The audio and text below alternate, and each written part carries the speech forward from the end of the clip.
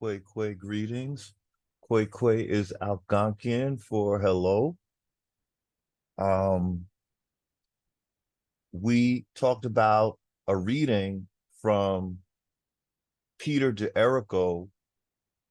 He has something to say about sovereignty, and he has something to say particularly about Indians and sovereignty.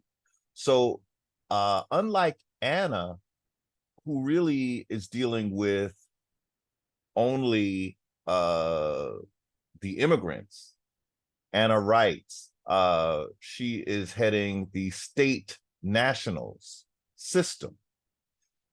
The state national system, let me be clear, is not a system for Indians. So if you're an Indian and you're trying to be part of the state, you're not resurrecting your birthright. You're sharing it, and you're getting the lesser share of what will be known as state sovereignty. Okay. Now, immigrants get sovereignty from the state. Indians get sovereignty from their birthright. Which one would you want as an Indian? Do you need a state structure to have sovereignty? No, you don't. The immigrant does. So we don't want their sovereignty, and we definitely don't want the federal version of sovereignty, which is basically being converted to a debt slave via the 14th Amendment. So we want to look at Peter DeErico's article. He is an expert in the field. He's what's amazing about Mr. DeErico is, although clearly he's reared up in the legal system, he has a clue about indigenous sovereignty, which is way outside of the legal system, the British legal system, the English legal system, where an esquire is a title of nobility, right? Or a barrister is one, I believe they go by. And the bar, we're all under British law, right? Well, the states are as well. So Indians, when we run from the feds, we can't run into the state. It is not the height of our sovereignty. It is not where our sovereignty lives. Our sovereignty lives in us as the natural heirs of this landmass known as America. So why, for the new people in the house, why is this what we would call black man talking about Indian rights? Well, if they've seen my channel, they would refer to me as black. I don't identify as black because I'm not in their system, but in their system, I would be dead to their laws. I would be slave fodder because as a black, I'm not connected to a nationality. I'm connected to a status, to a caste system. So why a complete stranger watching my videos would ask, why is this quote unquote Negro, Black, colored African American insisting that he's an Indian? And we're going to answer that question because it's a question that we might have to answer for Mr. DeErico once we get him on board. Is my evil plan. But it's not evil. In fact, it's probably the most righteous thing an Indian can do is to reclaim his birthright. It's a God-given right. Okay. So again, the question on the table right now is, why you black man, why you talk about being an Indian? And Peter DeErico, what he talk about the Native Americans. Well, let's look at that. Let's look at the article that will help you. We're just gonna visit this article again before we get into Mr. DeErico's, because we want to line up our ducks and let people know that The reason why you call me black is because of this man right here, Walter Plecker. Okay. So this is an article from ILoveAncestry.com.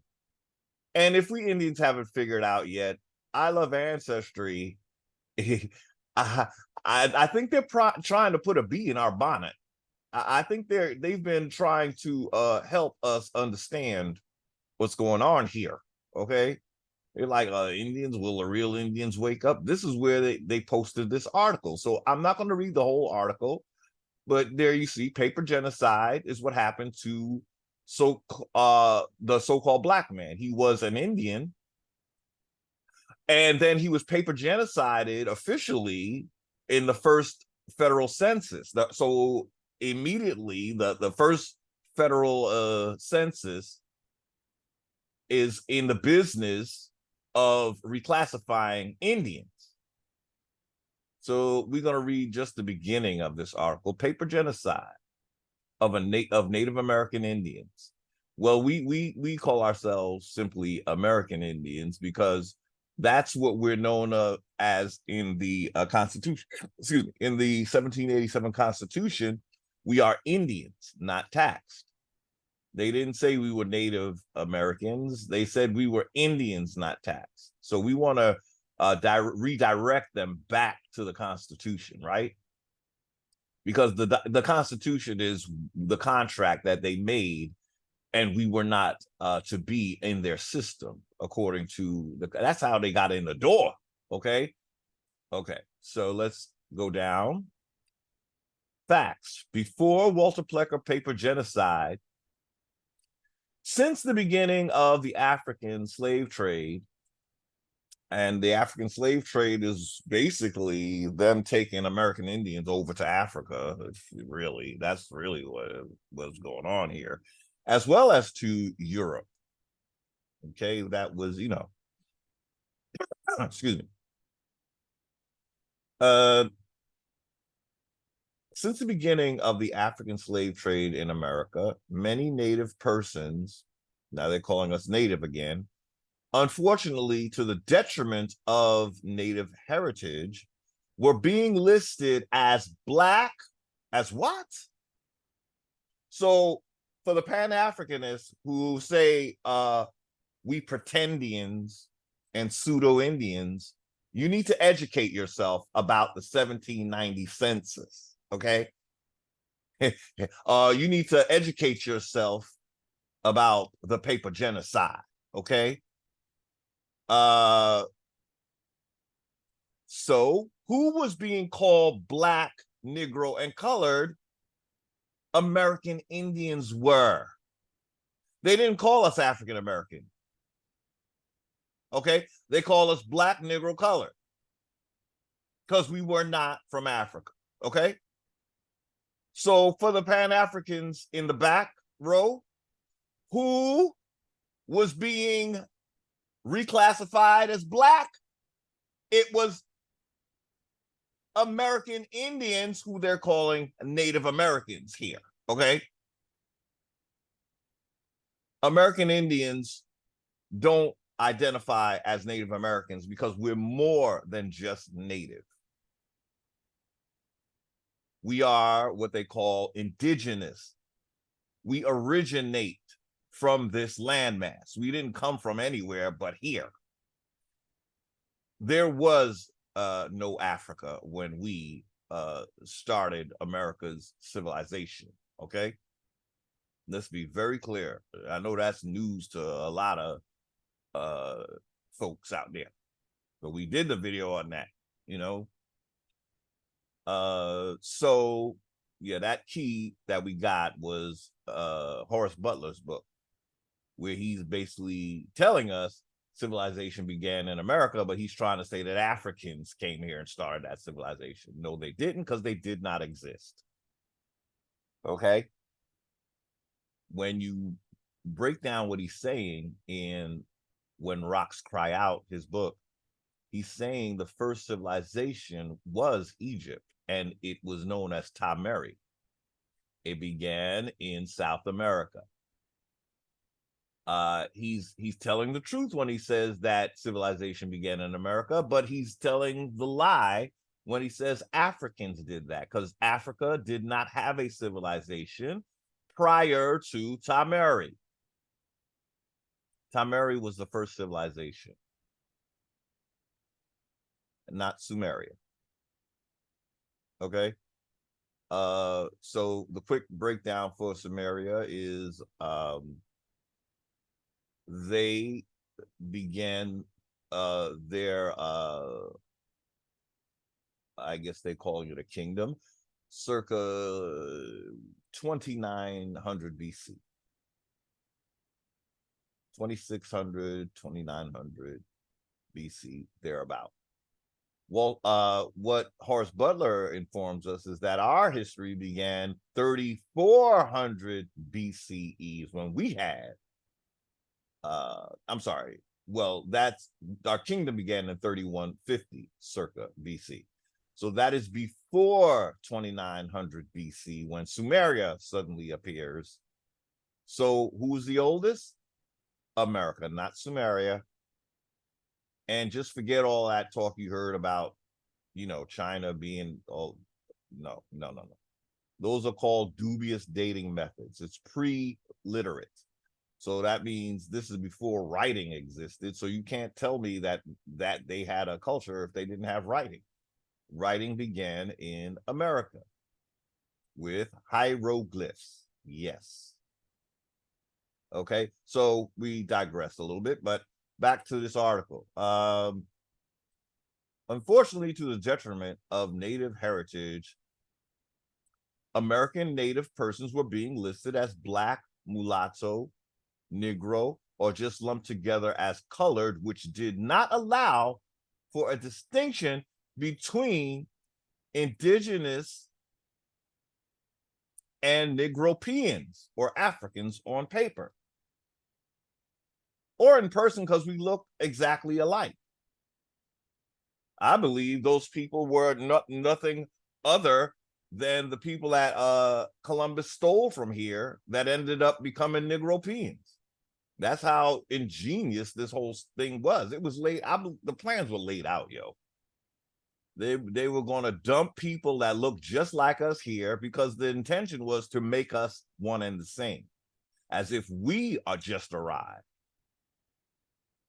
In the slavery days, being listed as Negro was done to our Native American Indians in order for white slave owners to keep an ample supply of enslaved Indians.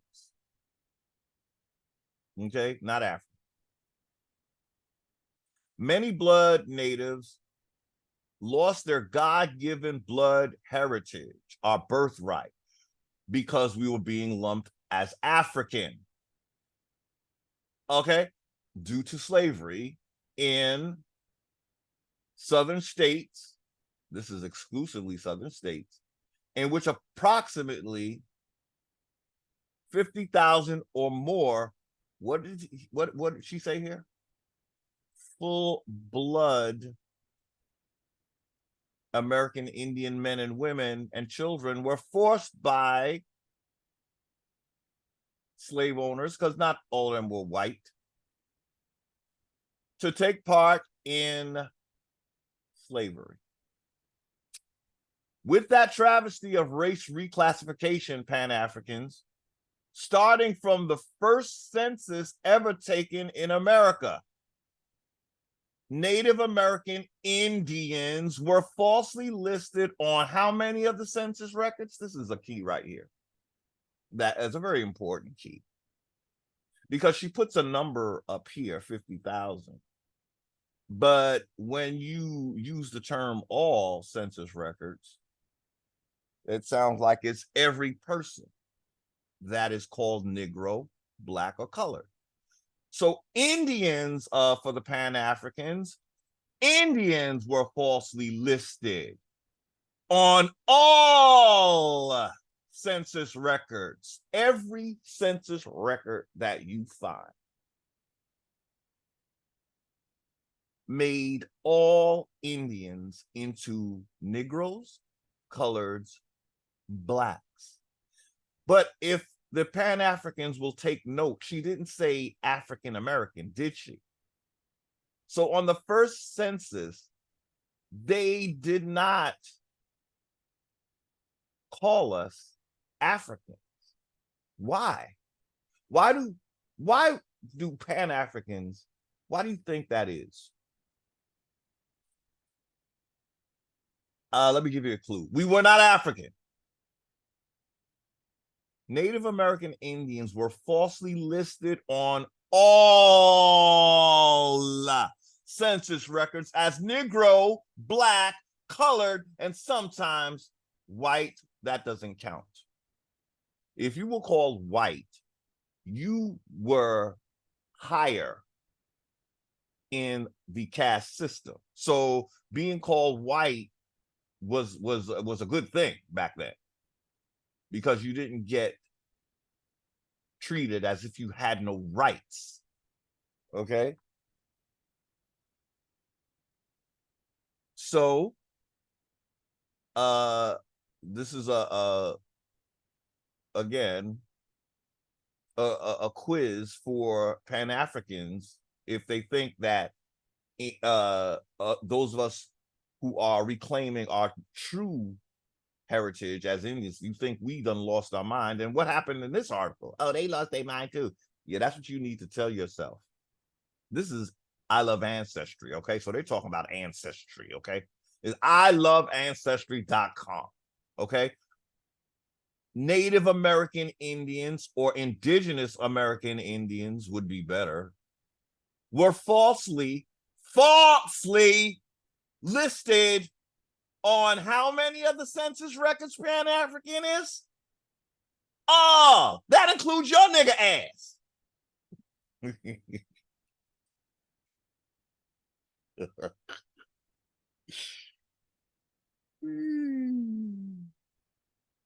We're talking about 1790, okay? So all you Pan-Africans who actually have an African grandfather or father or mother, we're not talking about you, okay?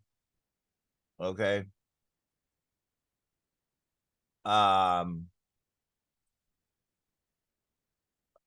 Indians were falsely listed on all census records as Negro, Black, colored. Those are the ones that we are concerned with, right? Because we're the ones that are mostly known as those.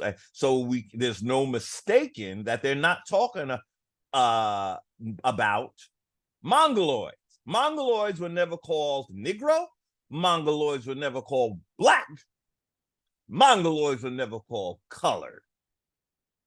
Oh, but then they tried to do the people of color thing. That still, they weren't officially known as colored per legislation. That was just something, you know, it just came about. It was never, they were never categorized as colored officially. Okay. When they put up those signs like colored drinking fountain and all of that, they were not talking about American Indians. I'm sorry, they were not talking about Mongoloid Indians. They were talking about American Indians. So what is that telling you about wait a minute, full blood, so what does that mean, y'all? Does that mean we are like some little knockoff of real Indians, or does that mean we are the full real deal? Full blood. Okay. Full blood Indians were falsely listed on all census records as Negro, Black, or colored. We're going to stick with the ones that we know are us, because it is us. Okay? It is us. There was no musty codes. There was no mulatto codes. There was Negro codes. Black codes.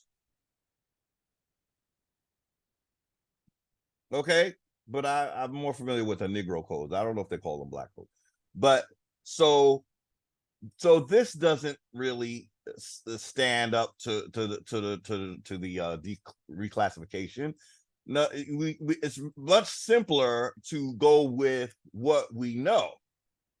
See, that's just something, a little diversion here, okay? It was Negroes, blacks, and coloreds who were the full bloods. Mulatto means mixed, right? I don't know, musty, but that sounds like I'm mixing too. So the full-blooded blacks, when they're mixed, they look sometimes mulatto, or the full-blooded Indians, I should say. Getting it a little mixed up, and I shouldn't. When full-blood Indians are mixed, they're called mulatto. We know this about mulatto, so that's a clue, all right, of what kind of that they're not full-blood, right? Okay. So this is what we would address with Mr. D'Errico, because Mr. D'Errico, he knows all about sovereignty, man. He has some clues. He's a professional in law. Okay. So I think that's all we're going to read of this article. But just for the Pan-Africans, maybe we should finish to this point.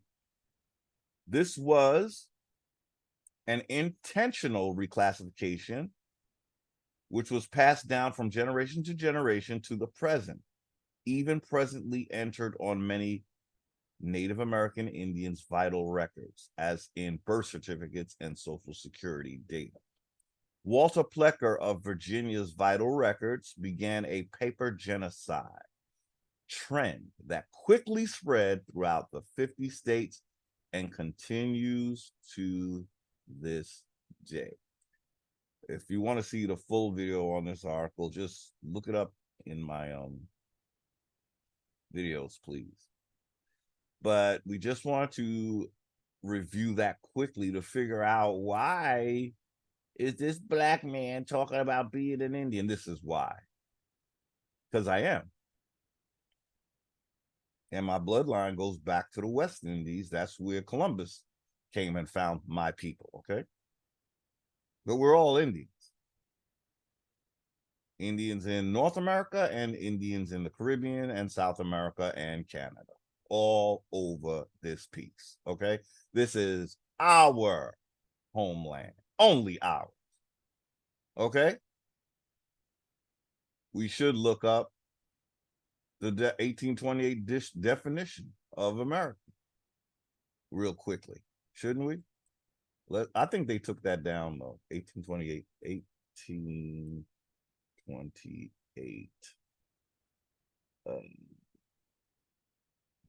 definition of America. Let's see if we can find that real quick. Okay, this will do. Let's see if it's gonna really open, because they did at one point. You couldn't find this, but here we go. For the naysayers again, American. This is 1828 American Dictionary of the English Language. American is an adjective pertaining to America. American is a noun. It describes a native of America originally applied to the Aboriginal or copper-colored races found here by the Europeans, but now applied to the descendants of Europeans born in America. So they were a little more honest in the beginning, because they're outright telling you that we know who was here first, but forget that, because American is now a European born in America. So a European born in America is a Native American, basically. But what happened to the copper-colored Aboriginals that were found here? We just read what happened to them. They were reclassified as black, Negro, colored. and no more to be identified as American. We are the only Americans that don't need a hyphen before American. Get with it. So let's read it again for the Pan-Africans who don't have a full working brain. So they might not still understand this, but let's, let's go for it. American is a native of America originally applied to the Aboriginals or copper-colored races found here by the Europeans. So we went from copper-colored to being just called what? Colored.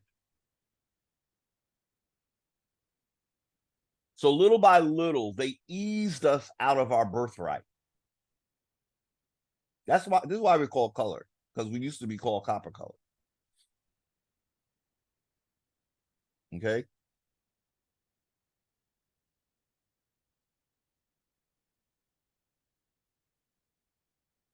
So this is another piece of evidence showing that a people that were not African, but were what they're calling Aboriginals of America. That means they were from America. That's what it's supposed to mean. I still think it's a word spell, but that's just me. And I know what a word spell, I have an idea about how word spells work now.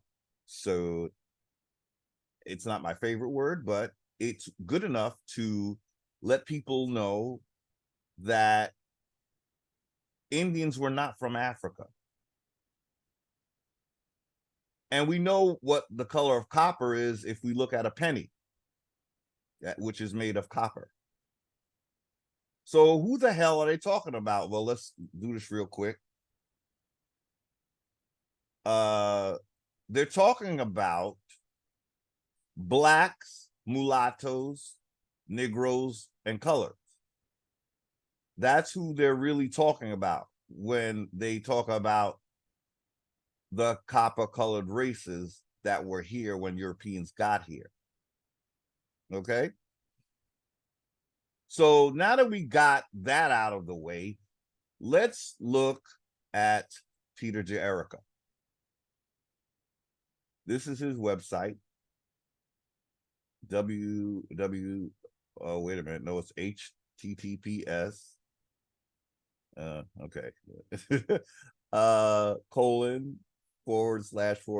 people.umass.edu or edu D'Erica /D'Erica /. So he is from the University of Massachusetts. We did do a little reading about who he is, but let me see. Do they have it here about who he is? This is just a list of his works, but it's not really saying that he is a college professor in the law department at the University of Massachusetts. Well, you see UMass up there, right?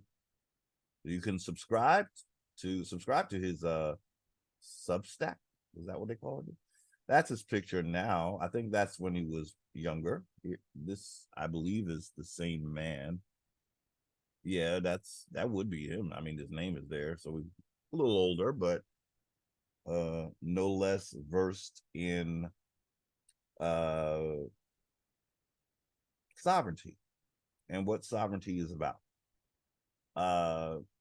Yes, again, once we educate him about what happened to the full-blooded Indians who were reclassified, now these Mongoloids from Mongolia become the face of he looks shocked, like, damn, I don't want to do this, but this federal government said that I'm the original Indian. You sure these niggas ain't gonna come for me? Well, these days we can't be too sure. There's a lot of angry Indians, the real ones. But I think we should remember that these people They were invited to take our birthright, okay? Somewhere in the doctrine of discovery, some priests and so forth came to these people and let them know that you're the new Americans. Don't worry, we got you. Just do as we say. No, we can't give you sovereignty because we know that that's some bullshit. It's a whole bullshit lie. You belong in Mongolia, where your bloodlines go to. If you really want to trace them back, they didn't originate in America. We're the original Americans, so-called blacks that we just read about that were reclassified. Okay, now they're calling us black. That's why black people, or quote unquote black people, are Indians and claiming Indians. We know now what happened to us. You know, so again, this is Peter D'Errico, and we're going to read his article.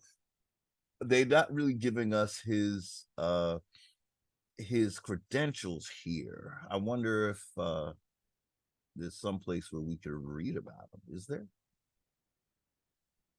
I did read about him before. I just don't remember where it was.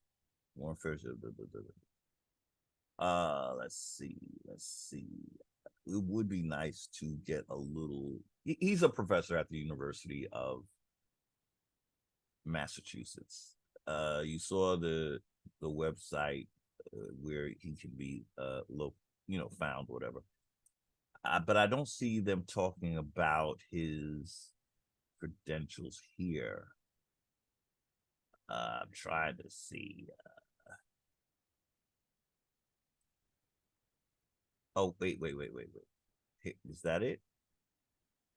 Let's check this out. Okay, we might as well make this a full teaching moment. Peter D'Errico meets the law. Now, if I made this into a PDF, I could make it bigger, but I'm not going to do that right now. I entered the world of law backwards in the mid-1960s, defending myself against other choices: draft, exile, prison. Ooh, Lord, I didn't know that. By any standard measure of comfort, Yale Law School seemed the best of bad choices. Wow. See, that's what white privilege gets you. You could be draft dodger, prisoner, but if you got the right status code color, Yale will be like, come on in. Okay, if it were one of us, I really doubt that would happen. Okay, I'm sure we've gotten in there, but I don't know if this background would do it. Yale Law School seemed to be the best of, I would say so. Okay, by the time I got out, after experimenting with exile, after all, the War on Poverty had managed to fund a legal services program in Navajo land. War on Poverty. I became a lawyer in the shiprock office of Dinabena,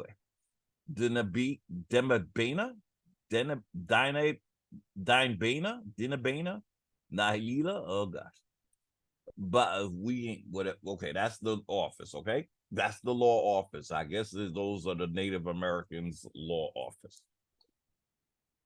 Okay, he became a lawyer in the shiprock office of that. Looks like it must be a Native American law firm. One of my first projects was to create a code of juvenile procedure for a tribal judge, integrating the U.S. Supreme Court's in re Galt due process standards. So already, Indians don't mix with Supreme Courts. But okay, back then, he's learning. Okay, so like I am. Okay, so integrating U.S. Supreme Court due process with traditional Navajo clan practices. for handling young people's troubles. Right away, I knew there was something impossible going on. Law was cannibalizing community. So he was getting a wake-up call. I think some of our Indians need to grab onto this professional lawyer, but because he's working with the Native Americans, he's getting, baptized in the fire of law cannibalizing community. At least that's what I felt. But who was I to question the judge? Well, Indians will find that you are the boss of the freaking judge in the original version of the United States of America, right? In the Constitution for the United States of America, right? You were the boss as Americans, okay? Now, again, Indians wouldn't have been part of this, but we would be the higher up from even all of that because this is our landmass. So we would be the boss of the judge, even though we're not in his system. And besides, there was a certain amount of prestige in working with the judge at all. So I did it, or tried to, all the while coming better to understand Alice's experiences through the looking glass. Okay, so now he's quoting some literature that I never read. Okay, Alice's expression through the looking glass. Okay, he's better understanding her expression. In another project, my partner and I, law partner that is, this was in the days before partners. Oh, so they didn't have partnerships like, a partner at a law firm. And significant other, oh, wait a minute, became epithets for one's closest companions. Okay, so, so he's getting jiggy with it about, I thought he was talking about partners in the law firm, but he's trying to say it wasn't his spouse, it was his legal partner, okay? They collaborated on a class action aimed at stopping wanton exploitation of Navajos by used car dealers in Farmington, New Mexico. Okay, so used car dealers were getting over on the Navajos, selling them crap, I guess. After months of investigative work and drafting, we got our day in state court and were promptly thrown out on the ground that our legal stationery was unethical. It translated DNA's name as lawyers who work for the economic revitalization of the people. Huh? Oh, DNA, that's the company up here. This is the firm he's working for. It translated DNA's name as lawyers who work for the economic revitalization of the people, printed across the bottom of the page. An ethics committee had determined this to be an unlawful form of lawyer advertising, another relic of our culture. Okay. When I won and lost a cross complaint for assault and battery in response to a trading post complaint for debt, I knew I couldn't go on. Okay. The judge in that case, a local magistrate, declared we had proved the assault, but there would be no award or damages because my client was an old Navajo man who had no income and thus lost no income. And thus no lost income and no medical costs since he had been treated at a tribal hospital. I walked out of court with the old man and his family, knowing that I was supposed to say, "Don't worry, we'll appeal," but I couldn't. I had discovered that my whole role was to wear the white hat in this modern Western drama, to look the part of a good guy, but not really to make anything change. I was the icing on the cake of justice. I was part of the package deal from the state, which already provided the laws, the courts, the police, the jails, and now was to provide the counselors for the downtrodden. Do you see a conflict of interest here, Indians? I'm glad he mentioned the state, because the article we're going to look at briefly before we're going to look at both of his articles, but it's going to be a review of the first one because we already read it in another video. But we got to see how he talks about the state, because I think a lot of Indians feel that the state is our sanctuary. No, it's not, because they did not exist when we ran our country. It's something that your colonizer brought here, as well as the corporation, as well as the federal system.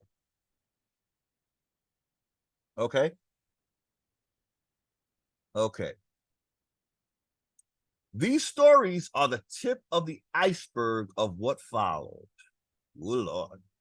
I became an anti-law lawyer and teacher of legal studies at the University of Massachusetts Amherst. Well, we got an education here, because what I was looking for to read about his bio, this wasn't it, y'all. This was much more detailed, and I'm glad we are reading it. For more than 30 years, I taught about the history and philosophy and culture of law. He's an expert. Once a year, I taught a course called Legalization of American Indians, which is my label for what the state has done to the state. Yeah, the ancestors, they at it again, dog. Lucky you, lucky us. Ancestors. Okay, thank you, ancestors. Okay, let's go back. Okay, once a year, I taught a course called Legalization of American Indians, which is my label for what the state has done. The state has done to Native peoples over the past few hundred years. Very important that we see his use of the word state. He's not talking directly about the feds, but they are at this point an extension of the feds. But this is what we don't understand, I think, today as Indians awakening. It's not our fault. We've been lied to. But it is our duty to get up out of it once we uncover the lie. Okay?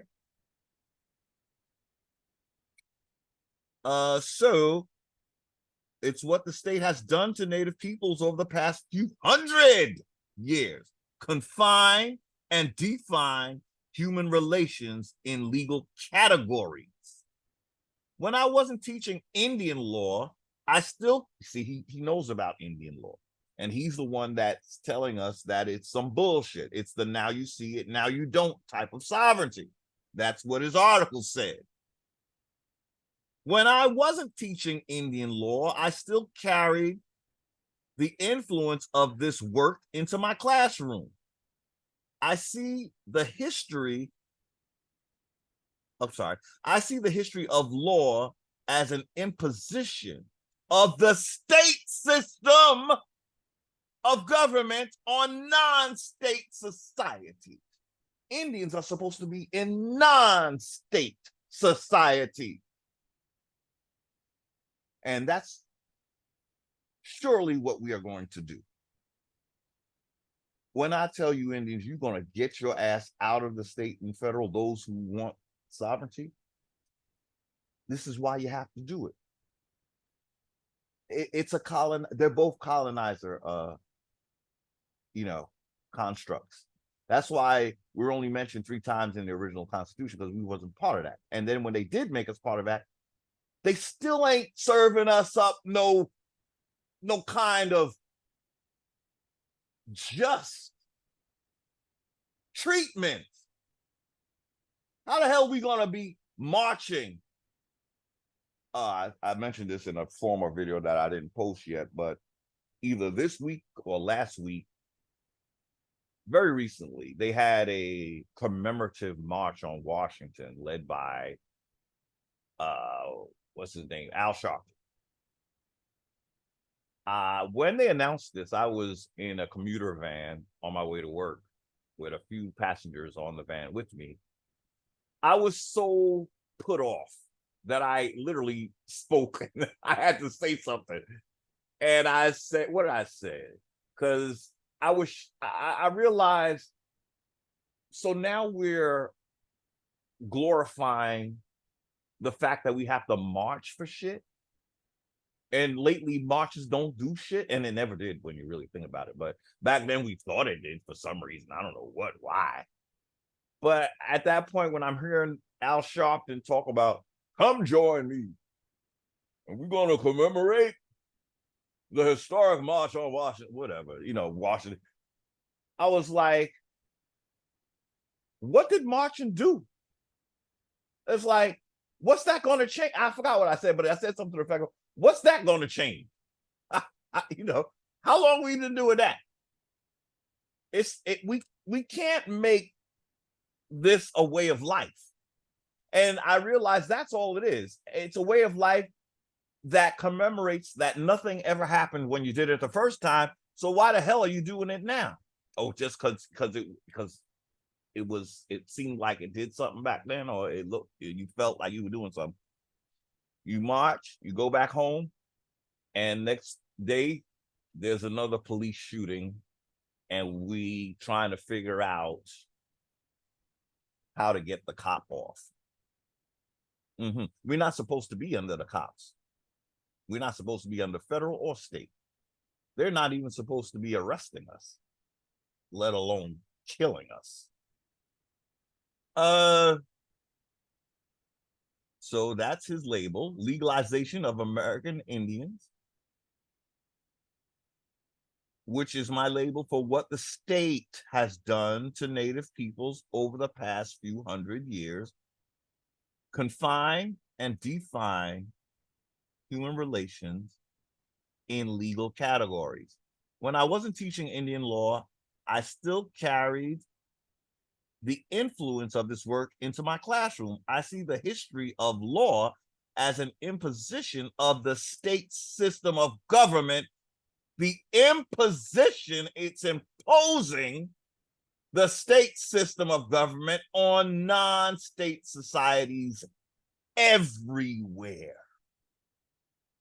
The philosophy of law is generally a justification for this. So they're justifying imposing a state system on tribal communities or non-state society.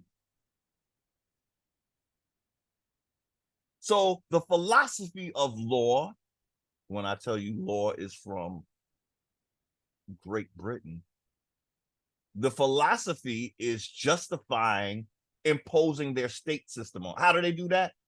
First of all, again, they put you in a situation where you're threatened if you even call yourself an Indian. So now they got you out of your tribes. So you're just left on the land and you're watching a state around you and you're not part of that. So eventually you're going to say, well, I guess I got to be part of the state because they done broke up my tribe. What am I supposed to do?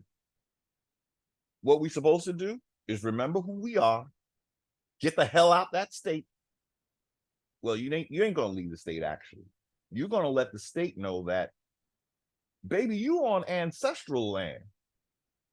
So I'm the big dog in the house, not you. Now you as much as you are here, you got to consult with me. Anything you do dealing with my land, and I will get a profit from all you do. It would be a form of reparations at this point. You know, we're in a system, a federal system that insists that it just don't know how to deal with the humongosity, the sheer magnitude of so many, like they trying to say that we're not a majority, yet there's too many of us to even think about giving reparations to. Okay, how about you just realize that this land is mine? We can start there, and you can start paying rent because you got businesses on these lands, right? The government in bed with the businesses to spy on your ass, right? So all you gotta do is give me some of them proceeds. You got to pay your taxes, boo, to the Indians. Okay, pay your rent, pay your fare. You on my land now. I'm not on your land, and it's so fair. In other words, wouldn't they do that to us if we went to their lands? Would we be able to just do us on their landmass? Or will we be paying somebody, renting and all of that, and paying their taxes? Or yeah, because we would be on their homeland. But they come to our homeland and they expect us to pay them. And these are real gangsters up in here, right? But you're sorely misguided, Mr. Gangster. We are here and the numbers are large. And it's time you give up our land. You talk about you don't have it. Oh, yes, you do. It's called our land. And paying rent to be on our land. These multi-billion-dollar businesses. You don't think you got the money to start? You don't have to do it you could make monthly payments like we was doing with you. The back rent we calculate since the time of 16 whatever, when the state was created, and we shortly thereafter had no more tribal lands. So we go back rent with it. We get a rough figure of how much rent you owe, back rent, when you're operating on ancestral lands. And Indians, I'm telling you, we can't go by the state of Virginia or Virginia State, even Virginia State. We go by Algonquin, ancestral Algonquin land, ancestral Iroquois land. Well, the Iroquois ain't going to be happy because they're like, damn it, we got that little bit of land again. We had all this Algonquin territory before they woke up. Damn it. That's right, Iroquois Confederacy. Everything you got with the colonizer is going to be returned back to the all Indians, but namely the Algonquin Indians, because you became the only Indians of the Northeast Woodland area when you were not. And somehow you politically made Algonquins all Canadian when we are not. Yeah, so all of that dead. And the Iroquois Confederacy is officially, I'm sorry if Indians who disagree with it, but they're officially no longer the voice of the American Indian. Oh, hell no. Hell no. Y'all did quite enough. Again, nobody's calling for violence against you. This is just, it's called, what is it called? Justice. You flew high like an eagle with the colonizer by your side. Well, the colonizer got less power than you. So he ain't gonna help you no more. He don't got no right. He don't got no jurisdiction. You better take that shit back to Britain. You better take that shit back to Britain, yo. And the Vatican, you see, because the Pope has graciously denounced the doctrine of discovery. Thank you, Pope. The time when the part where you give us our land back, that's coming, right? And maybe you might want to pay some damages because it is your construct that led these nobility to come kick our ass, right? Unmercifully, I might add. So you're the cause, Church of Rome, for Indians being, let's just say it was not Christ-like. The treatment was far from that, although we were being taught about a Christ. If that's what Christ would do, if that's what Jesus would do, no, he's not the one for me. Well, he's not the one for me anyway. That's why it was forced on us, because we know nothing about no Jesus Christ. Okay. Yeah, Christian, sorry. You better learn what your colonizer gave you versus what you had when you had the power. Okay. Okay. When I wasn't teaching Indian law, y'all probably read ahead of me. I should have made it where you couldn't do that, but you probably done finished this article already. Good for you. But we still gonna go through it. How about that? No, but I just want to get it all in, and I'm gonna move on. Yeah, because what 2 hours already? Jeez, time be flying. Why you be doing this to me, time? It's gonna be a long video, y'all. If I don't get tired. Okay, so when I wasn't teaching Indian law, I still carried the influence of this work into my classroom. I see the history of law as an imposition of the state. It's so interesting that he specified the state. I think this man really got a wake-up call. He's not even mentioning the feds right now, but the feds are, again, they took over the states when they call them state of. That's how we know it's federal. When it was the land soil constitutional state, it was called New York State, not state of New York. Okay, so that's how we know that the feds have bled into the states, and now it's really the state is just a little franchise of the feds. Okay.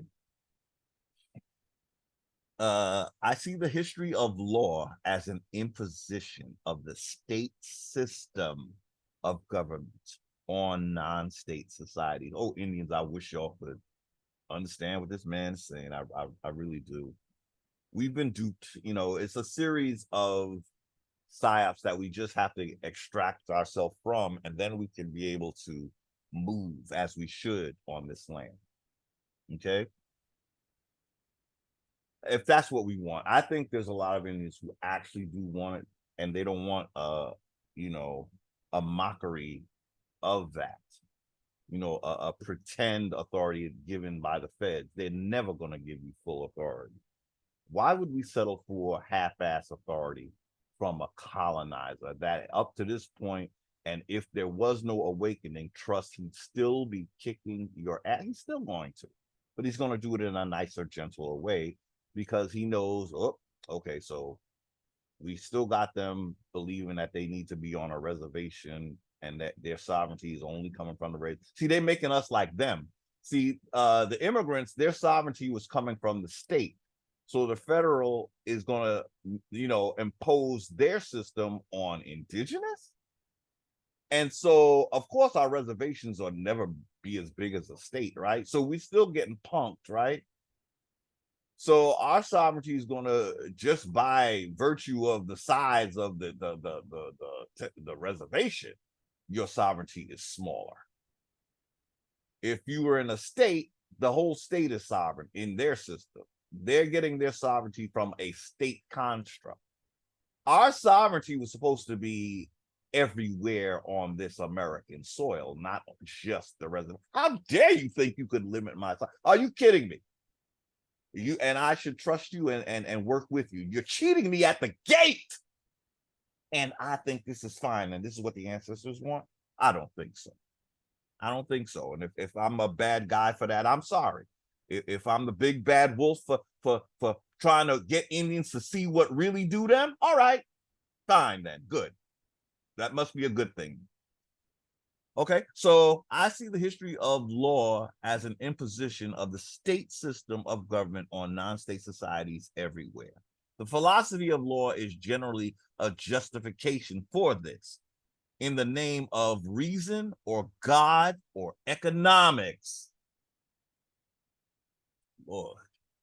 The history of Europe, of white civilization, is filled with examples from witches to enclosures. Oh boy. I still work directly with Indian law. For example, I represented members of a Native American Spiritual Awareness Council, a group of inmates in state prison, to defend and expand their freedom of religion.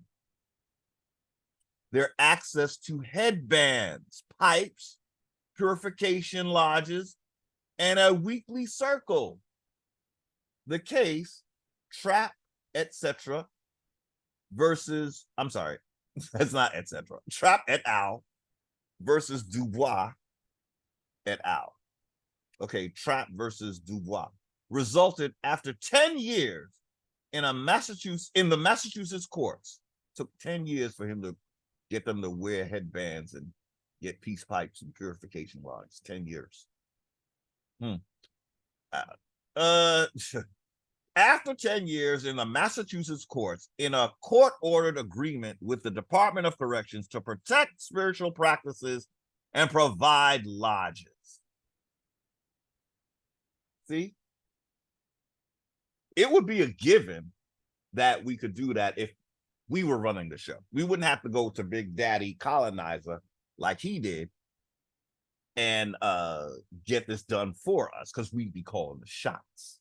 Why? Because we're sovereign, and we're not taking the sovereignty that leaves me as your slave.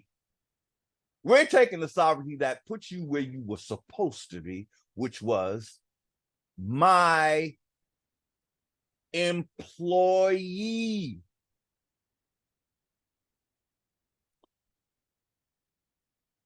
The Indian was basically supposed to be like the CEO of this whole entire American experiment. And we were the uplinks for the state and the federal. I think they have us in a delusion that, nope, once we took your land, we was here and you was over there, and we could do whatever the hell we wanted to do on your land because we fought the revolution to get access to be American. No. I think we got to get real with our position on this this soil. No one gets to do that. No one has absolute authority when it's not their home. That's like me going down the street on this block, walking into somebody's house and telling them that from now on, your kitchen is mine. And when you come to eat, you got to pay me. You can prepare your meals, but I'm controlling your food. And you're going to eat the GMOs that I stock your refrigerator. Well, you're going to buy it from me, but you know. So this part of your house is all mine, and you could have that part over there. See, that's not how it works when you the boss. And we are the boss of America. I'm sorry, I don't know no other way to say it. We shouldn't be under anyone's authority except our own. So the federal and state got it all twisted. I get a little chill when I hear Anna, I'm so appreciative of Anna's work, but I get a little chill when I hear her talking about what she's owed as an American in terms of like gold and stuff like that. And I realized, well, the resources of the land, that belongs to American Indians first and foremost. The idea is this, guys. Foreigners, they have access to their homeland, even if they're Americans, right? They still have like a family a lot of times in their homeland. So the idea breaks down to this for me. Why do you get to have two birthrights and I only have one on my landmass? And you have my land and your homeland. Why should you get two? I don't have access to your birthright, right? That's not how it works. If I go over there, I'm going to be seen as a foreigner, you know? And it's going to be known that I am. And you know, even if I call myself by the country's name, I'm a foreigner. I'm not. That's not in my indigenous land.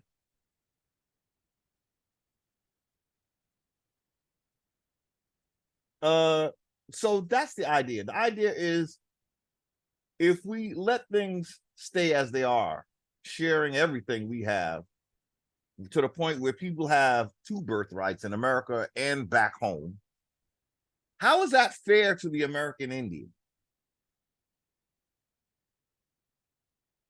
So someone is overestimating my land in order so that they can feel justified in taking from it.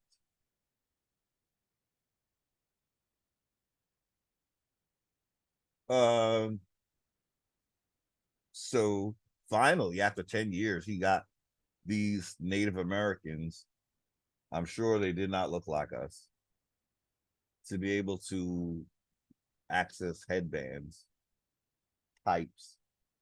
That must have been some prison when they have, you know, they have the purification lodges on the grounds of the prison.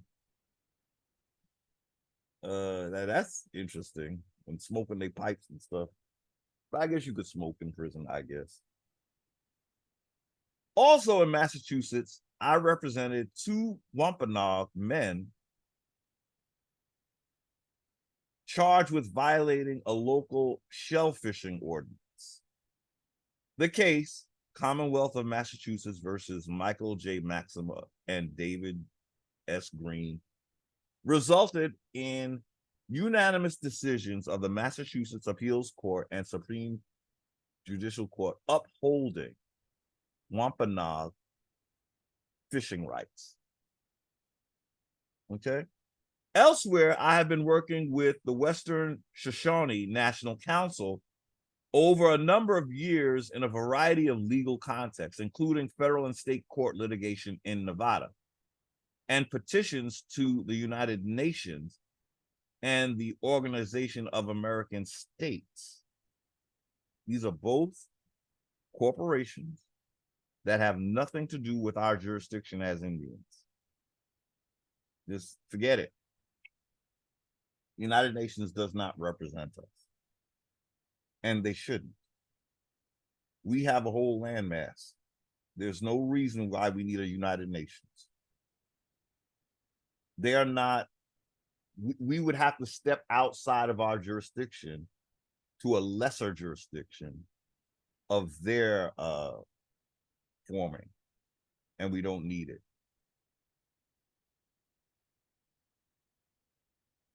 Okay.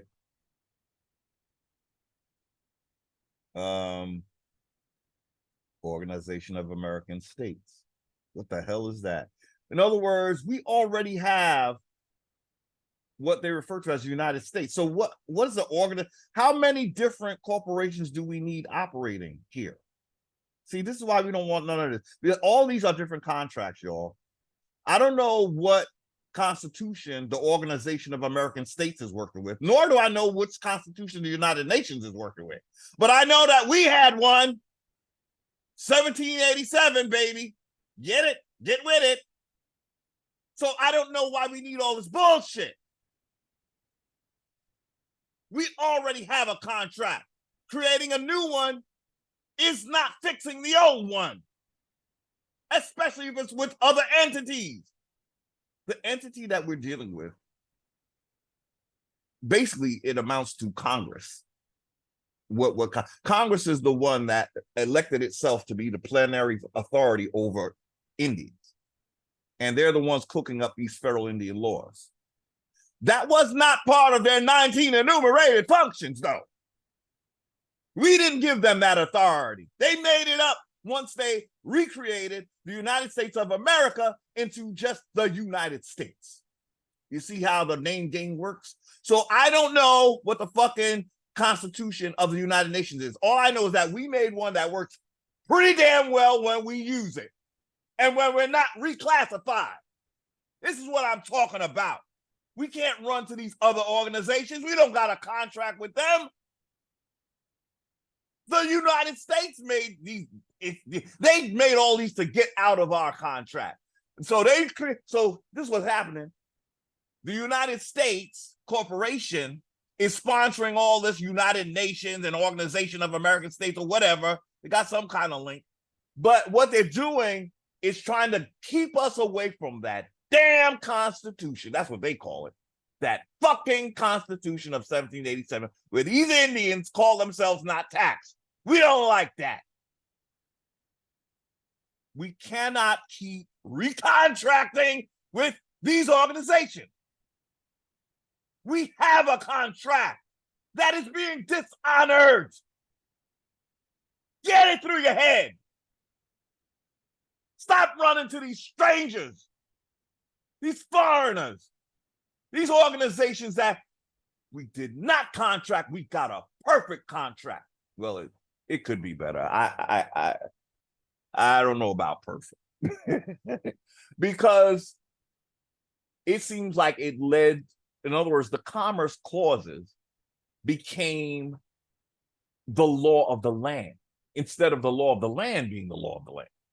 Commerce became the law, and that's not how it works, because commerce takes place on the high seas. That is the distinct quality of commerce. It has a sea element. Commerce takes place on the sea because a lot of your goods are coming from overseas. So it has to have a sea. It doesn't even need land. That's the weird thing about corporations. They don't need land to exist. They're on paper.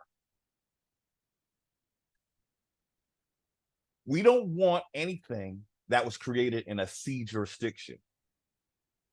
The United States, being a corporation, is in the sea jurisdiction. It was never supposed to take over the land or flood the land with commerce, turning people into commercial entities. That was never supposed to happen. That's how we got reclassified, y'all. It was a corporation that did that. Corporations allow for you to elude the law of the land. And little by little, it encourages you to do so, because you're making up corporation constitutions that often conflict with your constitutional rights. The original 1787. So it's like you're waiving your constitutional rights to enter into the corporation.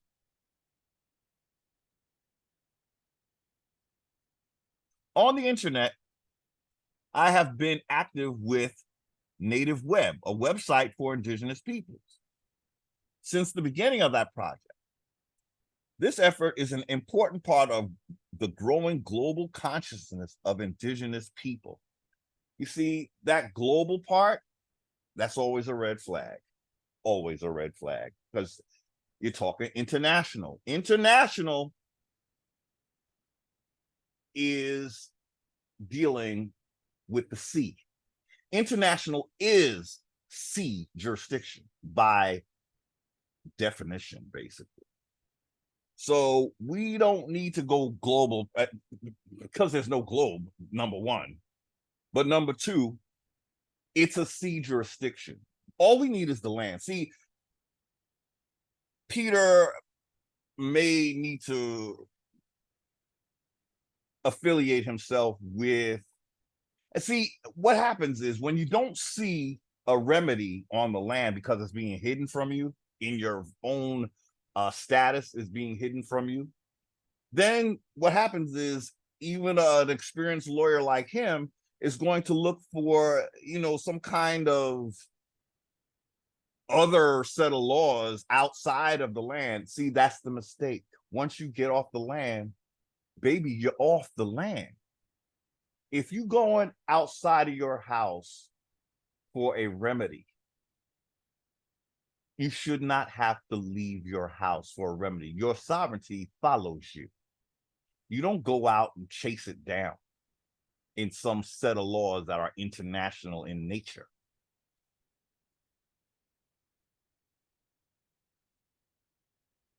Okay, so this effort is an important part of the growing global consciousness of indigenous peoples. It is a tool for what Philip Deere called a rightful education. So that is more than an introduction to Peter de Erica.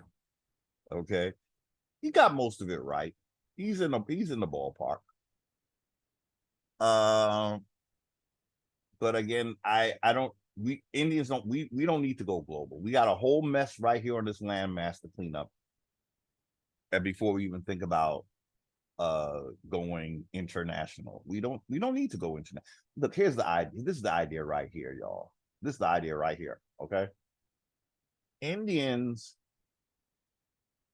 don't have anything to do with the business of other nations. We have absolutely nothing to do. Only an entity that is seeking some sort of domination over the world and all that pinky in the brain bullshit, they're the ones that's gonna, it's not that they care about these nations, mind you. They just need to lump you together so that when they take over your ass, you're gonna see them as your authority, because they're the ones that did this for me over here and they helped them over there. Shouldn't they be our new daddy? No. They're only doing it to get jurisdiction over you. We know what the whole one world order big brother thing is about, don't we? They've been telling us for years about their dreams and goals. That's where they watch you night and day. Why are they watching you so much? They want to be able to swat down any kind of talk about you being a national. They want to make you an international so that they can have jurisdiction. So when you hear somebody trying to pull you into an international jurisdiction, watch the fuck out. It's just another daddy taking you off the land, making you feel like you can't find it. That's what they did with us Indians when they dissolved our tribes. It made it seem like we don't have a remedy on the land. We don't have a go-to on the land. So where you gotta go? You're gonna fall into the state. Because that's what we pushing on you, states, right? We done built it right on your ancestral land. You don't care. So Indians must always remember there is no place you have to run to in a state, in a federal system, or in an internet. All that belongs to the same entity. International. It's basically, you got the Church of Rome feeling like they are the holy because in other words, they're in the business of everybody's soul, right? Because in some way, shape, or form, they're saying we all came from this one God, so they are the representative of that one God, right? So should they have access to all lands freely and all? Well, if you were of God, maybe. But the problem with that is that you're forcing a God on me now. You don't care. See, international, it really doesn't care about your individuality and your culture and all that. It's creating an international identity for you. It's creating you in a new form off your land. They talking about, I think I heard something about an international ID or some shit. I don't need no international ID. I live right here. Commerce needs that shit. But everything, again, is not commerce. You shouldn't have to leave your land status to be involved in commerce. Commerce is not supposed to be the end-all, be-all by any stretch. It is just a vehicle for trade that's been hijacked by someone who's interested in globalization, they call it. They want to make you one, all indigenous everywhere are the same. No, they're not. Indigenous all over the world are not the same. Why? Because they don't have the same constitution as American Indians. American Indians don't have the same constitution. So it's all depends on what kind of setup your people made for you. In our case, we had the Iroquois inviting and helping to create a whole system that went against who we are, right? So you got to deal with the agreements you made, and then you got to figure out, well, which of us made this shitty agreement? Because they're surely not going to be doing it again. Iroquois Confederacy, thank you for your disservices. Good night. Bye. Go back to your territories and keep your ass over there. You done did enough. Again, this is not wishing annihilation of a tribe, but y'all better get your shit together. You ain't gonna be the voice of all Indians with the history track records you got. No, you don't serve Indians. You helped get us reclassified. Tell the truth, somebody. Tell the truth, somebody. They even reclassified themselves. They gave their identity to the Mongolians, y'all. That's why all these federally recognized and state recognized tribes ain't got nothing to do with quote unquote black people, right? They are actively keeping you out. And baby, we don't want to be part of that. Why? Y'all ain't never gonna be sovereign, ever. Said this before, I'll say it again. This corporation knows who the real deal is. That's why we get our ass kicked. If you ain't the real deal, you don't beat a dead horse. You got to beat the living one. The one that has the real the real power on the land. That's why so-called black people catch hell every day of every year, of every century, of every decade, or what have you. Keeping us down is a 24/7 lifelong oath commitment by these colonizers, these Negropeans, hiding behind Caucasians.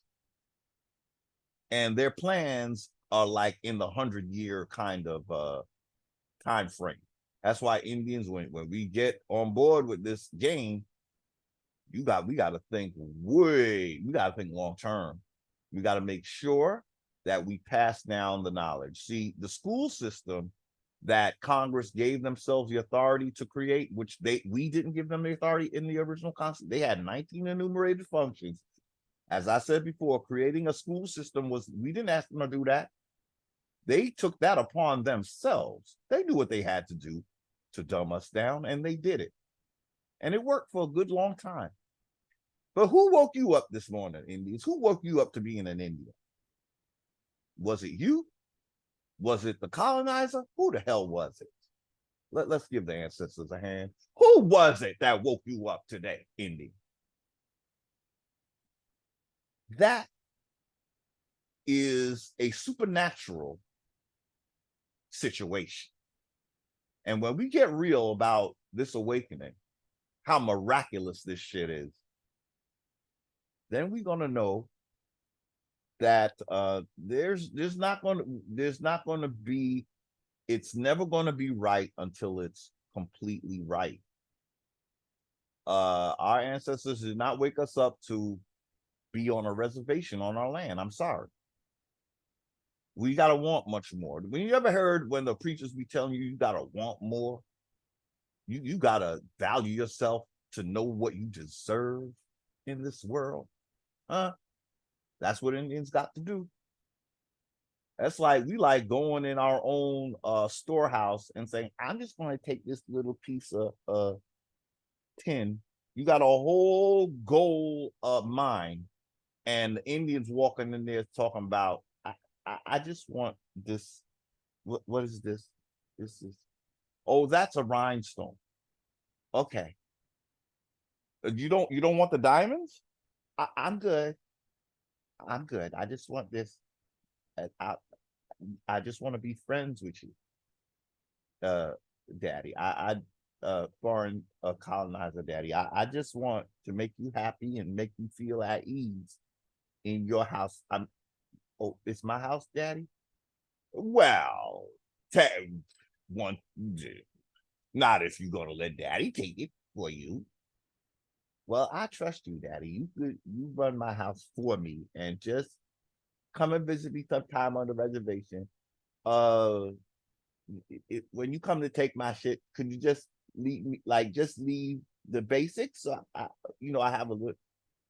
Indians, we gotta want more. I'm sorry if we don't, they're gonna take it all again on the down low. They know how to make it seem like you have everything when you have nothing. Them dollars we have in our pockets and wallets, that is nothing. They're sitting on the gold. And I think the top dogs at the top of the pyramids of all these nations that's trying to turn into one world, where they can freely go and steal your shit and then play real money games with each other, and we sitting around flipping monopoly money at each other or cryptocurrency. Ugh. I think we gotta reevaluate cryptocurrency, y'all. We got a whole landmass under our feet. Surely we can find some precious metals to use, if we need to. That belong to American Indians. What's scary, as it just popped in my head, is that because so much of the Algonquin ancestral land was given to the colonizer, thank you, Iroquois Confederacy, that means they really, the wealth that's in this land, we lost it, Algonquins, in terms of the authority over it. It's the states now that claiming our, the resources of the land.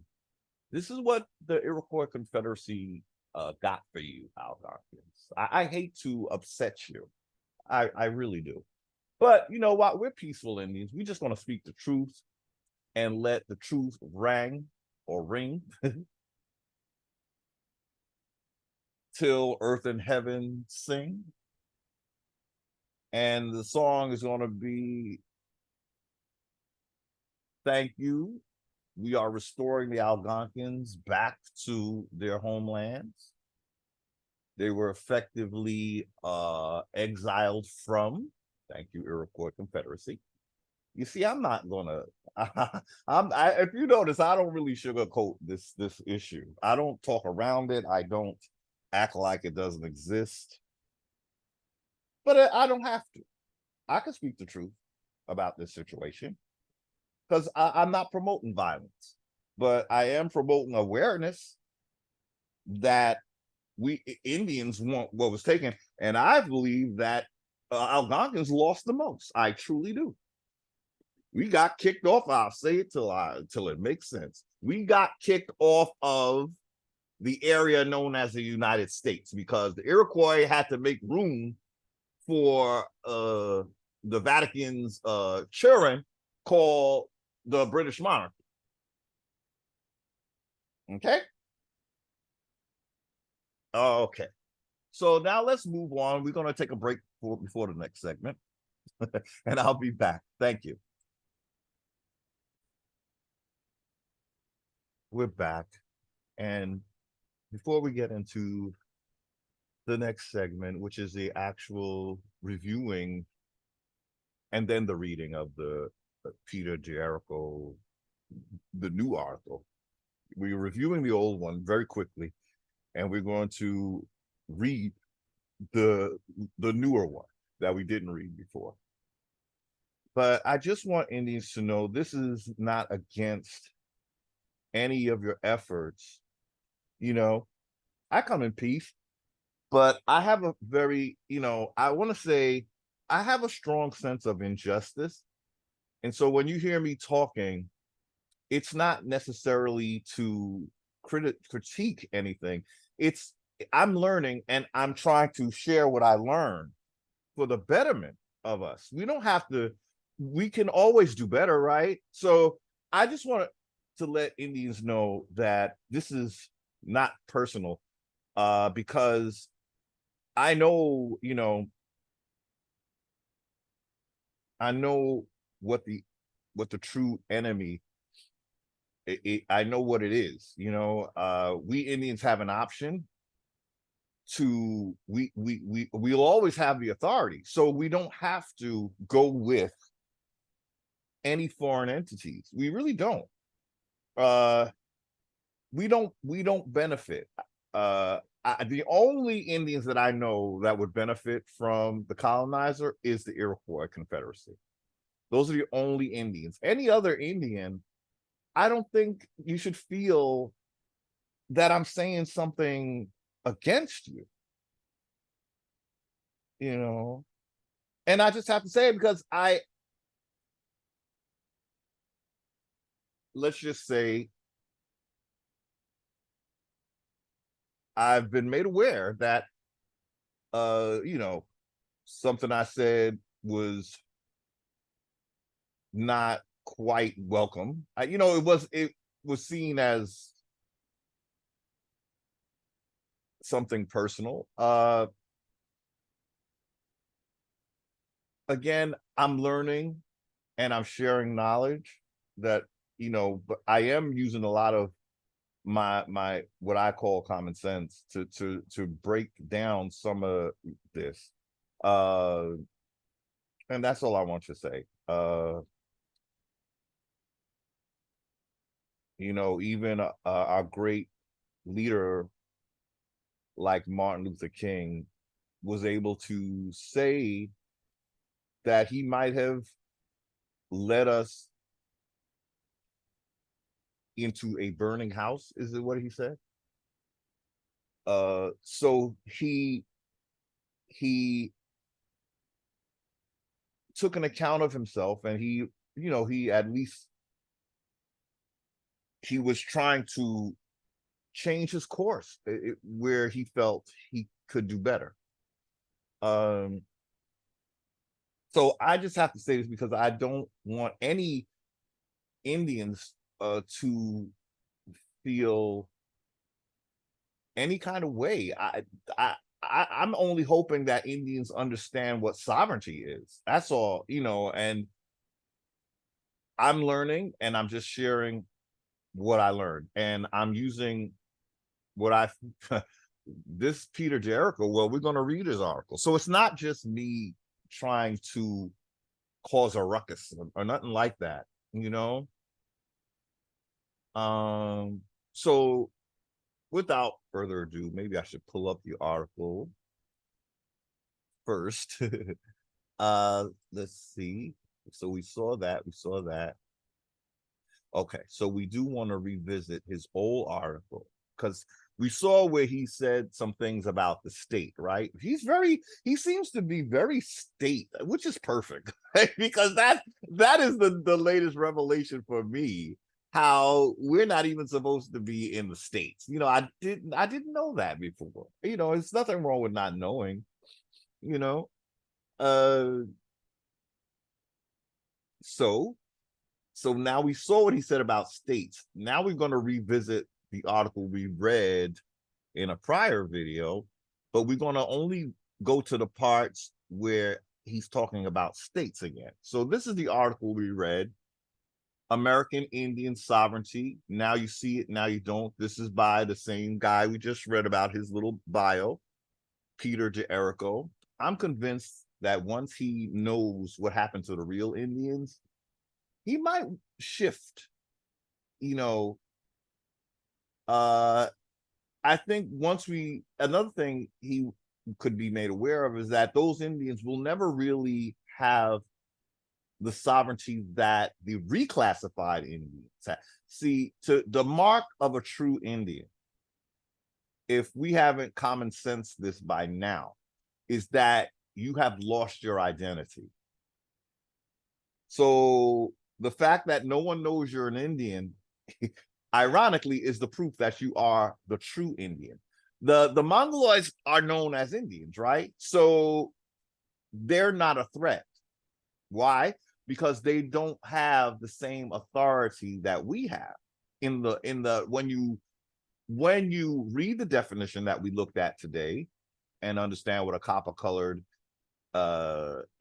aboriginal is, what the wording in the 1828 Webster's Dictionary. Once we understand that that's talking about us, and we might want to look at Verrazano's description of the Indian that he saw. This is a Spaniard telling the truth. You know what? We're going to look at that, but not right now. But I got to mark stuff. I be saying I'm going to show you this, and then I be falling asleep and talking about let's do it in the next video. It just ain't right. I got my cup of coffee here, and it usually works. Okay, description. Okay. So I'm actually writing a note of Verrazano description because we need to look at that. There. Okay. So here's the article by the wonderful legal professional that we just read his bio and see his efforts. But we're not going to go through. This is a 15-page thing we went through. I still can't believe I did this because I'm allergic to this many pages to read. Put me right to sleep. So let me see. Maybe we could read a little bit of this. We're gonna skip down. Because we read this before. Let's just sovereignty is an especially odd phenomenon. Everyone seems to want it. Those who claim to know it all tell us that sovereignty is just what we have. Although some may have more of it than others. Indians are supposed to have the top notch on this soil. It seems to have been around for as long as anyone can remember. Even so, for such an established fact of life, and for such a cherished ambition, there is a disconcerting uncertainty as to what it is exactly, or where it is to be found, or who has it and who does not, or where it came from in the first place, let alone what is happening to it now. So,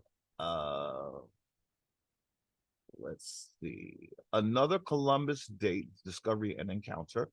Another Columbus Day has come and gone, another year, now more than 500 since the Pope divided the world between Spain and Portugal, laying down the doctrine of discovery and conquest. It has been denounced, Indians, and this is our time to act. This right here, another year, now more than 500. So didn't we do the math just now? We saw it was 500. Yeah, we did. From 1492 to was it 500? 1492 to now. But I think when he wrote this, the doctrine of discovery was not denounced yet. Let me see. Anyway, another year now, more than 500 years since the Pope divided. The Pope, y'all. When I say we got a letter that needs to go to him direct, send it certified and notarized and all of that. We just got to let him know this is not attacking the Pope. It's just giving him an awareness that we have returned to our status now, especially since he has denounced the doctrine of discovery. This is the top brass who made it possible for us to this day, to this very year, even after it was denounced, we're still grappling, playing black colored Negro games. And we should know by now, it's not white people that's really coming hard against us Indians to try to pressure us into claiming black as an identity. Who is it? It's, I would say, representatives of the Iroquois Confederacy. I'm going to say it how I feel, y'all. If I'm incorrect, so be it. But I'm going to say it how I know it to be, as far as I know it to be. And the only entity that would benefit, the only Indian, the only type of Indian that would most benefit from us being black is the Iroquois Confederacy. Why? Because they gained a whole territory that was not theirs due to us being called black. Okay?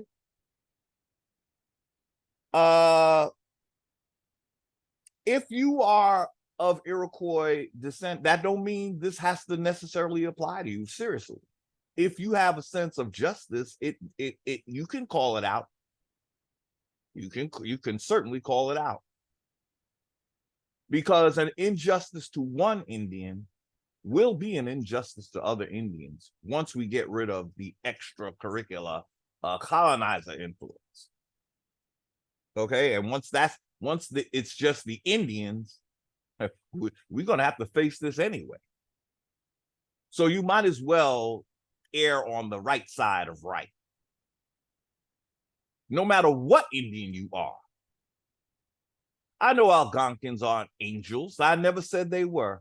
So those Indians that's going to make videos talk about, well, this is what the Algonquins did. Iroquois, sit down, please. Just sit down. That's not what this is about, yo. That's like whatever Algonquin did. It sure didn't give them access to their land. It sure didn't give them an advantage in that sense, right? So I'm of the mind that, yeah, I know they're not perfect. No Indian is, no person is, no man or woman is. But let's call a thing, y'all. This is way too huge a breach of brotherhood to not be noticed. Yet we have, and I really put some thought into this. Sorry, I'm pontificating a little bit. And again, we're going to do the math. We have Indians who actually get upset that you're not identifying as Black. They're gonna argue with you. They've been Iroquoised. They've been Iroquoised, y'all. They've been Iroquoised. Who argues with you because you said you're not one of them? Who does that? Who does that? Newsflash, every person that has the same skin folk ain't your kinfolk. A big newsflash, okay? So you got to be hella ignorant to argue with someone because you looking on the outside. You got to get a little less superficial, shall we say. Get a little less superficial, Pan-African. You ain't everybody and everybody ain't you. Just cut that noise down. Cut it out. Okay? You are so indoctrinated. Again, what's the proof of their indoctrination that it makes them have cognitive dissonance? The fact that most Pan-Africans will tell you that the Black man was the first man on the whole earth everywhere, blah, blah, blah, except America. What happened to that theory? Well, when you're indoctrinated, the ducks don't line up right. So they will swear that the Black man was first, but somehow in America, the Mongoloid was first. There's one exception to the rule. Pan-African, go sit your ass down. Iroquois, Indian, go somewhere, please. Ain't nobody got time for your confusion right now. It's not the time for it. You had your day. Okay? So another Columbus Day has come and gone. Actually, it ain't one coming up though. Here we go with the bullshit again, right? When is Columbus? Yeah, it's coming up. Anyway, now more than 500 since the Pope divided. That's who's the top of this food chain.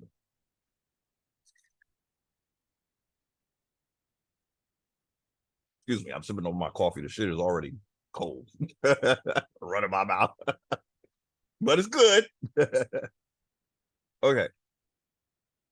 But we're going to say thank you. And we're going to name him by name. Pope Francis is the Pope that denounced the doctrine of discovery. So let's just give him that credit. We talk about Pope, but we're going to be exclusive and name the Pope that denounced the doctrine of discovery. He did his part, yo. But it's a two-part thing. He needs us to tell him that we got the message. We got the message. And for all it's worth, thank you. Thank you for that message. We're going to follow up and we're going to reclaim the lands that was taken from us due to doctrine of discovery that even caused Indians to turn on Indian. Okay. But these are all black men. Let's not kid ourselves. The church was founded by what would be called black men, okay? Yes. Mm-hmm. Okay. So let's see. Yeah, we might read a little bit more. In Inter Cetera, May 3rd, 1943. Among other works, well pleasing to the divine majesty and cherished of our heart, this assuredly ranks highest that in our times, especially the Catholic faith and the Christian religion, be exalted and everywhere increased and spread, that the health of souls be cared for. That didn't include you, Indians. Ultimately, doesn't include anybody but the very church leaders themselves, along with the political leaders who are in bed with them, and along with the children that are now known as nobility. I truly believe that nobility mostly are children of the various popes over the years. I don't know why. The connection is somewhere. You know, they're crowning. These coronations are done by the Roman Catholic Church, okay? Making their offspring your leaders, your uh,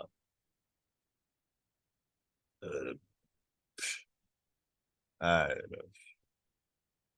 making them our worst enemy, okay? Truth be told.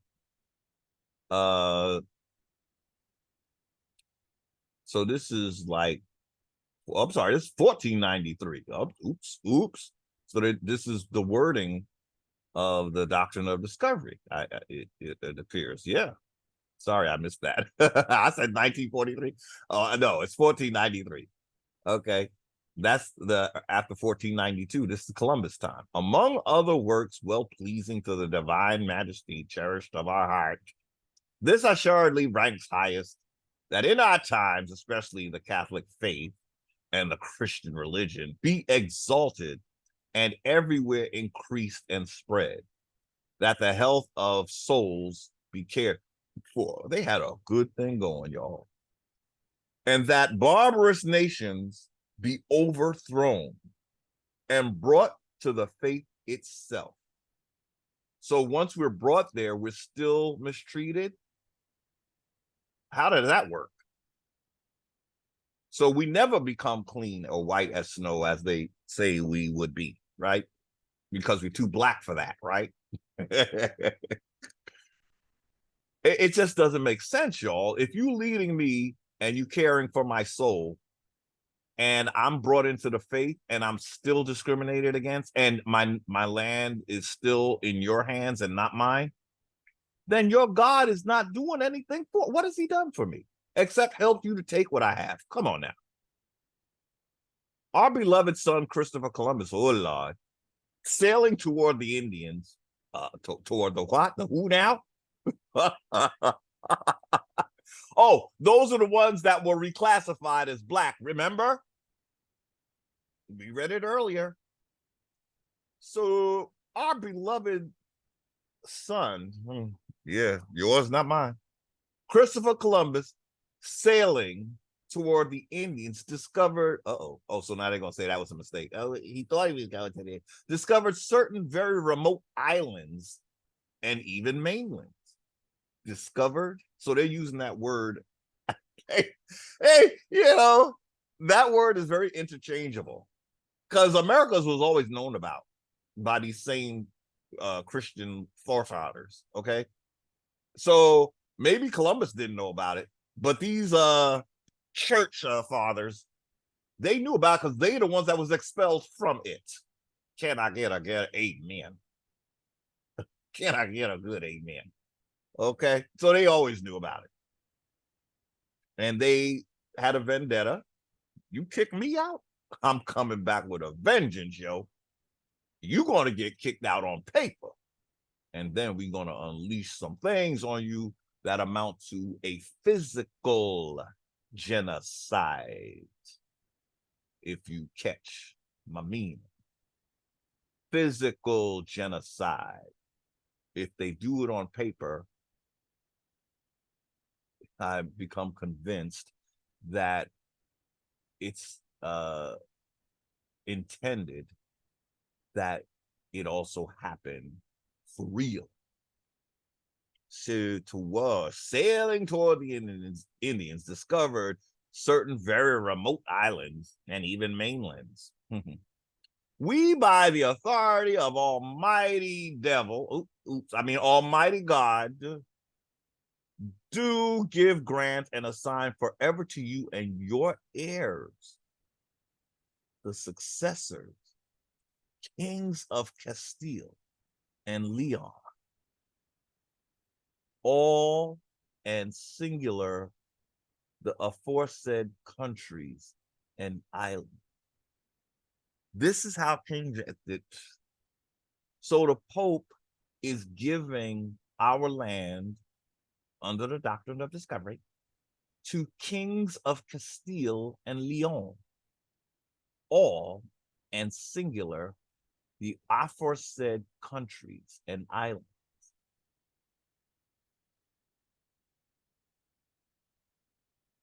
But he denounced all of this, right? So let's not get too lost in this. I mean, it was 500 years coming, but it was done now.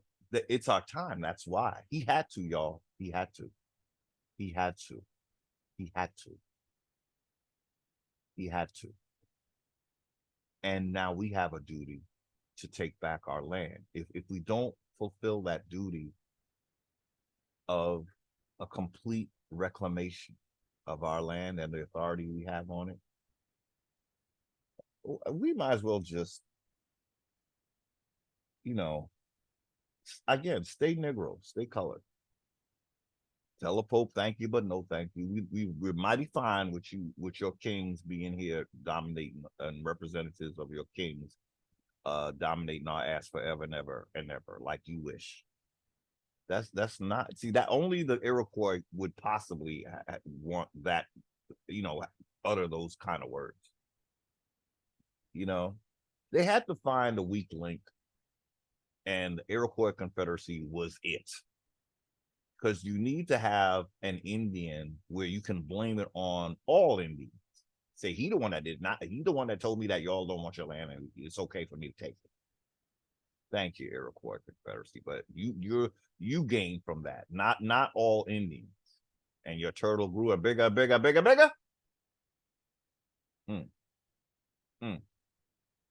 No. Well, it's going to start shrinking back to what it was. A little itty bitty baby turtle. And you could have that since you love turtles so much, Another thing I thought about turtles is it's just interesting that would be the animal of choice. But turtles are not solid ground, shall we say. If you're dealing with a living turtle, he is a sea creature. He lives in a sea jurisdiction, and he only swims in it. He's not stationary. He's not on the land. He's not land, period. Okay? So look at your myths and be sure that they work, because a turtle, especially a turtle of that size, we want to imagine a big ass turtle, they tend to be more sea bound than, they don't swim at the surface. Like, you never see a turtle's back in nature. You don't see the big huge ass sea turtles back over. Where would you get that idea from? It doesn't exist in nature, is what I'm trying to say. A turtle lives more underwater. That kind of turtle lives more underwater than it does like just at the top surface. Like, it don't do that. It either gets on the land or it's in the water, but it don't have the back out and the rest. No. So you're making up something that doesn't even happen naturally in nature. That's how you know it's not a natural analogy. It has nothing to do with it's a way of making the sea the dominant factor. Land reaches down below the sea and it holds the sea. A turtle is held by the sea. It is not a stationary thing. He swims in the ocean. And that's exactly where commerce and corporations would like men and women to be, swimming in an ocean where they're more easily drownable. And then your land gets hijacked. A turtle, as the representation of a landmass, is the worst representation you could possibly have, because sooner or later, that turtle is going to take you under, baby. That turtle is going to take you under, okay? He's going to take you under because he don't live on the water like that. He don't live on the water. No animal does. You're either in the ocean 99% of the time, or you're on the land.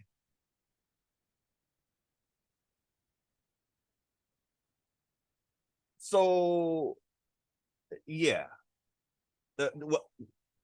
In any event, a turtle is not that animal that's going to have you on solid ground. No, it's not. You're going to drown. A turtle, yeah, I'm going to say it again. It'll make sense.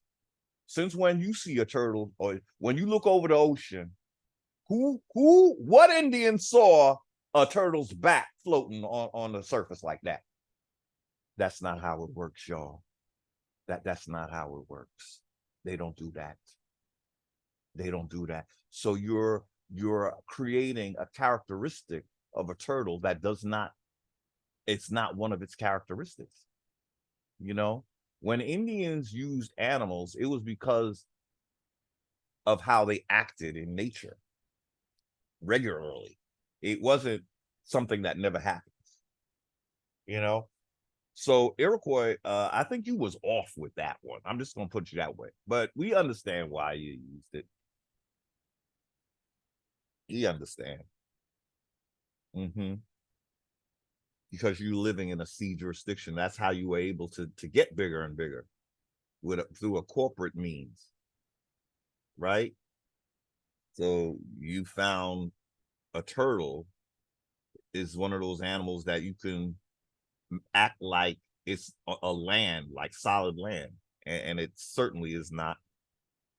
You'd be in trouble if you lived on a turtle's back, y'all. I'm gonna tell y'all right now, you're gonna drown. If you depended on a turtle's back to keep you above water, you're gonna drown. But you know what? Maybe that is the fate of the Iroquois Confederacy. In the capacity that they have been, that whole agenda will drown. I'm not saying you won't be here. We're always going to be here. That's why it's imperative that Indians get their sovereignty. You always going to be here. It's just a matter of you going to be here as a slave for fucking ever, or you're going to finally be the landlord that you're supposed to be. And I'm just digressing all over the place. But yeah, there's the Doctrine of Discovery. I guess we didn't read this part of the article. It is a 15-pager. I thought I read it from the beginning. I don't even recall reading this. I really don't. Maybe I didn't. I think I skipped. I think I did. But we did do a lot of the pages. But you know what, this is interesting. I never saw the actual wording, but there you have it. Take a screenshot, y'all, because this has been denounced. Okay.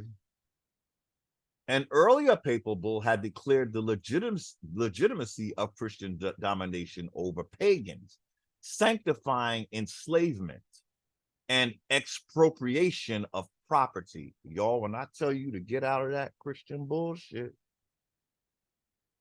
we got two groups of our people that really need to either move to Africa, where this stuff really got popping, or if you stay here, understand that that is not going to, you're not going to be the dominant factor any longer. Christianity will not be the dominant factor for real Indians.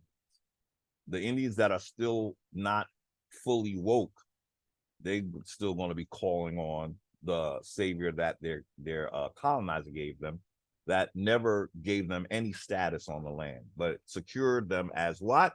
An earlier papal bull had declared the legitimacy of Christian domination over pagans, sanctifying enslavement. So what is going to make you a slave? And expropriation of your property. Okay? Because even after you stop being pagans, again, did anybody come with you saying, here's the title back to your land? We understand this belongs to you. Didn't happen, right? You became Christians and what? You still paying out your ass, right? And the one who's indoctrinating you, agent of the colonizer called pastor, that's who's benefited. It's the pyramid. It's only the top brass that work directly with the colonizer is getting any kind of payday. The fools that are following them, called sheep, they're being led to the slaughter, whether they want to believe that or not. Did you get a religious exemption as a Christian? Well, maybe some of you did, but by and large, them wasn't available to Christians, by and large. By and large, no. No.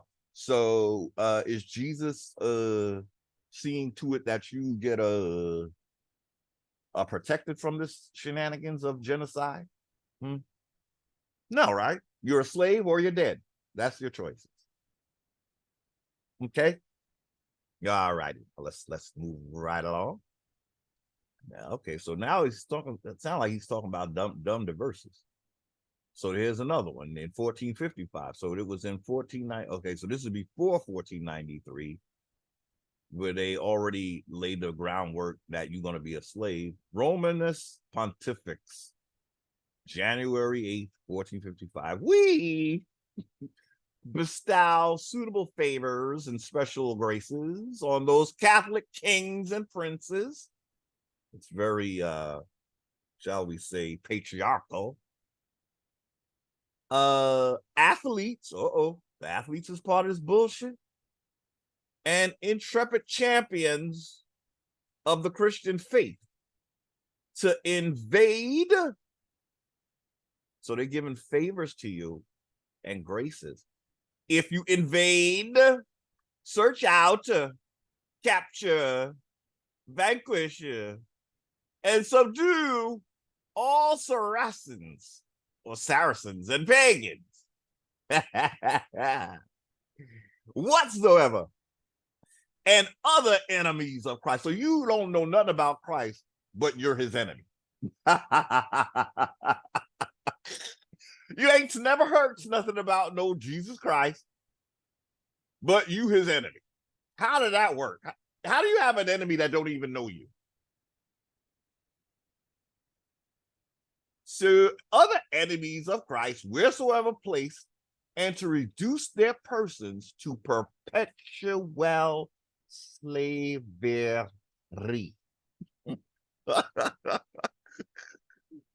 This is dumb diverses. The Pope didn't denounce this one yet. I guess he got to work his way up to that one. And to apply and appropriate, that means take, possessions and goods, and to convert them to their use and profit.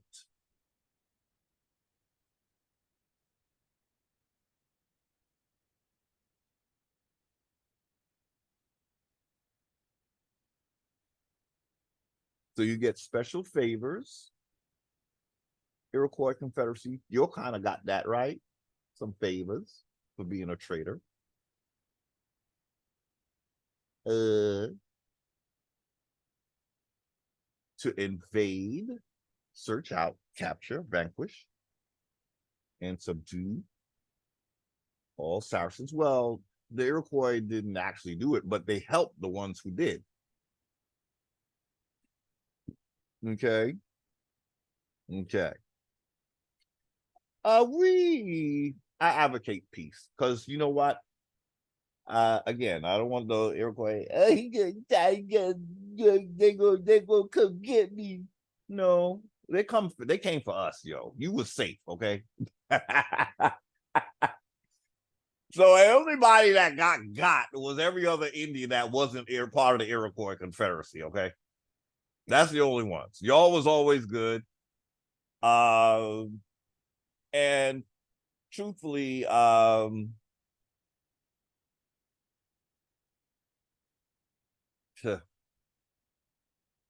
oof, I I don't know. It's up to Indians, to the ones who have been most betrayed. I think were Algonquins. I'm of Algonquin lineage, and my thought is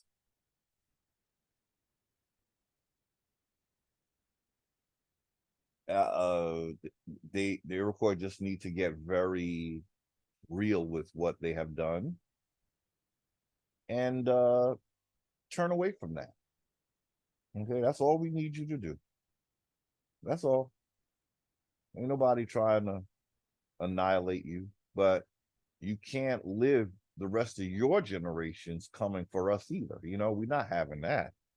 You ain't the colonizer, you just his little bitch. That's all that. But so we don't expect you to try to still be the pain that you are. Okay. That's all. I try to make it nice every time it come out my mouth or it come out with something. But truly, I I just think that this is a time of healing for Indians. Uh, it would be great to have, those principles of the Iroquois Confederacy to finally come out with. I think I don't know. Whew, that's a tall order. I think we get for some reason I think we have better luck with Europeans than with the Iroquois. I don't know. I feel like to admit the level of traitorism and how they benefiting from it, it's very it would be a hard thing. I would imagine, you know. Um I was starting to think that maybe it's the Iroquois that is dispatching all the internet, you know, activity that we're seeing among Indians.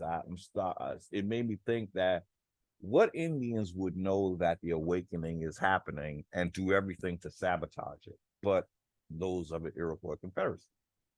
So then you get all of this infighting and debating, you know, over things that are not debatable. But you seem like you're always, not getting anywhere. You're just arguing about being Indian, but nothing is being done to get your birthright back. So who is that helping? That would be the Iroquois, the principles of the Iroquois Confederacy. Maybe I should specify the principles because I think, yeah, these are the ones that get the highest positions in Congress and, this whole European political system that we are being pirated into. Okay, so we just read Dumb Diverses, y'all. That was a quote from Dumb Diverses. Can you imagine? This is coming from a priest. When I told you, I done told you all this several times. Didn't I already done told you that priests are ahead of this game, bro? Didn't I tell you that it was a priesthood that's actually doing all this? Ain't no European. These were black priests. Europeans didn't know nothing about no America. The black priests that were expelled and some of their, the Akhenaten family, they knew about us. They've always known. They just needed to create a world around us where they could lie about who we are and tell the world that we are like the worst pagans that ever existed. and go get them, go take their stuff. So it was not about converting us, it's about taking our stuff. Think about it. If I was a heathen, for real, and you were representing the real God, you wouldn't be interested in my property. If your game is my soul, according to what you say. So how does my property get involved? Because that's what you really wanted. You didn't give a shit about my soul.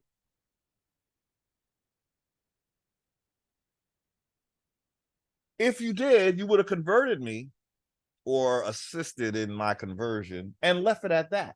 If it's the idea is let everybody be Christians, why did you make a determination that even after I'm a Christian, I'm still not good enough? How dare you?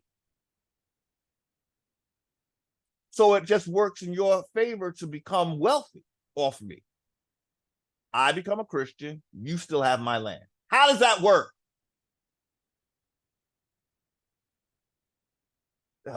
It's so clear the bullshit of this entity, what its goals really were, what the only thing it was interested in. And that will lead you right square back to the Moors. That's another group of brothers who it's all about wealth and controlling commerce. You know, we gave them authority to regulate commerce, but they took that and went to the bank with that shit. They thought regulating means, creating a fake money system. It means turning everybody into capitalizing their names. So now you part of the commerce. You ain't a man and woman no more. You just a commodity, some sort of human resource they call you, because your labor is seen as a money value. They put a price tag on your life. They estimate how much you'll be worth throughout your lifetime. They turned us all into a commercial entity or entities. They forgot that we are the men and women that hired them to do specific services. They said, you want me to regulate your commerce? Okay, so you gotta have to be a commodity. You're gonna have to be a commodity. And that's not what we meant. That's not what we meant. And you knew that. Again, we wouldn't fight a revolutionary war just to become your slaves. What was all that for? You think that we wanted you to make us into little corporate entities? That's what you really do think that? No, you don't. That was just your modus operandus, or whatever they call it. So let's keep it moving. We're not going to read this whole article. So I think that's good enough. We might look at these ancient documents with amusement or condescension, confident in the modern view that church and state are separate. This would be a mistake.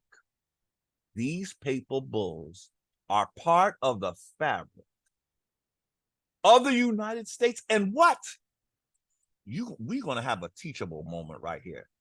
Us Indians who are running into international law, did you just read what this expert said? Is international law your safe haven? Let's read it again. These papal bulls are part of the fabric of United States and international law. This is why they want to go global, y'all. They call it global, but how you going to get a globe out of a flat surface? I don't know. They make up shit. They make it anything they need it to be to capitalize off that shit and to call it into their jurisdiction. Earth as it is not theirs. But if they insist that it's a globe, they own that. They created a globe. So now they get paid with the belief that the Earth is a globe. But I want Indians to understand that There is no place outside of home to run to. You can't run to the UN. They're international. That's why they got all them nations, because it's international. So they're trying to construct an international jurisdiction. In other words, if your nations ain't doing right by you, just leave it and come into the global world. But that would take me off my land. What's going to happen to my land once I join you? Oh, my land is going to be yours, right? That's not what we want. That's not what we want. Let's read this again. These papal bulls are part of the fabric of United States. And it's good that he said United States and not United States of America. These papal bulls are part of the fabric of United States and international law. International is a sea jurisdiction. It is a sea jurisdiction. It is a sea jurisdiction. Indians live on the land, so we need a jurisdiction that deals with the land, but also that jurisdiction is going to understand that this is our land.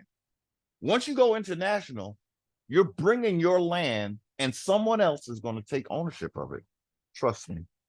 It's just going from the fire in the fry or whatever, the frying pan into the fire, as they say. You're still going to get burnt. International law, they're presenting it to you as if it's the remedy for everything. Nope, because it still allows for the national to, like, in other words, we still have a contract. The contract was never made null and void. It's just that the parties of the contract have been reclassified. So we don't need international law. We just need those who reinterpreted our Constitution to get it right. We don't need international law. All it's going to do is take you outside your jurisdiction, the jurisdiction where you are the HNII, head Indian in charge. HII, HAII, okay, head American Indian in charge. I'm sorry, we should have took the N out. Head Niji, okay, we can keep the N in. Head Niji Indian in charge. HNIA.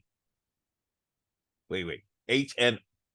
Head Niji Indian in charge. Oh, it still works. HNIC. Yeah, Head Niji Indian in charge. That's the new HNIC, literally. So he's saying that we might like laugh at this stuff and think, oh, that was back in the day. And he said, nope, it's part of the fabric of the United States and international law. And the fact that papal authority is the big, how did we not read this? How did y'all seeing this? The fact that papal authority is the basis for United States power over indigenous peoples, Lord. It's not generally understood, even by lawyers who work with the federal Indian. The what?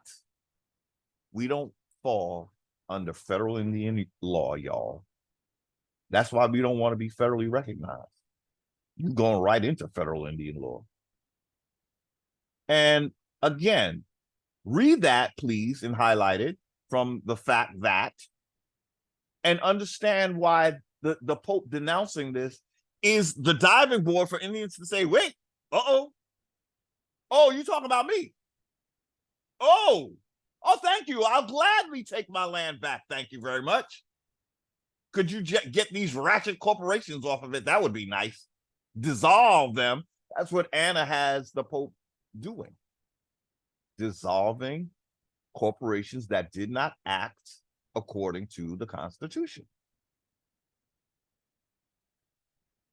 That's what Indians have the power to do. Now, it's, you know, we have the Pope denouncing. We could do more than Anna, truthfully, with in dealing with the Pope, because this directly affected us. Now, the immigrants didn't get, they benefited from the doctrine of discovery because they're still here, right? So they benefit. It is only the Indians who need to address this denunciation of the doctrine of discovery. Okay? And hopefully a council of us will send our little thank you note to the Pope. I can't wait. But, you know, I'm sorry, y'all. I realize now I never read this part of the article. It was 15 pages. So I guess I knew at the gate that I wasn't going to make it through 15 pages. So I think we did start in the middle, now that I'm recalling. So I apologize. We never read this part. And now the ancestors are like, well, bro, you should have. The fact that papal authority is the basis for, you see, this is why I can't express more how important it is we address the Pope, to let him know we're here, you know? We're the other half of the denunciation that need to be singing like birds, you know? Fact that papal authority is the basis for United States power. Their ultimate, this is what Anna found out. She found out that it's really the Pope that has the power to dissolve corporations, not even the monarchy. They're saying he's the authority. That's what she found out. The fact that papal authority is the basis for United States power over indigenous peoples is not generally understood, even by lawyers or by Indians who work with the federal Indian law. This is due in large part to the sophistry of John Marshall, one of the greatest figures in the pantheon of the U.S. Supreme Court. Marshall, I know, was that the Marshall Plan or something? Marshall borrowed from papal bulls the essential legalisms needed for state power. Oh, yeah. Yeah. State. See, before the feds, it was the state that was the high. When we first got out of that Revolutionary War, really the states were like the feds, but they were the real states. Okay, they were the real state, not the corporate franchise, because the corporation had not yet invented, you know, the United States citizen. They were state citizens. That's why he keeps using state, I believe now, because he's understanding that it originated in the state, not the feds. The feds created itself like a parasite on the state, and then the state got the life sucked out of it from the parasite, and the parasite became head colonizer in charge, the HCIC. But I keep seeing that he keeps referring to state. So what does that mean for Indians? That our sanctuary is not the state. We were supposed to go by our linguistic lines. That's our boundaries, not the state. And the state will have to recognize that. It will have to recognize that. They are on our ancestral lands, and we should be collecting taxes from them. That's how we will begin to reclaim our posterity, as long as they're here. Now, if they go home and they fight the good fight, with Anna will help them with that. Really, she's the best thing for immigrants. She's a great help to Indians, but she's the very best thing for immigrants. Now, if they go home and fight the good fight, they'll have land rights on their land against this entity, this corporate entity that's now on every continent. Then they could charge taxes and collect on their land, but not on my land. I'm the one that collects that. And any precious metals that was taken out of this soil belongs to Indians, right? Even Anna has not really said that. Well, she's not really, again, she's fighting the fight for immigrants. Well, that's what she is. She, that's her level of involvement. Okay. So we have to get on board with that type of program. I'm not saying become a state national. I'm saying do as the state nationals do, but do it for Indians, and it'll be for Indians by Indians. We're the only ones that could do it. We have the birthright that the Pope took from us and allowed all these corporations to do likewise. So the fact that the papal authority is the basis for United States power over indigenous peoples is not generally understood, even by lawyers who work with the federal Indian law. Yeah, the lawyers they're just doing what was done. They don't know, and that's what they're being reared to do. Don't ask why. This is just the way we do it. Don't ask why. All lawyers do this. Now you do it. But this don't seem right. I don't think that all lawyers do it this way, and so shall you. But Peter d'Errico, he really started to see a problem. This is due in large part to the sophistry of John Marshall, one of the greatest figures in the pantheon of the U.S. Supreme Court. Marshall borrowed from papal bulls the essential legalisms needed for state power over indigenous people. So the creation of the state is leaning on the papal bulls. The state is not your friend by definition. He encased Christian religious premises within the rhetoric of European expansion. Okay, so he's giving us an example in Johnson versus McIntosh, 21 U.S. 543. February 1823. On the discovery of this immense continent, the great nations of Europe were eager to appropriate to themselves so much of it as they could respectively acquire. Its vast extent offered an ample field to the ambition and enterprise of all, and the character and religion of its inhabitants afforded an apology for considering them as a people over whom the superior genius of the Negropean might claim an ascendancy.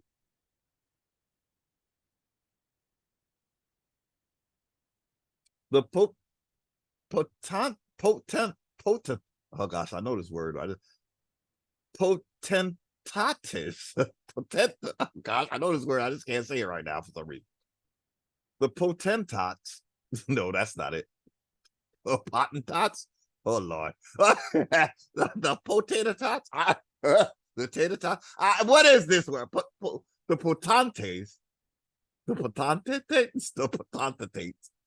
The potentates of the old world found no difficulty in convincing themselves that they made ample compensation to the inhabitants of the new by bestowing on them civilization and Christianity. So they did us this huge favor by just merely making us Christians and civilizing us by way of barbarism. So they got us to be civil by being barbaric toward us. Potentates. Yeah, that's it.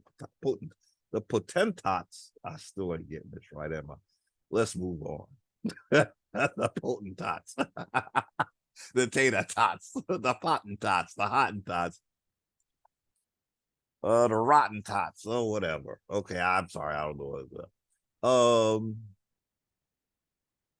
So, and the character and religion of its inhabitants afforded an apology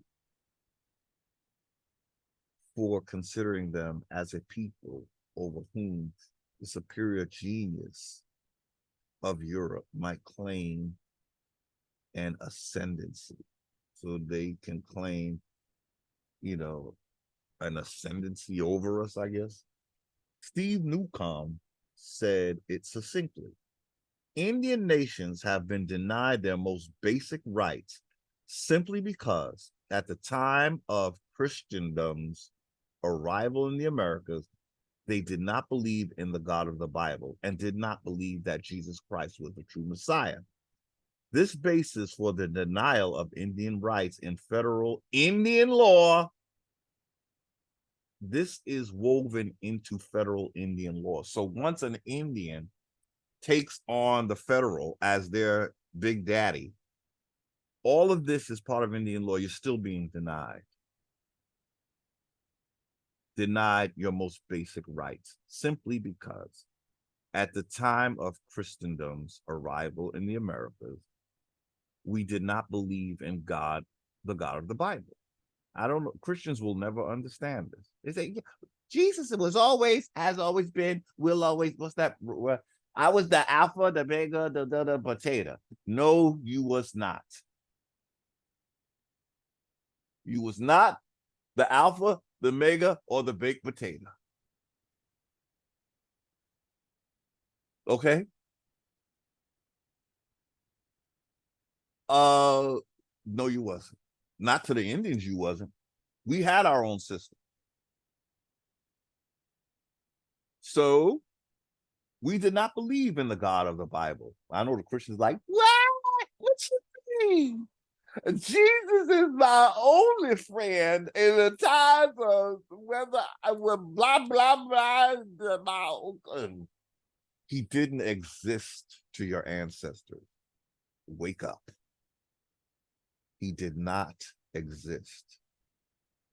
The closest he came to existing, I say this all the time, was in the figure of Heru. That is the oldest son, S-O-N, god of a trinity, is Heru. His mother, they called her Isis.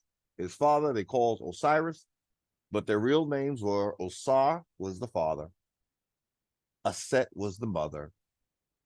Heru, they tried calling him Horus, but his real name is Heru. That was the first trinity. So again, Heru was a deity that fought for his legacy, and all the gods agreed that he should get his birthright. That's why Heru has been effectively replaced by Jesus, who does nothing for you to get your birthright back, except promise you it's in an afterlife. What does that mean? That means Jesus is co-signing on your enemies taking and keeping your birthright.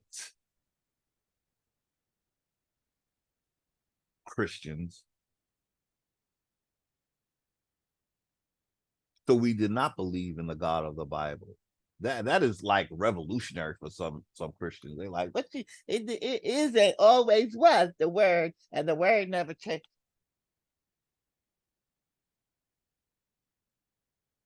No, the words came from the Church of Rome. Okay, are you from Rome? My Negroes, y'all American Negroes, y'all think that your God would be created on a whole other continent and then come and whoop your ass for not believing on him when you never knew nothing about him, and you get your punishment is perpetual servitude even after you've been converted? Do you not see a problem with that? So we did not believe in the God of the Bible and did not believe that Jesus Christ was the true. We didn't see him as a Messiah, point blank, period. We didn't need a Messiah. Okay? We knew that the Spirit was in us. We are the what they would call a Messiah. It is our own inner Christ that does all the work. It's not somebody named Jesus Christ. It's your own spirit in you. As Walter Williams says, you were born with it. The minute you came out of your mother's womb, there was a Christ in you. He wasn't apart from you, and you didn't have to be born again. Okay.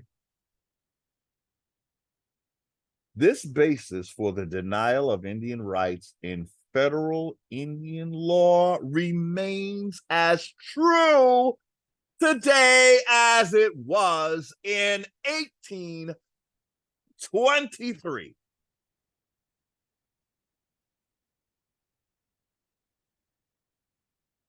Federal Indian law. Again, those who want to be federal and federalist and federal that and federal. You might want to reconsider all of that. This is a expert in law, more than you and more than me.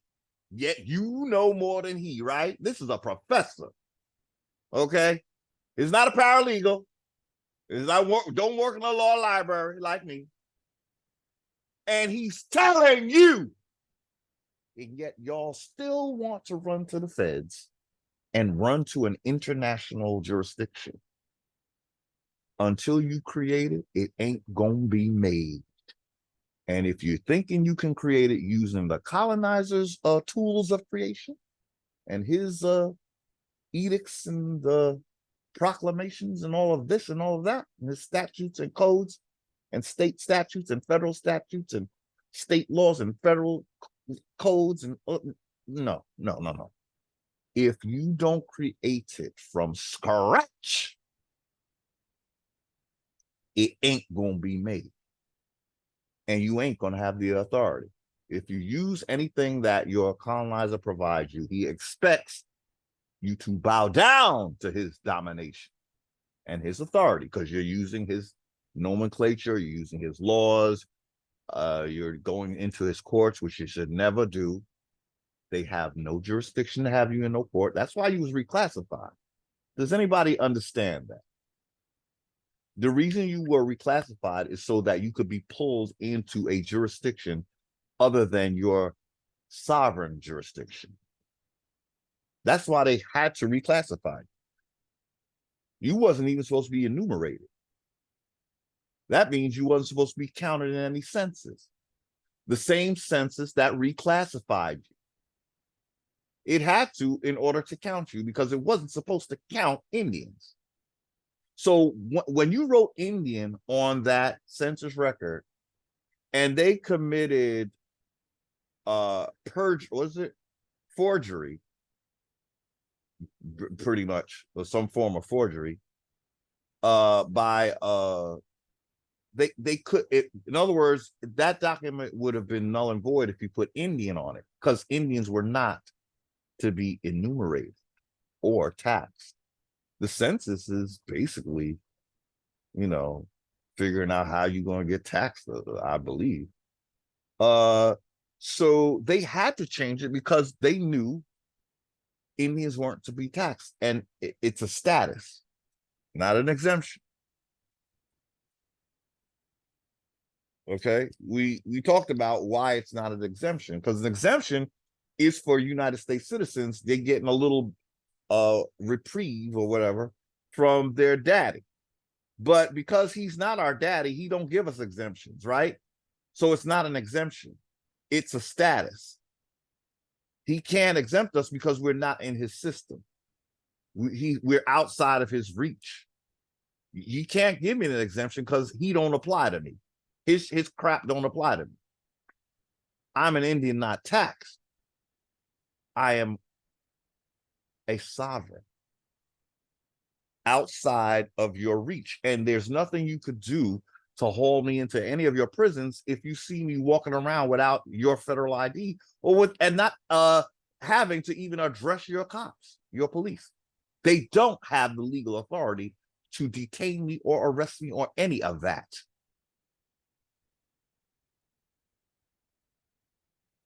I don't know why Indians are not jumping for their sovereignty for that reason alone. The way you're treated by cops, your sons. You want to protect your sons, but you want to keep them in the same system that guns them down routinely. You got to get them out of that system, y'all. You got to get them out of that system, Indians. It's just that simple. It's really just that simple. They cannot touch you. They don't have the jurisdiction. You walk out without no federal ID, they cannot touch you. You're an Indian. You're not in their jurisdiction. You're an Indian, not taxed by status. Now, it'd be nice to have an Indian ID or some sort. Just to have. But that's going to show them no. Keep it stepping, keep it pressing. You can't touch me. You got to treat me like a foreign diplomat because I am. In your world, I am, but this is my land. You the foreigner, but according to you, I'm the foreigner, whatever. Just know that you're not on the same level as me. That's all I'm asking. Okay? So the basis for the denial of Indian rights in federal Indian law. So in federal Indian law, there's a what? A denial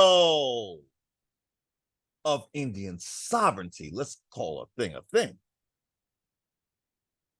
The basis for the denial of Indian sovereignty in federal Indian law remains as true today as it was in 1823. This article is good. I told you all this man is on fire, didn't I? I just didn't read the most fiery part. Johnson versus McIntosh has never been overruled. Christian discovery remains, well, until this year, when the doctrine of discovery was denounced. But they're still operating in it if Indians don't speak up, right? Because this wouldn't apply to Mongolian Indians, really. Right? We got to look up what Verrazano found when he came here. It wasn't it wasn't with no Mongolians, that's for damn sure. So Christian discovery remains, well, no longer, but the laws are still here. In other words, the Pope said what he said, but no laws were changed. So this man, the expert, he might be right about this. Christian discovery remains the legal foundation until Indians speak up and claim what's theirs. But Christian discovery remains the legal foundation for United States sovereignty over indigenous peoples' lands. But it is concealed, as most foundations are, because Johnson versus McIntosh acts as a laundromat for religious concepts. So it's like they're laundering a concept. So Johnson versus McIntosh acts as a laundromat for religious concepts.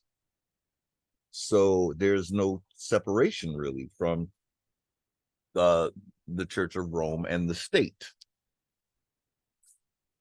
No separation of church and state. When the church doctrine is interwoven into denying Indian sovereignty. After Marshall's opinion, no lawyer or court would need to acknowledge that land title claims, after Marshall's opinion, no lawyer or court would need to acknowledge that land title claims in the United States are based on a doctrine of Christian supremacy. This is why the denunciation of the doctrine of discovery is so important. It could lead to our titles being returned to us, right? Because they were taken under the doctrine of discovery. There's a lot to be done, y'all, but it's really simple. Give us back what you took. Point blank, period. They took everything, y'all. They took everything.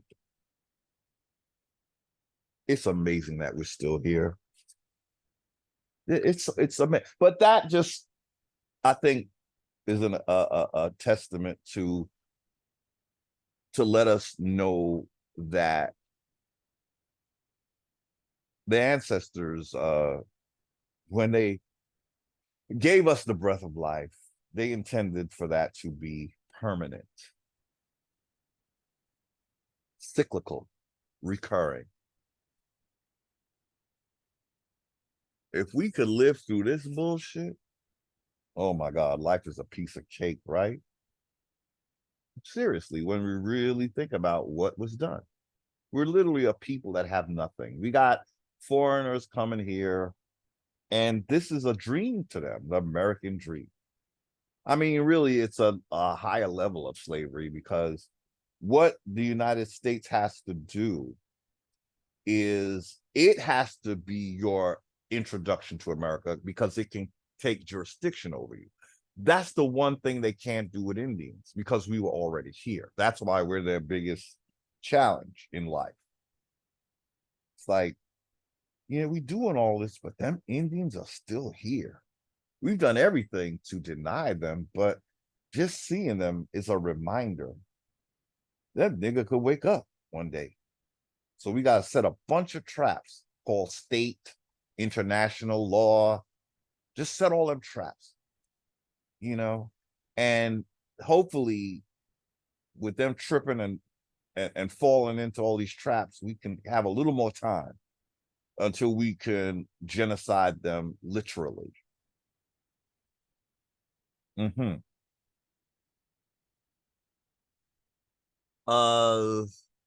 After Marshall's opinion, no lawyer or court would need to acknowledge that land title claims in the United States law are based on a doctrine of Christian supremacy, the doctrine of discovery. From that time on, in law and history books, European would be substituted for Christian. Woo! So that school child and lawyer alike could speak of the age of discovery as the age of European expansion. But we want to call it Negropean expansion, because King James was a whole black man, okay? See, that's another laundromat for race identity, okay? European. I'm starting to fall in love with the term Negropean, because I think it's so on point. Marshall knew what he was doing. After writing that Christian princes could take lands unknown to all Christian peoples, he admitted that the doctrine was an extravagant pretension, which may be opposed to natural right. I hope Indians are listening. Natural right ain't coming to you from no federal or from no state. That is the most unnatural origin you could ever think of. It's not coming from international either. What international got to do with our national business? Not a damn thing. You got your land, I got mine. If we do commerce, that don't mean that your laws take over mine. So I don't even know what international law is here for. We can't even get it right on one landmass. How the hell are we going to get it right on every landmass? Well, they don't intend to get it right. Oops. Sorry. Oops. International law ain't trying to get shit right. It's just trying to get shit. Okay. All right. I don't know how I didn't read this part, but I'm glad we're reading it today, y'all. I did skip because I wanted to get to the, you know, but this is that shit, man. But it's good to read this now because let me see. Did I do that video before the doctrine of discovery was denounced? I don't think so. But after, to read this now is, I think it's good. You know, maybe I didn't catch it before because I want to focus on, you know, other parts of the article that I thought were right to the point. But this is very important what we're reading. This is not even the article that I wanted to read. And I'm hoping I get to it because this is so much. I don't know when to stop now. I guess I would have to stop where I began when I did read this article. But that's pretty far down, I think. Let me see. So Marshall himself knew what he was doing. He admitted that the doctrine was an extravagant pretension. That's what codes and statutes are. Extravagant pretension. It's not based on natural laws of ascendancy or birthright. It flies in the face of all of that. In fact, the doctrine of religion itself is telling you all different stories of how a firstborn can be usurped by a secondborn, a thirdborn, whatever. Just get that first one out the way and you can take all this shit. That's what Jacob and Esau is about. Okay. That's what Ishmael and Isaac is about. In other words, in the story of Ishmael and Isaac being born from Abraham, how did that work? Okay, so see, they use that thing of being infertile to justify making babies with the maid, what do you call it? The mistress, the maid servant of the wife. So the wife in a lot of these scriptures are telling the husband, go get jiggy with my slave. See, what they're not saying is that creates a slave for my baby. So it's like it's a way of making a firstborn a slave by saying he was firstborn, but he wasn't born by the right mother. You see? So by the time their God decides to give them some children, they got built-in slaves from the maidservant.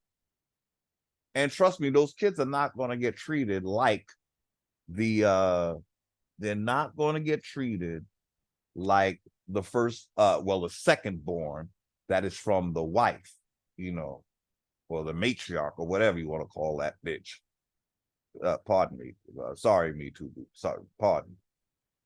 I just get a little upset with these shenanigans because I just want to show you this is what the Pope said is really built on what the scriptures are saying about how to look at firstborns. You say that his mother was not the wife, so she's that hoe over there. And make her baby be, although it's firstborn, he ain't gonna have none of the rights. So they trying to put that on us, saying that somehow applies. It doesn't, but anything they need to say to justify what they did to American Indians. Let me tell y'all something right now. There was no Indians on this planet besides American Indians that were to have sovereignty. Once the Moors dispersed, got their asses expelled, they trying to say that Indians everywhere is being oppressed. That's by the design of their daddy. But in America, that wasn't supposed to be the case.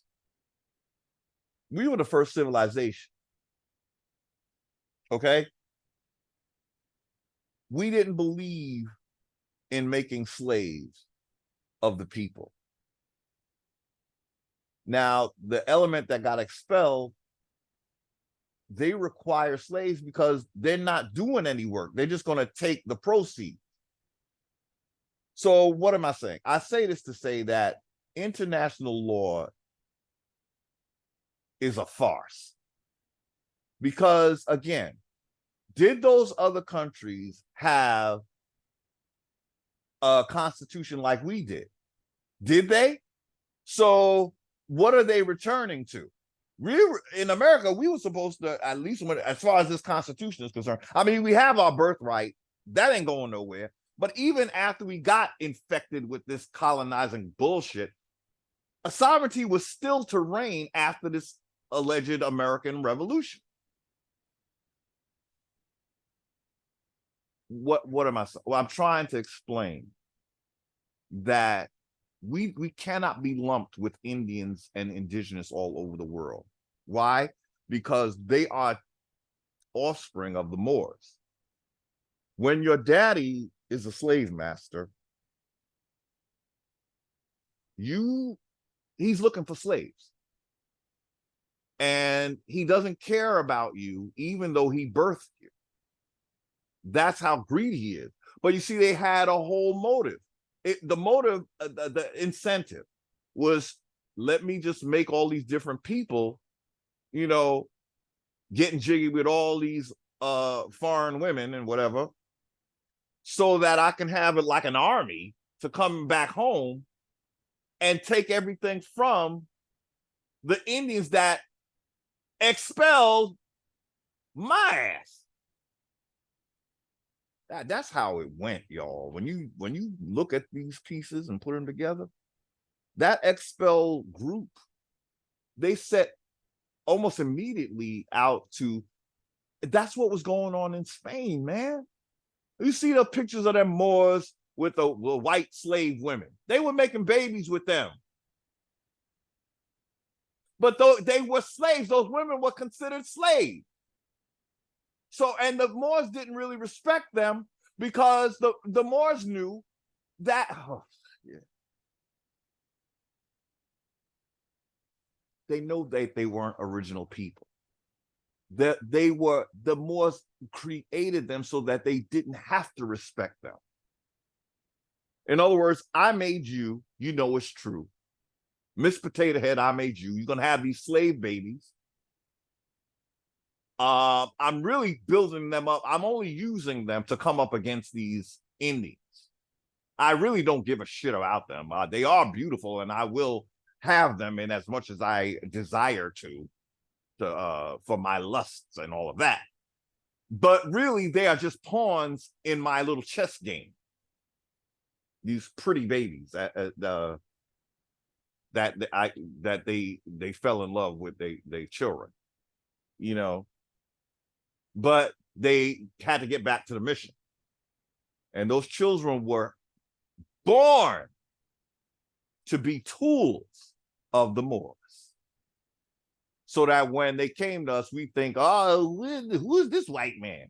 It's the child of your Negro brother. That's who it is. That's who it is. And he's going to take your birthright using this child. And then you're going to blame the child for what daddy did for the rest of your days until you wake up. So, well, I say all that to say that no Indian outside of America was ever meant to be sovereign. Your daddy created you for a reason. He knows that you're not original people. It's just a way of grabbing authority. So he doesn't even have to go by natural laws, because he's going to say to himself that you're not natural.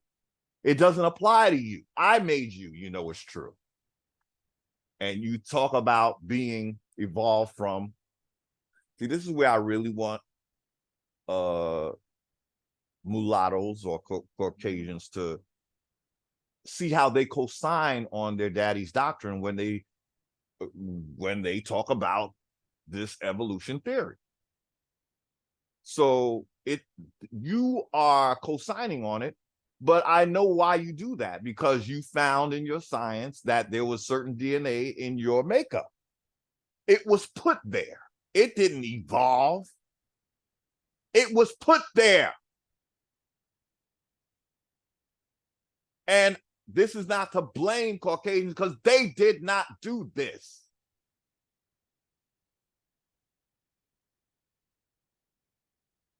But it's almost like you were by design. It was like everything was done to make you as different from us as possible.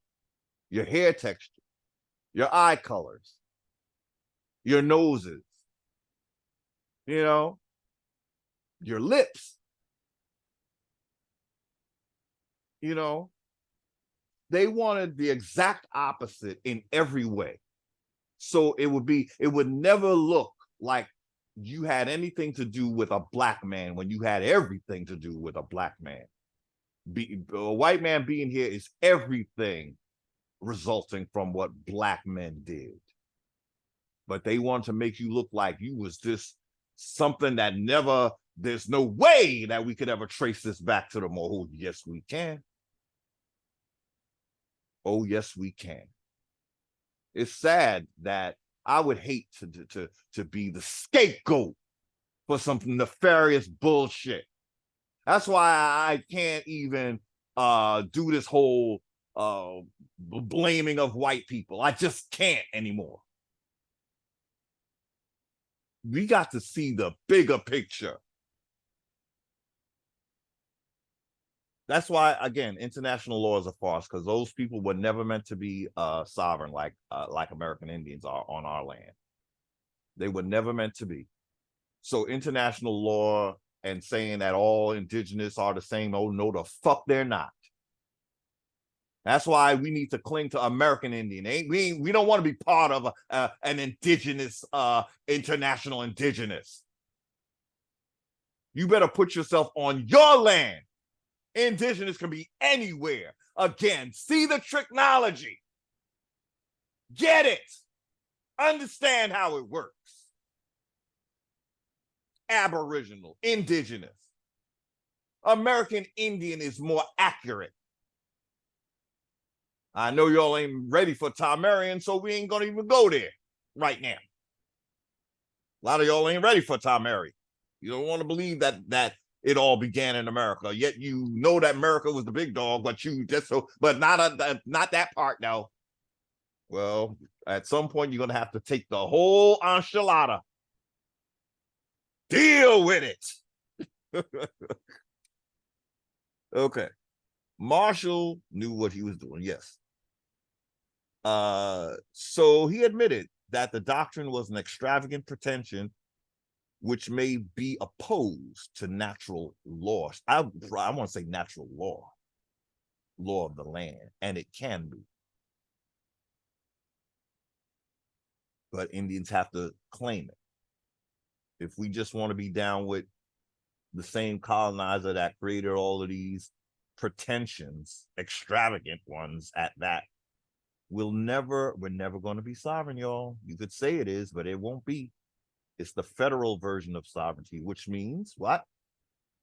FBI agents can stomp, intrude, invade your little reservation. And if they need to clean house, they can. And you can't do shit about it. Even your chief will stand there humiliated when the FBI says, look, the Supreme Court done said that I can come up in here and do what I need to do. Step aside, chief. That's what when you have real sovereignty, that can't happen. But you gotta want it. Maybe some people like being dominated in S&M games. I don't know.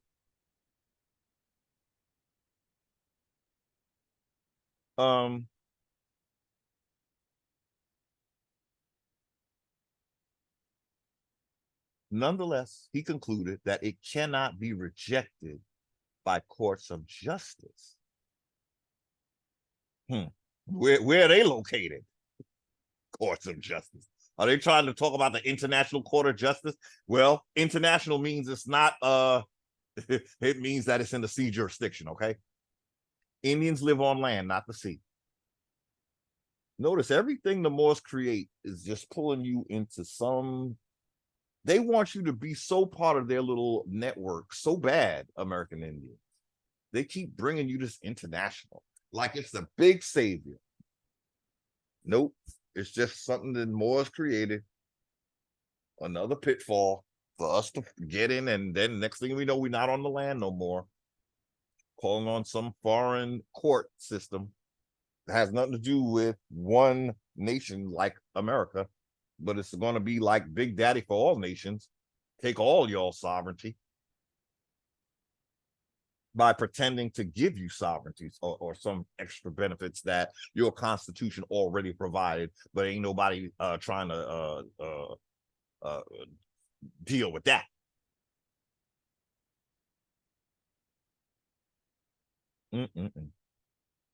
So he admitted that the doctrine was an extravagant pretension which may be opposed to natural right and may only perhaps be supported by reason. Nonetheless, he concluded that it cannot be rejected by courts of justice.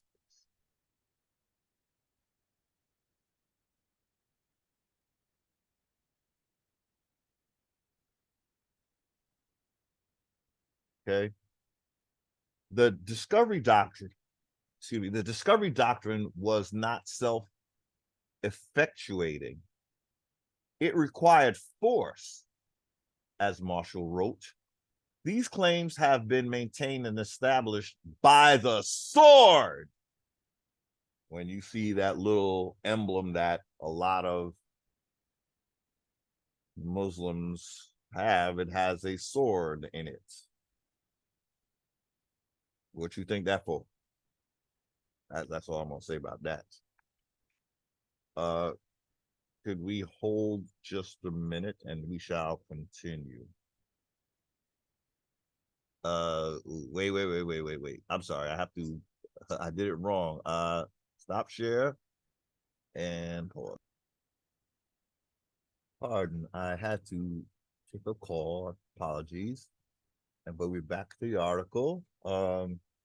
Yeah, we didn't get to this part of the article before, so I guess it's good. This gives you a taste of Peter d'Errico and why I'm just happy I ever found this person. Okay. The discovery doctrine was not self-effectuating. It required force. As Marshall wrote, these claims have been maintained and established by the sword. The infamous Spanish requirement of 1513 is perhaps the most straightforward example. It was called the requirement because royal law required it to be read before hostilities could be undertaken against a native people.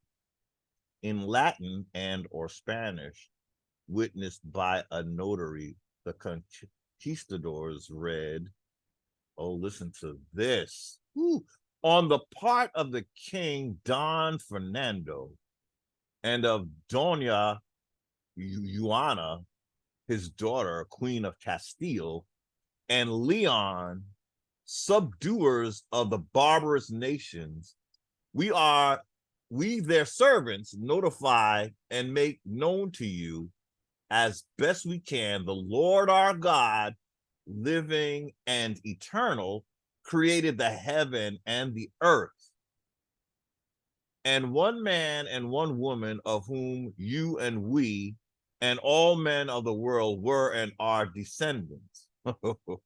Not exactly. And all those who come after us. Of all these nations, God, our Lord, gave charge to one man called St. Peter. Oh. that he should be Lord and superior of all the men. See how the scripture works, y'all? Christians out there? You see, have a clue of what's going on here? So St. Peter, one of the apostles, Peter, upon this rock I will knock out the world and build my church. Shall we say, knock out the Indian and build my church on his land? You see the connection, y'all? You see? That's the part they didn't tell you in the scripture exactly, okay? But these representatives of the king can tell you a little more just before they knock your head off. They tell you before the hostilities. Let's read a little treatise from our Lord, okay? Of all these nations, God our Lord gave charge to one man called St. Peter, that he should be Lord and superior of all the men in the world. So the Pope is supposed to be a vicar, and with Peter being the first Pope, allegedly, okay? So that's why El Papa, well, that's what he would like you to see him as, has taken the doctrine of discovery and dumb diverses and clobbered your nigga ass with it. Okay? All right. Oh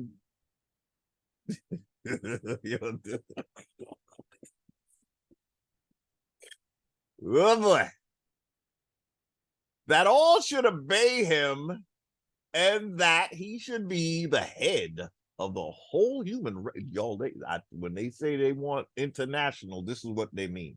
Okay? Let's just be very clear.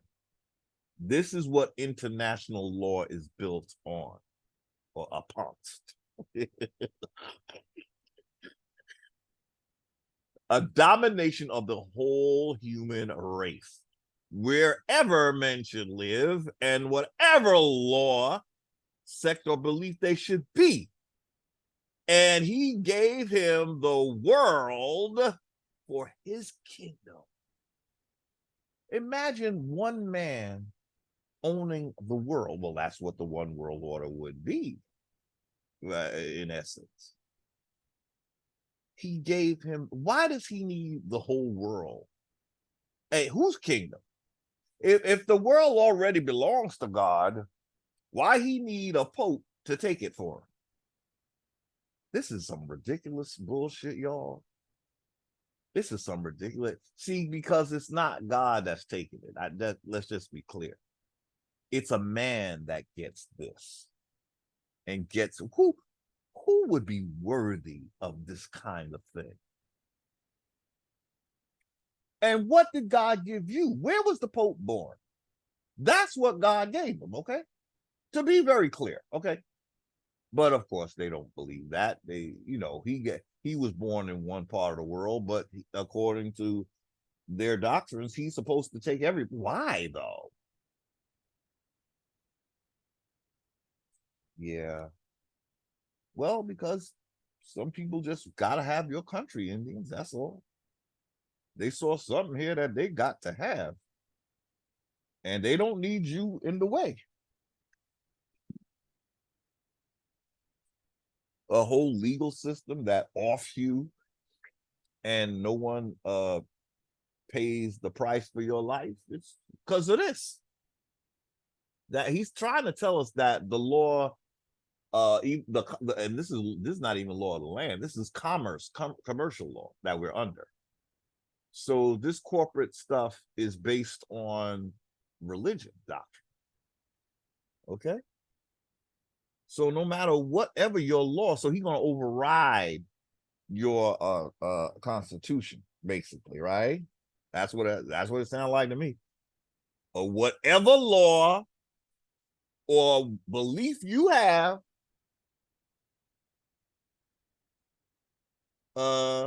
they gave this St. Peter and his successors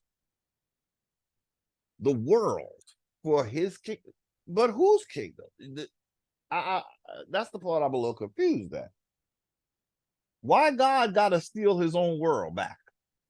Didn't he give it to you know, why he got to take, and by force with the sword, God got to take his world back because you didn't believe in him. According to them, you didn't believe in him. So I'm going to give your land to Christians or the Pope, basically, because it's his. Let's be clear, he's the one that has the authority more than any other person, according to their construct. So literally, God just intended for only one man to have the entire world. Imagine that, right? All the many people on his world are his little, like, pets, I guess, cattle or whatever. But it's his world, one man, right? And what would happen if he was the only man on this earth? Would God be there to help him out, this God that he believed in? How long would he survive if this was truly his world, right? First of all, he would never get to live on. How is he going to live on all these different continents? But, that nigga will jump off the nearest mountain. You hear me? If we take this shit literally. So no, you ain't supposed to be the only one in this. Are you crazy? Are you out of your mind? That the answer to that is, I think we know the answer. One of these pontiffs who succeeded that St. Peter as Lord of the world in the dignity and seat which I have before mentioned, made donation of these isles and terra firma to the aforesaid king and queen and to their successors, our lords, with all that there are in these territories. That sounds sort of like what Adam was given, right? So that's why this religion is almost like tailor-made for someone to rename and then take jurisdiction. And then it starts off telling that story about that,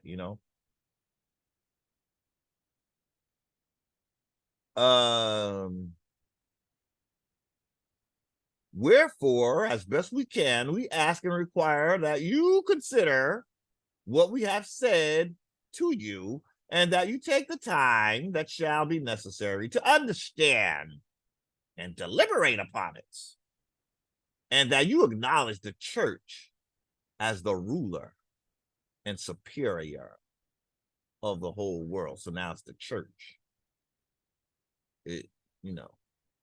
I guess that one man realized, wait a minute, I don't want them to all come for me. How about I say the church?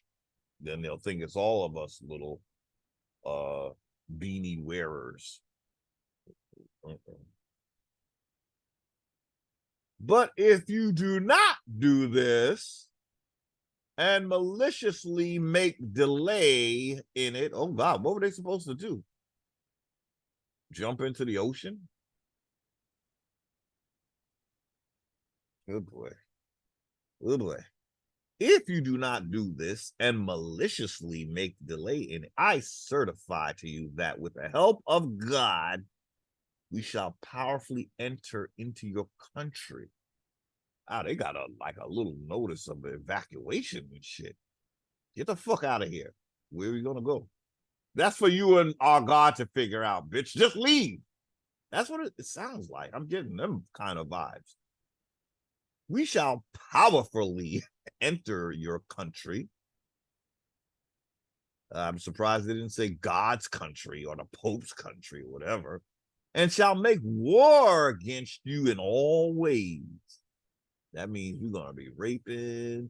We're going to be having a good old time. Or we're going to have fun with your head. Please make delay. Please make delay so we can get this party started. Woo! It was, ooh, wow. It must have been fun to be part of the church back at that time, huh? You just walk up in somebody's country talking about, my God told me that you got to go. We will make war against you in all ways and manners that we can, and shall subject you to the yoke. Yoke. That sounds like the yoke of Yakub. They forget about the part in their own book, Genesis 28, 27, 40, I believe, that when you have the dominion, you shall break this yoke off your neck.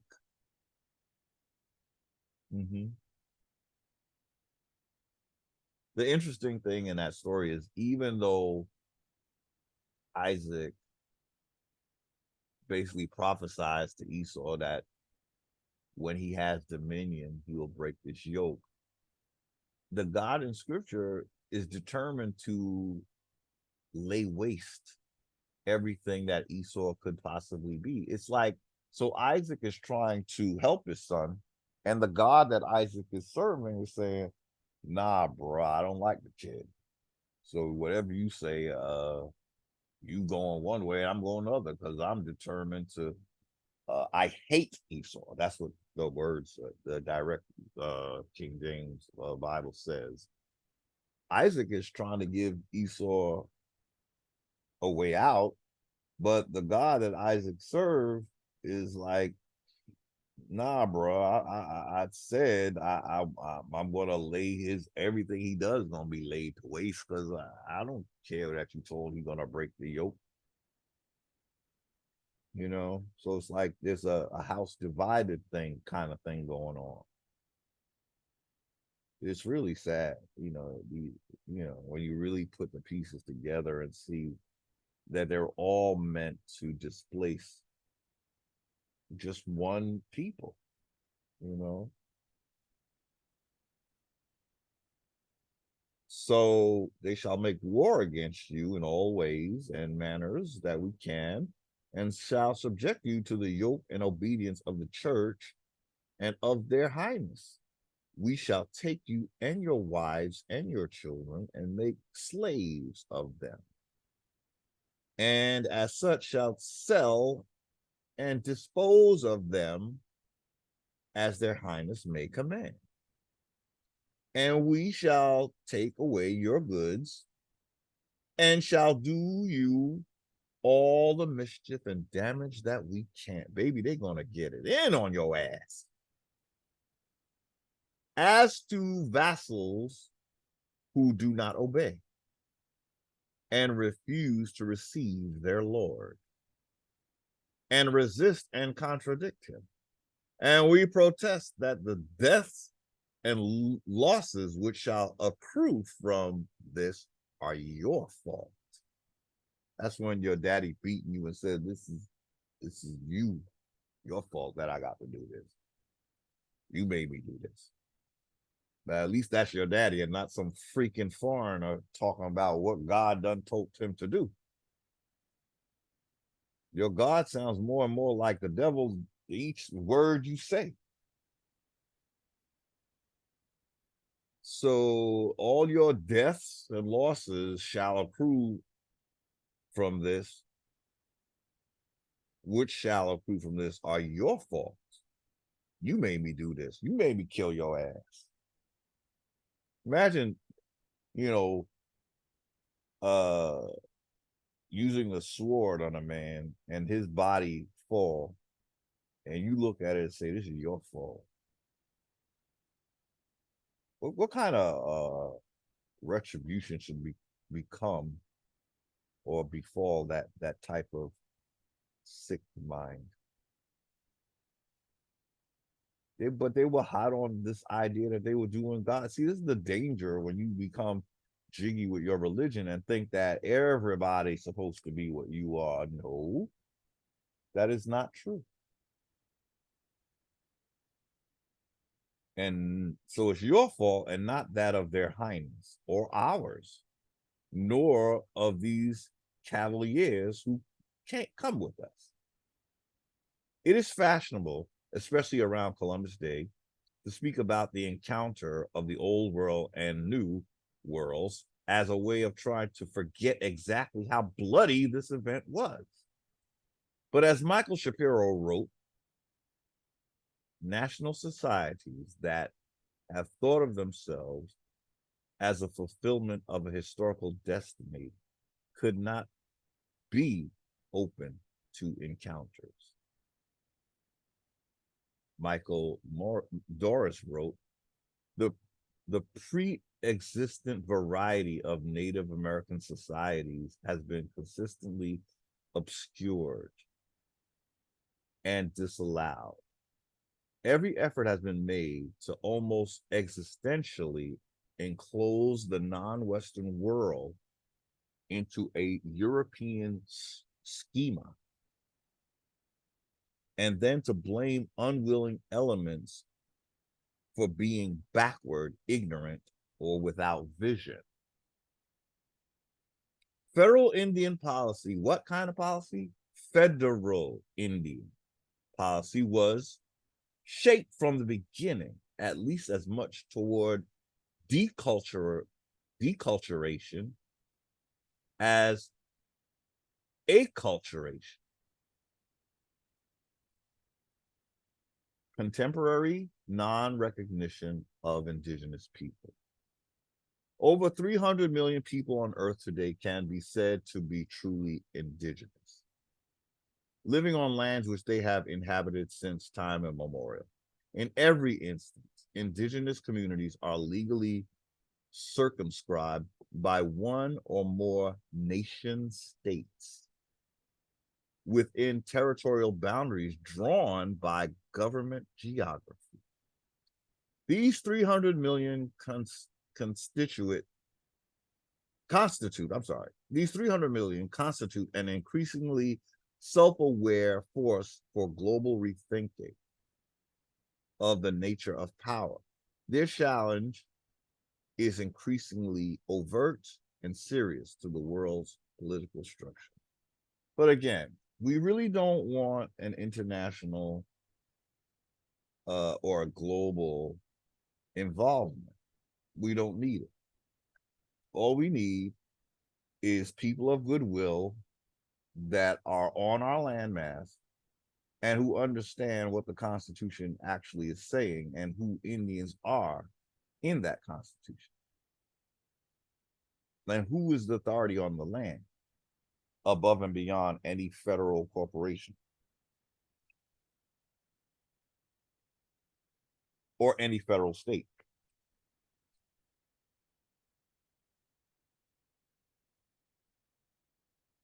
Okay, here we go with the United Nations. The United Nations designation of the Decade of Indigenous People is a symptom of this challenge. The nature of the challenge becomes more clear when we consider the revision of the original designation, which referred to indigenous peoples. The plural form peoples triggered immense anxiety and successful resistance by member states of the UN on the grounds that these 300 million people are individual citizens of states claiming jurisdiction over them and not members of independent peoples. Peoples in international law implies rights of self-determination, which the United States took the lead to challenge as not applicable to indigenous peoples. The U.S. argues that there can collective self-determination exist only through states. So they're trying, there they go, pulling us into the states. States were not made for Indians. They were made for Negropeans and Europeans.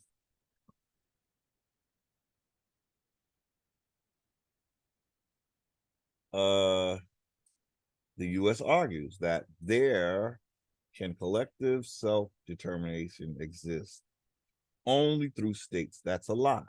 And that indigenous people are groups of individuals with shared cultural, linguistic, and social features, but without any internal coherence as peoples. This argument contradicts the U.S. claim that it deals with indigenous peoples on a government-to-government basis. See the double talk? Peter Derrico ain't no joke, man. He catches these. So the U.S. in their federal law and their federally recognized tribes say that they're dealing with a government-to-government basis. But when they argue against indigenous, they say, oh no, it can't be a bunch of people. It could all be individual or some shit. Here's one example of now you see it, now you don't. In light of the history of treaty making and with an eye toward restoring the sense of equality between nations that justified the treaty process to begin with, American Indians are in concert with indigenous peoples worldwide. I'm not sure I agree with that, but let's go with it. Asserting a sense of their own sovereignty. It depends on what kind of government the people had and what kind of government they maintained or fought for. So we're not the same as all people. I don't see it. We're not the same because we had at the Constitution that was created made Americans sovereign. So it depends on what kind of constitution these other Indians had, because that's their go-to document. If they were never free from the beginning or never had some kind of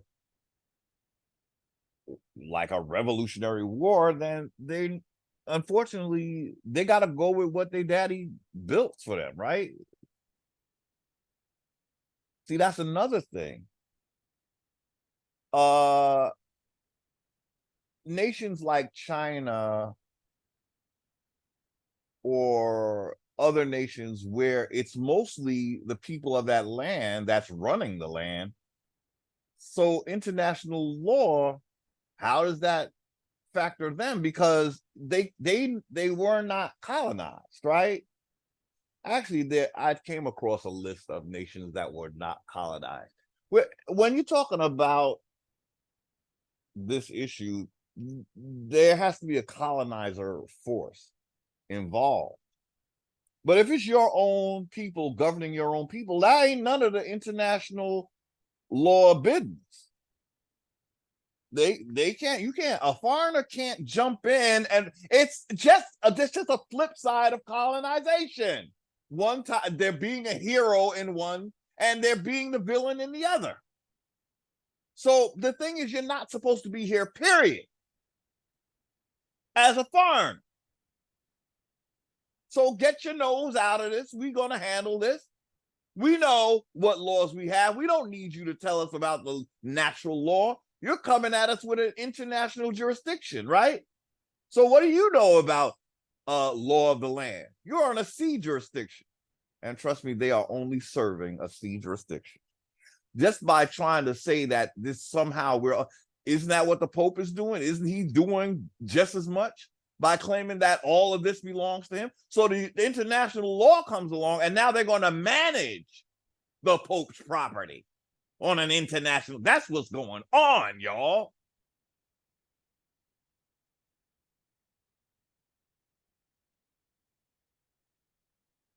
But they always got to make it look like the church is not involved. That's what they did with us. That's what he was trying to say earlier, that the state Christendom turned it into European expansion or something, he said. Colonial expansion was turned into European expansion. Or like the church doctrine was turned into state doctrine. So it's still the same force behind it, though. International law has got to be offspring of an internationally minded entity like the Church of Rome. that says that the whole world, we read that just now, the whole world belongs to one man who is superior over all other men. So then international law comes along, and you best believe they're upholding that. They have to be. In both cases, the church is giving them the jurisdiction, whether it's to come and be savior or whether it's to come and take over. We don't want international jurisdiction. Unfortunately, we have to do our own work. We cannot have a savior in this kind of thing, because the savior is the one that will end up being your daddy, not you. He's going to take the credit and expect some kind of payday. Look what I did for you. Can't I be part of your little nation? Don't you want me to help protect you all the time? Well, you got to open up and stop being so damn national. Become international. Join the family. No, thank you. No, thank you. The only time that nations have to really or would really interact is through trade. That is it. Policy making and all of that, nobody business.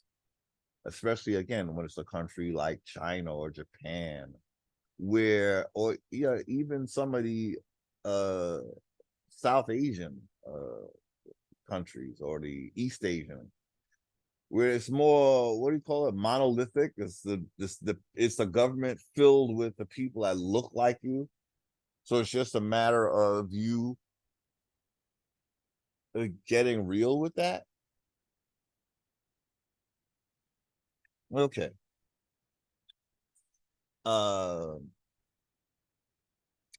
In light, yeah, we read that. Okay. See, I don't see American Indians as being the same as Indians all over the world. I just don't. We have a completely unique history.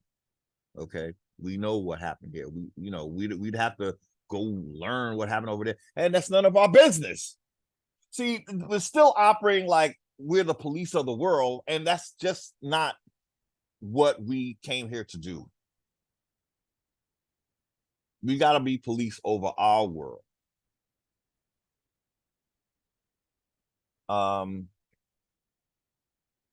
So in light of the history of treaty making and with an eye toward restoring the sense of equality between nations that justified the treaty process to begin with, American Indians are, in concert with indigenous peoples worldwide, asserting a sense of their own sovereignty, not a sense, the whole thing, the real deal, not just the sense of it.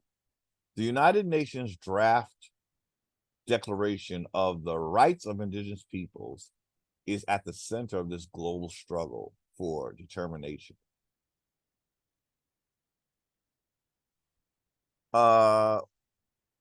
Men and women make declarations. Corporations make affidavits. That's what I learned from Anna, and I have no reason to not know that she's stating facts. What we as Indians need to understand is only we can declare what we are. Until we grasp that concept, we will always be dragged into someone else's house. Okay. Now it's very nice that they have some ideas about our sovereignty. However, we're perfectly capable of drafting our own declaration. Thank you, United Nations, but I don't want to leave my land so that I can be party to your declaration. That's your declaration, not mine. No American Indians had anything to do with that. If they did, no, they wouldn't be. American Indians would be addressing the entity that's on our landmass, not some other landmass. That's the idea behind it. Now, again, this is not to attack Indians. It's just that we got to understand that until we make our own, yeah, we're going to use other paperwork, but that will be toward our not exercising our own sovereignty that we have already in the Constitution. As Indians not taxed, it's a status, not an exemption. So we have the standing to make our own declaration. Okay. We don't need the UN to do it. I mean, it's not legally binding to the corporation that's occupying our lands, right? They didn't sign that. The contract they signed with us was the United States Constitution for the United States of America. That's the contract that they have breached. And if we don't hold them accountable, this document is never going to hold them accountable because they didn't sign this. They fought this. They fought this. We read how the United States had an issue with a group of people and they wanted to make it individual. They prefer us in small little easy bite chunks that they can devour. They don't want to deal with us as people that need land. They want, if you're one person, you don't need land. You could get a little, what they call your little square. But if you're a big ass group of Indians, oh gosh, that the United States ain't ready for that shit. So they was like, please don't call them peoples, because that. Yeah, well, that's what you meant by government to government basis, didn't you? Oops. Uh-oh, United States slip is showing again. Uh-oh, the little harlot's slip is showing. Okay. So the United Nations draft declaration of the rights of indigenous peoples is at the center of a global. See, we don't need to be involved in global, right? We have a constitution that only deals with us exclusively. We want to mind our business. We're not here to police the world. We're not here to do that. That's what the globalists want us to be. They're using America like we got to go in everybody's country and fish out people for democracy. First of all, we weren't meant to be a democracy. But in the global system, America is just an arm in a larger construct where they made us, what are we supposed to be? The military of the global construct. The Vatican is the spiritual arm.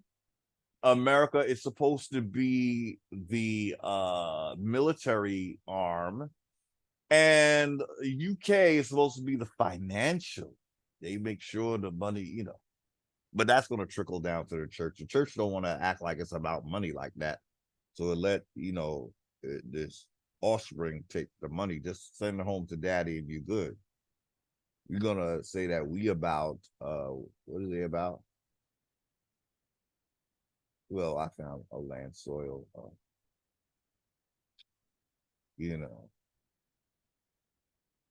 what am I saying? I'm sorry, I done trailed off, getting tired again. Okay, so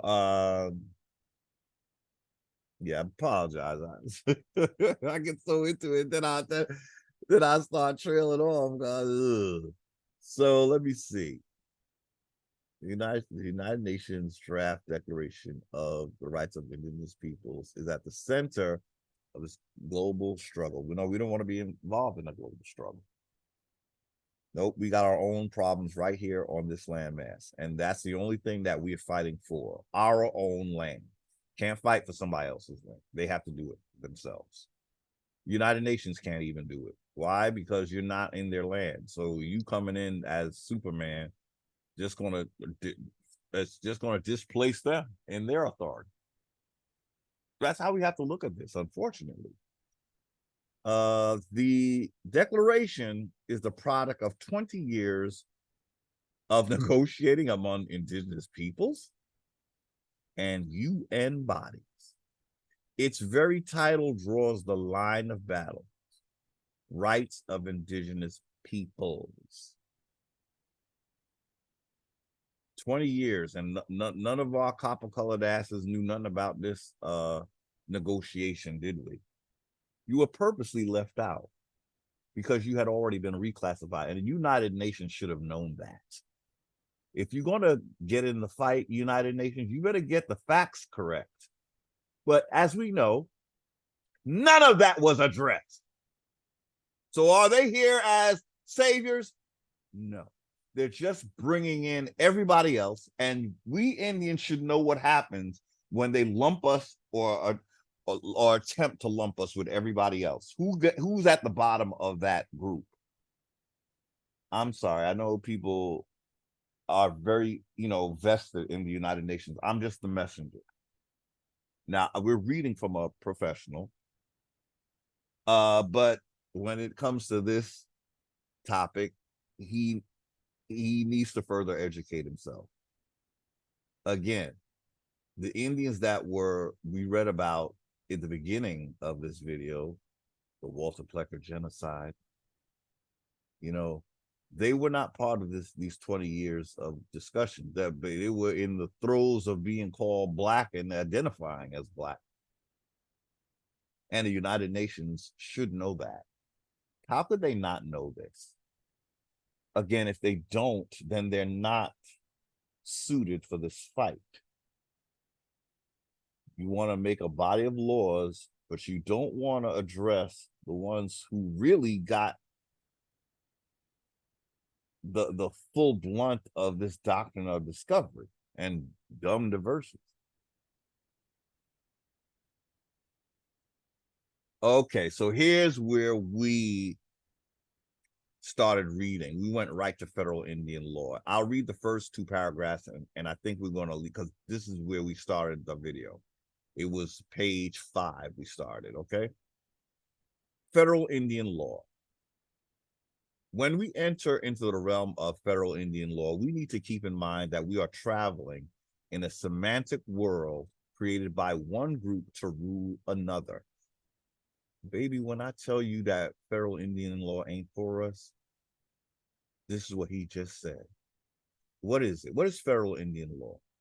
Well, it's a semantic world created by one group, a semantic world created by one group to rule another. That's what federal Indian law is. The terminology of law is a powerful renaming process. In working with this law, we will use the names that it uses, but we will always want to keep in mind that the reality behind the names is what we are struggling over. When he's talking about the word sovereignty itself, I believe, which is, now you see it, now you don't sovereignty. It's sovereignty, but sovereignty, you are all independent, you do you, but we can come up in your reservation and confiscate shit when we need to. We could make arrests in your reservation, but you can't arrest anybody in the state system. This is some bullshit, y'all.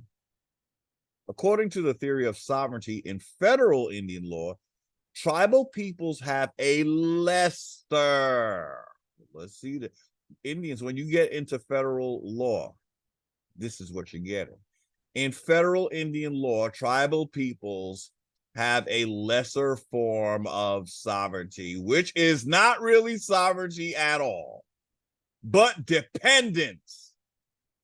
In the words of Chief Justice John Marshall in Cherokee Nation versus Georgia, American Indian societies, though they are nations in the general sense of the word, are not fully sovereign. Baby, we want the full sovereignty. Okay? I'm telling y'all in this, if you settle for less, you are going to get that and less. If you settle for less, you're going to get that and then less of that. So, according to Chief Justice John Marshall, American Indian societies, though they are nations in the general sense of the word, are not fully sovereign, but are domestic dependent nations. The shell game of American Indian sovereignty, the now you see it, now you don't quality, started right at the beginning of federal Indian law. The foundation of federal Indian law is the assertion by the United States of a special kind of non-sovereignty. sovereignty. This is all the feds are offering you, Indians. Trust and believe. And the states are doing the same. Okay, so I think we're going to stop here. I love this article, and I would love to keep reading, but I started to run out of gas a little while ago, and I talked a little bit of gibberish.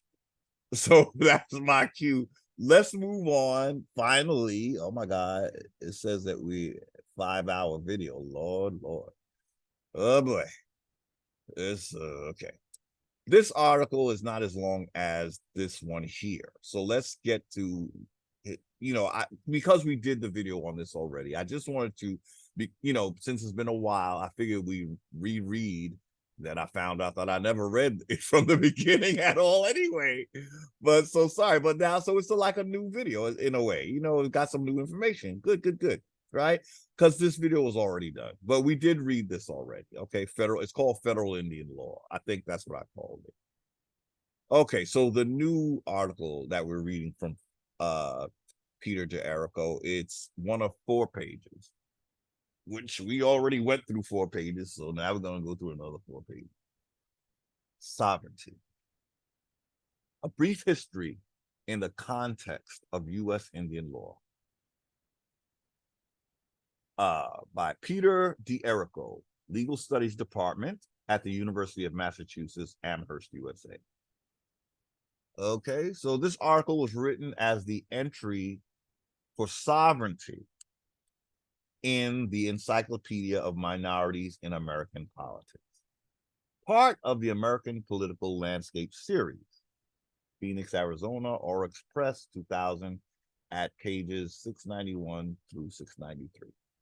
Copyright is held by Jeffrey D. Schultz and Company, Colorado Springs, Colorado, USA, with all rights reserved. It is published here as part of a course at the University of Massachusetts, Amherst, for educational purposes. So yeah, fair use. This is for educational purposes, okay? Sovereignty is classically defined as supreme legal authority. Okay. The concept was formulated by 16th century legal philosopher Jean Bodin and elaborated by many theorists since then. One basic controversy has been whether to trace supreme authority to the people or to a divine right of rulers. Well, King James only spoke about his divine right. But where did he get that from? The leader of the Church of Rome. One basic controversy has been whether to trace supreme authority to the people or to a divine right of rulers. Another has been about the relation between legal authority and political economic power, which may influence or dominate law. So that when I read that, I think about the lobbyists, the corporate, sponsored, whatever, lobbyists that have the economic power to get legislation, But nevertheless, Indians are not even supposed to be part of that, okay? You're not supposed to be part of their system. So they can do that.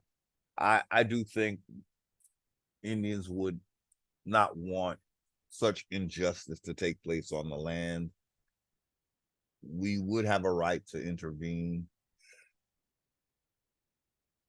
The idea is we would be like how they do us on the reservation. They can come in at any time unannounced, right? To our reservation because they're the big daddy, right? When the shoe is on the other foot and we have our proper sovereignty, then we could do that to them. In other words, if we see you ain't doing right, even in the States, a real sovereign Indian and a council of Indians would be able to walk in and say, wait a minute, what's going on here? No, we're not having that. That's not constitutional. That's the kind of power Indians would have should we go back to our original status. Okay? The idea is also, Indians, if you want to be here, talk about you love America and all of that, and this is your new home and all of that. You want to play by the rules of America, okay? Or else you're going to go back home. We don't have to tolerate injustice on this landmass, y'all. And back then, when we were more in touch, we would say, no, this is not allowed on this. These are our sacred ancestral lands. You can't do this crap on this land. That the land ain't going to be happy with none of us. And we are custodians of this landmass. We can't have you working injustice to any people on this land. But especially when we have a constitution that states just as much. So we as Indians can be the keepers of the law that were established, even in their states. Yeah, that's the kind of power we, again, if the feds can walk up in on your reservation, what makes you think you can't walk up in on theirs when you have the right authority to do so? And you do. Okay. How else are we going to monitor what's being done on our land? We have to be watching, right? We have to have the ability to walk up in on any activity. This is our ancestral land. It doesn't have to be violent. It's just the authority that we have. So no, we don't advocate violence like the colonizer does, but we would have the power to expel anyone. That's what sovereignty is. Whatever your government can do, you can do because it's your sovereignty that they're using against you. They assumed your role.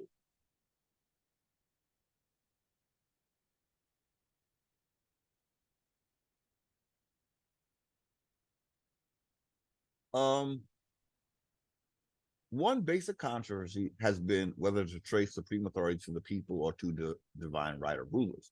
Another has been about the relation between legal authority and political economic power, which may influence or dominate law. The definition of sovereignty in federal Indian law partakes of both ancient controversies. So the definition of sovereignty takes both ancient controversies, supreme authority, and the divine right of rulers. An ambitious concept from the start, surrounded by disagreement. Sovereignty is perhaps the most cryptic in federal Indian law. And we looked up cryptic over here. Having a meaning that is mysterious or obscure. That's what cryptic means. Where we are. Okay. So sovereignty is perhaps the most mystical in federal Indian law. The legal history of tribal sovereignty starts with colonialism. That's a word right there, right? Let's do the yellow.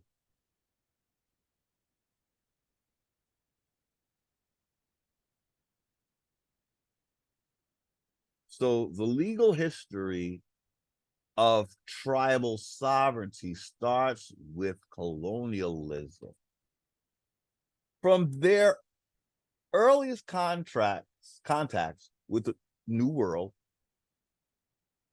colonizing powers asserted sovereignty over indigenous peoples based on a theological legal theory built on divine right.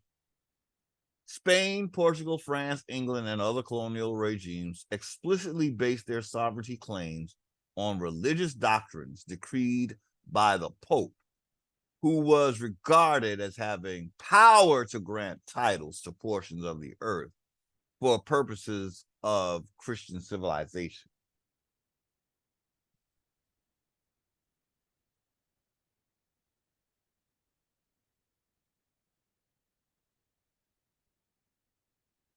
The result of colonial assertions of sovereignty was that indigenous nations were legally stripped of their independent status.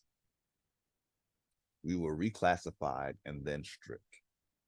Their existence was, in some instances, not recognized at all, and their lands treated as legally vacant, terra nullius.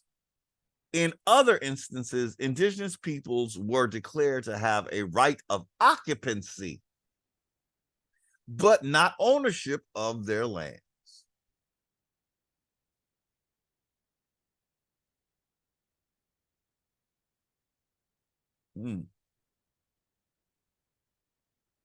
Okay.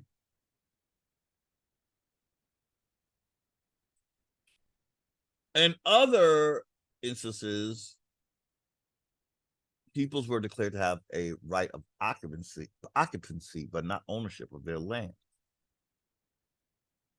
In either instance, the fundamental principle was that supreme legal authority lay outside the indigenous nations. In 1823, in Johnson versus McIntosh, I think we read this, right? Did we? Supreme Court adopted for the United States the right of occupancy version of colonial sovereignty. This remains the basic legal position of federal Indian law, despite the fact that divine right is not accepted elsewhere in the United States law. The Johnson versus McIntosh decision may be seen as a laundry for sovereignty theory, washing out the theology and transferring divine powers to a secular state.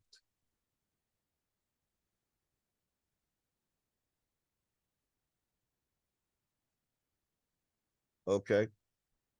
So let's take a break.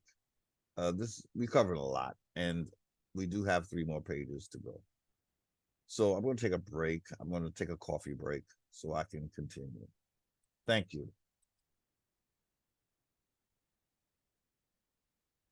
Okay, we're going to continue. I realize I need to take breaks when reading, extensively. Okay, so we read about how the John versus McIntosh decision may be seen as a laundry for sovereignty theory, washing out the theology and transferring divine powers to a secular state. So in other words, it's a storefront for religious doctrine, but now it's just being called state laws or state, the creation of the state entity, all coming from foreigners.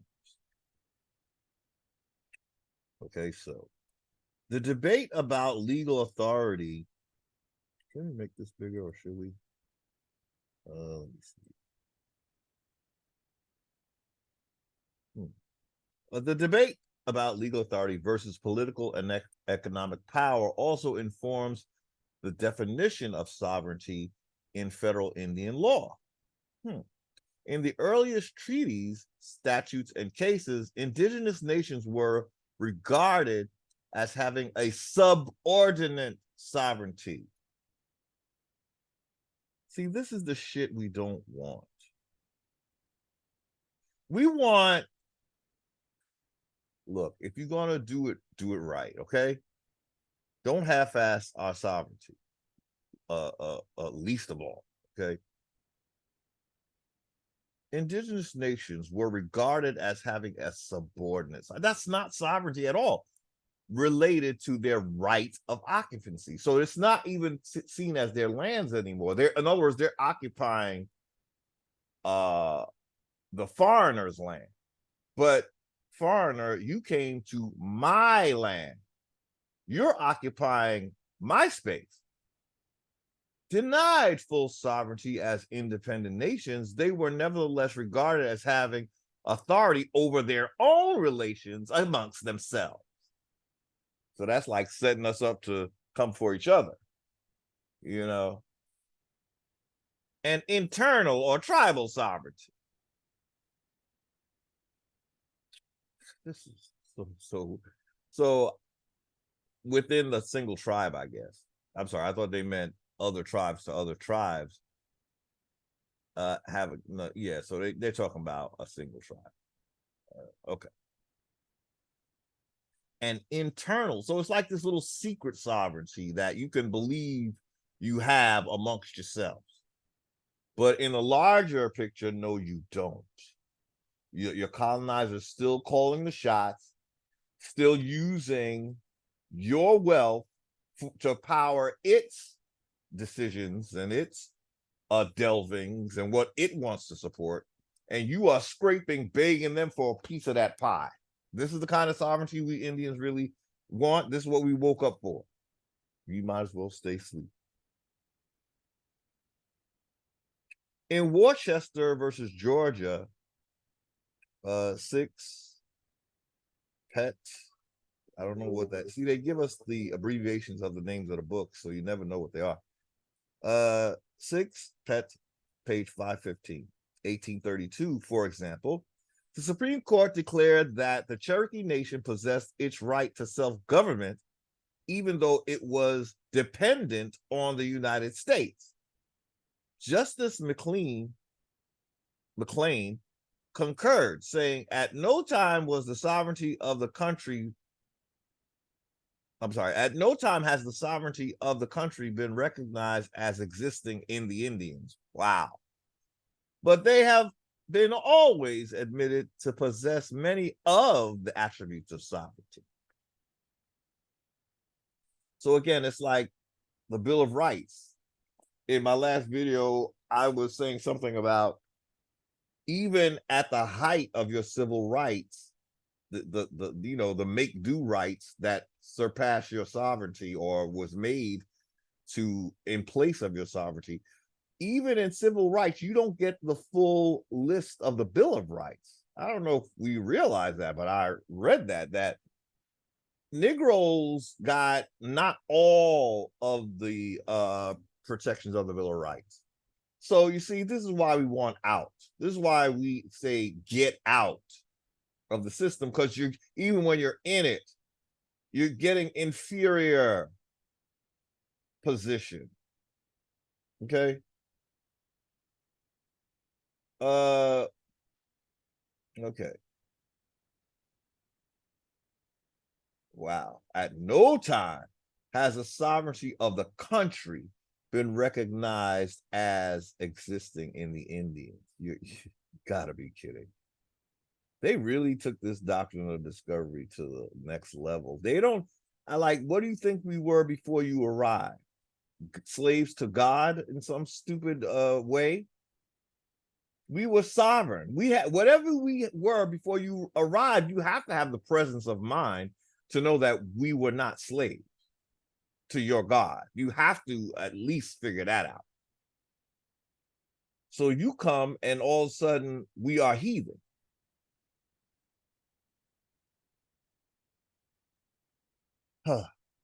But they have always been admitted to possess many of the attributes of sovereignty. We're admitted to possess many attributes of sovereignty.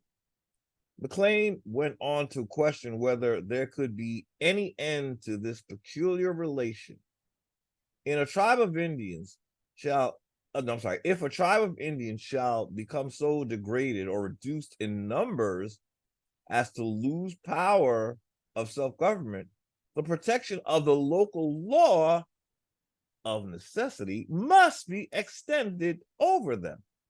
So they're going to put you in their jurisdiction because as you reduce numbers and you lose power of self-government, the protection, it's not protection.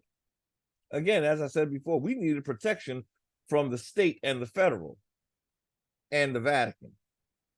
That's what we needed protection from. No other protection needed.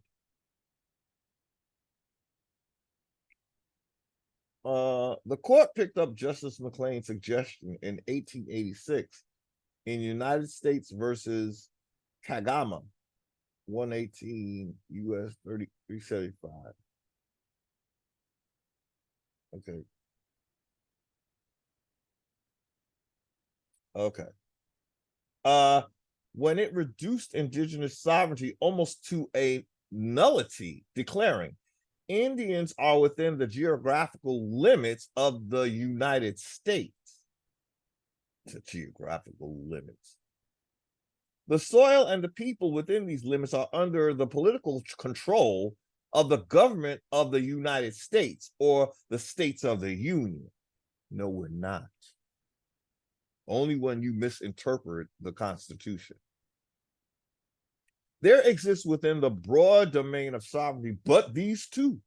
So you only can be state or what is it? State of the Union? Is that what it's saying? Of the United, see, they're two different things. The United States is a different entity from the state of the Union. The United States is a corporation, and state of state is a subsidiary, basic little franchise, I should say. There, let me see. There exists within the broad domain of sovereignty, but these two. The court did not base its assertion of a broader federal power over Indians on any clause of the Constitution. See, they're not going by the Constitution. So they're coming up with these assertions just off the top of anything. But on the right of exclusive sovereignty, which must exist in the national government. So they're not going by the Constitution. They're just assuming. The court went on to state the power of the general government over these remnants of a race once powerful, now weak and diminished in numbers, is necessary to their protection. You are completely misguided on that, okay? What broke up our tribes was you, okay, with all this reclassification and economically squeezing out the South by surrounding them with military. The South was literally enclosed with a military presence on the borders. So they had to come begging and pleading to be part of this bullshit. And when they were made part of the United States, they had to, only under the condition that they adopt the 14th Amendment. How convenient to make slaves of us. You could come back as long as you adopt that 14th Amendment and you are able to be made our slaves, and we can take that land from you. That's how you can come back to the, because we had the military all around the borders of the coast. Okay.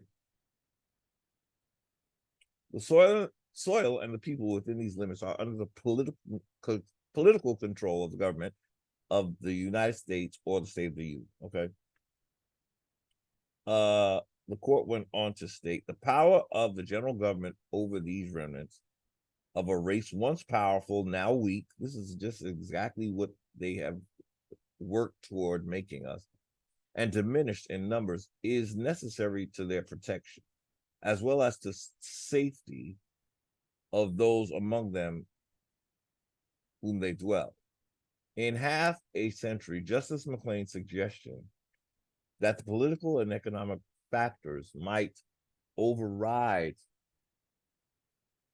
legal sovereignty was manifested in the court's broad assertion of general federal power over Indians, plenary power, plenary authority.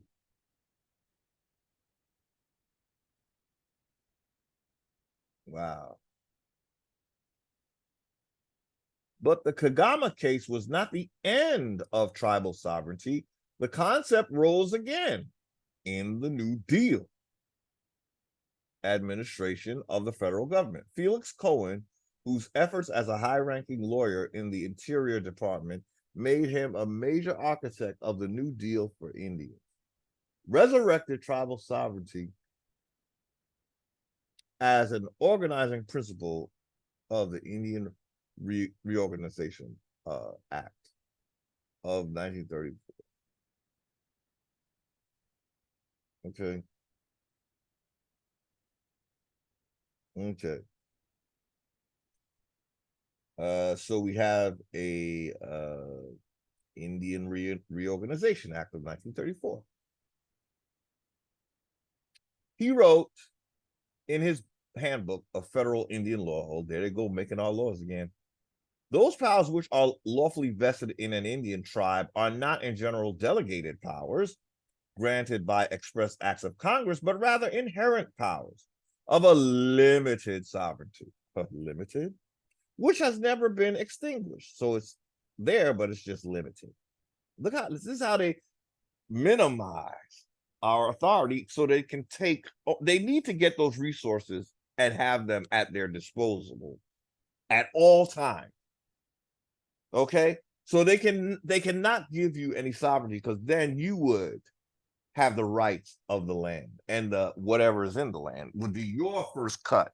Okay, your only cut. You don't have to share that shit. Just because they refuse to go home don't mean that they get free access to your land's resources. They got that in their homeland,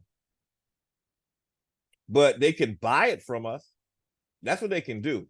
Can y'all afford to live in this country?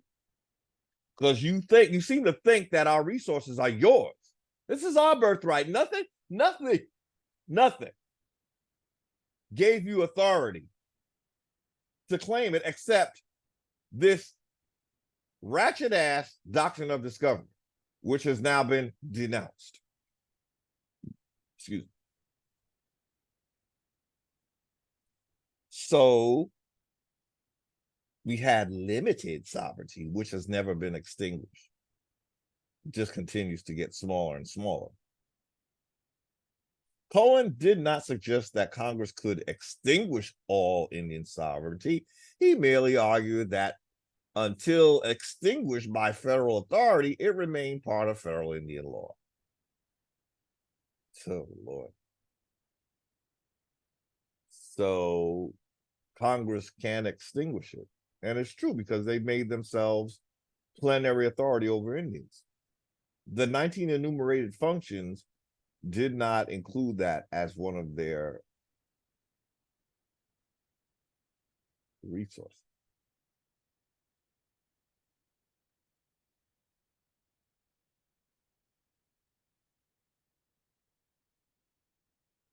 Okay, that wasn't included as one of the, I'm sorry, as one of their enumerated functions, I should say. The Indian Reorganization Act provided for the formation of tribal governments under federal authority.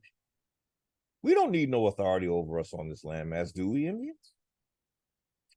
So the Indian Reorganization Act provided for the formation of tribal governments under federal authority. See, this is what we're not accepting, those Indians that I know out there who got it.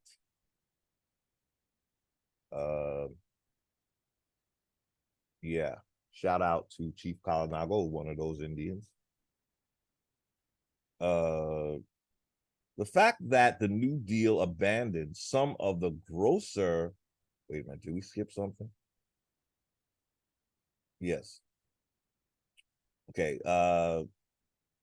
the Indian Reorganization Act provided for the formation of tribal governments under federal authority as vehicles for Indian self-government. Okay. The act provided a model of government based on democratic and corporate structures, both of which have nothing to do with the Constitution and the authority that we have as Indians not taxed. First of all, we're a republic, okay? And we don't need corporate structures to define anything, because we live under law of the land. Corporations live in the law of the sea. They're two different things. But the act provided a model of government based on democratic and corporate structures, often at odds with the original forms of organization among indigenous peoples or indigenous nations. The fact that the New Deal abandoned some of the grosser exercises of federal authority, typical of an allotment error that preceded it, made it appear attractive to Native people. But the contradictions embodied in a concept of dependent sovereignty would continue to produce conflict and confusion in federal Indian law. This is a total oxymoron. Federals don't make Indian law. We didn't ask you to do that, okay? What you were asked to do was always know that we're not under you and we have our own system that is apart from yours. You have no jurisdiction over us. You are wasting your time making federal Indian law, unless you're strictly talking about the Mongoloid Indians, where you can do whatever the hell you want with them, okay? Because they're your little creation. Ultimately, the federal Indians are the $5 Mongoloid Indians.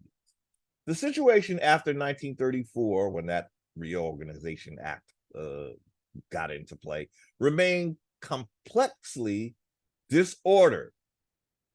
One might say of Indian sovereignty, which he did say in his last article, now you see it, now you don't.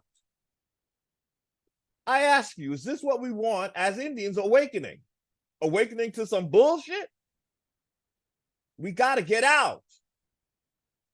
In 1973, in McClanahan versus Arizona, 411 U.S. 164, the Supreme Court invalidated a state income tax on individual Indians on an Indian reservation. See how the state, the state of states, that's not the land soil state, by the way. Yeah, definitely by 1973, all the states were made little franchises of the federal government. The Supreme Court invalidated a state income tax on individual Indians on an Indian reservation. The court relied on the principle of tribal sovereignty, yet suggested that such sovereignty might not be inherent, but rather derived from federal power. These folks are completely delusional. They never forget that they're colonizer, like we forget they are. We think we could work with this. The court referred to Platonic notions of Indian sovereignty and referred to Indian sovereignty as a backdrop for analyzing treaties and federal statutes. Really? The court did not suggest that the whole concept of sovereignty was Platonic, or that it was only a backdrop for analyzing all political and economic power. I'm sorry, the court referred to Platonic notions of Indian sovereignty and referred to Indian sovereignty as a backdrop for analyzing treaties and federal statutes. The court did not suggest that the whole concept of sovereignty was Platonic. So they made up another kind of sovereignty called Platonic. Or that it was only a backdrop for analyzing all of it. So they got all different. That's why it's confusing. That's why it says it's like a weird, now you see it, now you don't type of sovereignty. Subsequent to McClanahan, the court swung back and forth repeatedly, as Vine Deloria Jr. wrote of utmost good faith. In federal Indian law, the Supreme Court skips along, spinning off inconsistencies like a new sun exploding comets as it tips its way out of the dawn of creation. In 1978 alone, the court went from almost completely subordinating indigenous sovereignty under federal law. See, it's all under this federal umbrella that you're getting this bullshit, and the state as well. In Oliphant versus Suquamish, 435 U.S. Supreme Court reporter, page 191, to an affirmation of it as a third kind of sovereignty in the United States. In United States versus Wheeler, 435 U.S. 313, the same book, the same volume, the latter decision was a complete contradiction of the analysis in Kagama. In Kagama. Okay. In 1997, in Idaho versus Coeur d'Alene tribe, number 994-1474, the Supreme Court held that Indian tribes should be accorded the same status as foreign sovereigns against whom states enjoy 11th Amendment immunity. This was a startling contrast to the foundational federal Indian law decision in Cherokee Nation versus Georgia. Volume 5, Pete, I don't know what that book is, page 1, 1831, that the Cherokee were not sovereign as a foreign nation. So sometimes you're sovereign as a foreign nation, and sometimes you're not. But you're a dependent nation or whatever. The concept of sovereignty, however, convoluted and contradictory, remains an important part of federal Indian law. Tribal councils established under the Indian Reorganization Act are regarded as vehicles of tribal sovereignty. They act as governments and not just as corporations, though they are often limited by federal funding and authority. So there you have it, the federal again, sticking their greedy little ass in Indian business. So the councils are not considered corporations, but they are federally funded. So they being supported by a corporation. So they're limited by federal funding. So the federal can decide to fund it one day or not the next day. This is the kind of bullshit we get under anything federal dealing with Indian and state dealing with Indian. We're not supposed to be part of any of it. That's why they're having fun with our ass, waiting for us to figure out that neither of them have our best interest. And we're slowly figuring that out.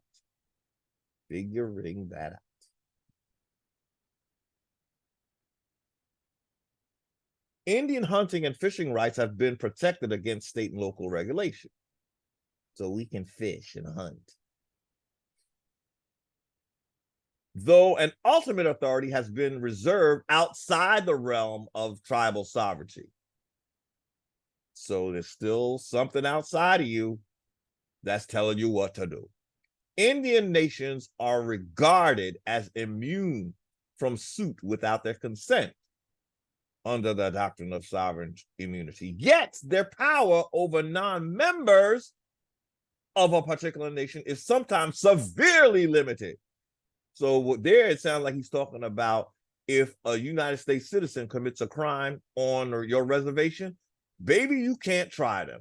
The United States is going to swing in and usurp your authority so you don't have a say. Yet if an Indian commits a crime in a state outside of the reservation, oh yeah, the United States is going to grab that ass too. So they are taking much more authority than they are allowing or granting.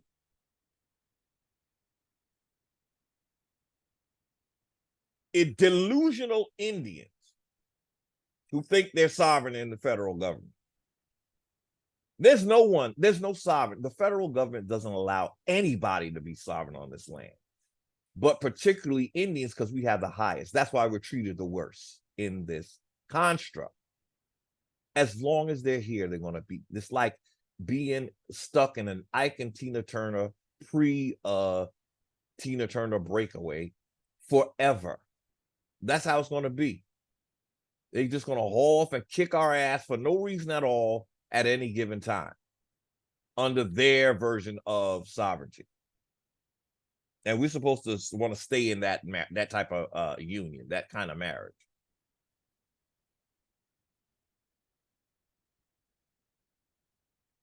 In short, the idea that indigenous nations have at their roots some aspect of their original pre-colonial status. See, we got to go to pre-colonial status. As independent nations operate, sometimes directly and sometimes by implication throughout federal Indian law today. Let's read that again.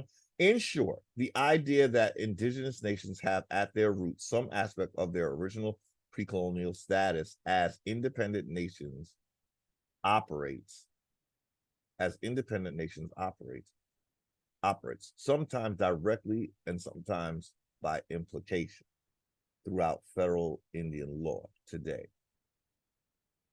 This idea is accompanied by the colonial legacy of superior authority claimed over indigenous nations by the federal government.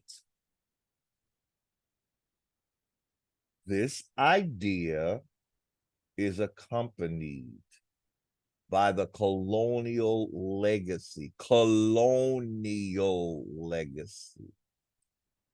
of superiority authority or superior authority claimed over indigenous nations by the federal government. Both these ideas have been part of federal Indian law from its inception and are the reason why Chief Justice Marshall could say in formulating the foundations of this law in the Cherokee Nation case, the condition of the Indians in relation to the United States is perhaps unlike that of any two people in existence besides Ike and Tina. In assessing the results of tribal sovereignty at the close of the 20th century, Vine Deloria Jr. and Clifford Little wrote, local institutions that served Indians were in a much stronger position, even though they now resemble the local units of government that served other Americans and possessed little that was distinctly Indian. Wow. Indians themselves had assimilated to a significant degree. This may be the ultimate irony, that tribal sovereignty could prove to be the vehicle for incorporating indigenous nations within the colonizer civilization. So it's going to, again, it's a way of saying that it's going to be the foreigner deciding how indigenous you're going to be.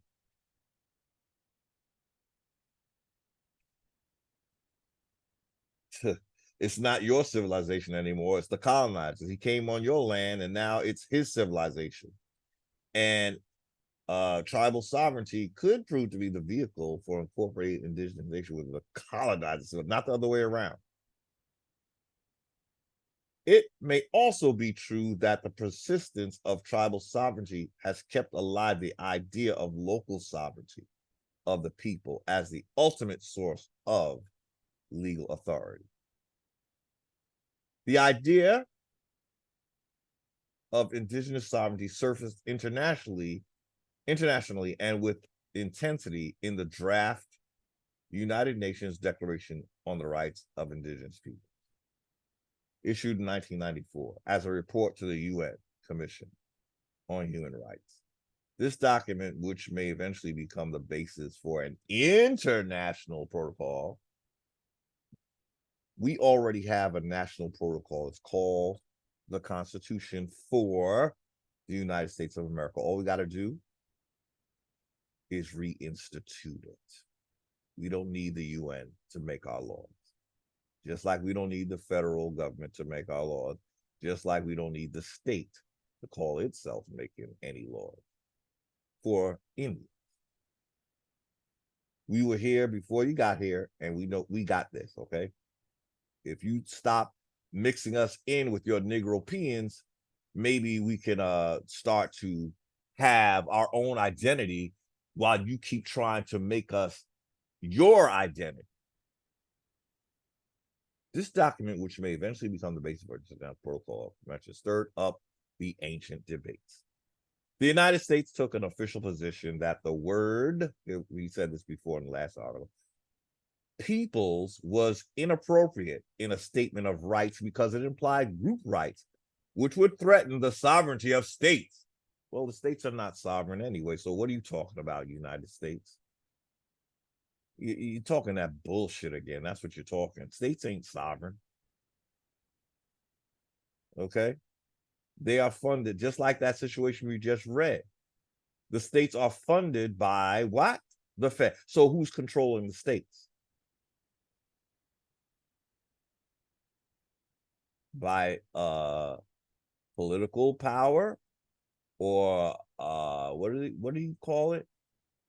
Influence, monetary influence or some shit, he said. Economic power or something like to that effect.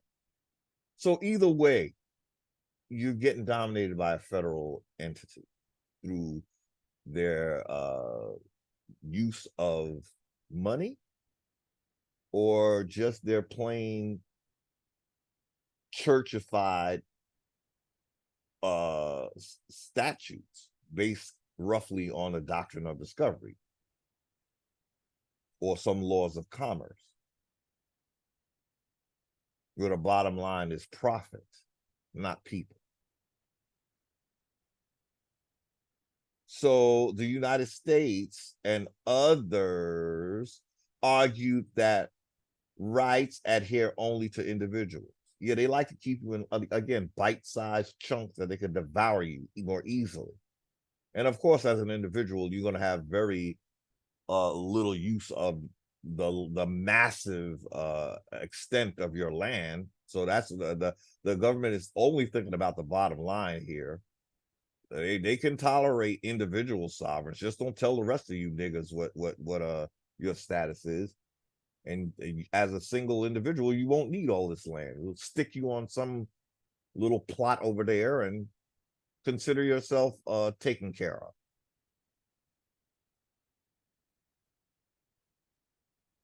So the United States and others argue that that's the corporation right there, argued that rights adhere only to individuals and that no group may be recognized as having any legal existence independent of a state. You talking doctrine of discovery rhetoric, United States, and let us remind you, the Pope has denounced all of that. Okay, so we were never meant to exist under a state. So we don't have to be recognized by the state or you, the federal government. Indigenous nations, on the other hand, this is the Mongoloids talking, asserted that the draft declaration, the UNDRIP, was meant to embody just such group rights, that these were essential for the survival of indigenous peoples worldwide.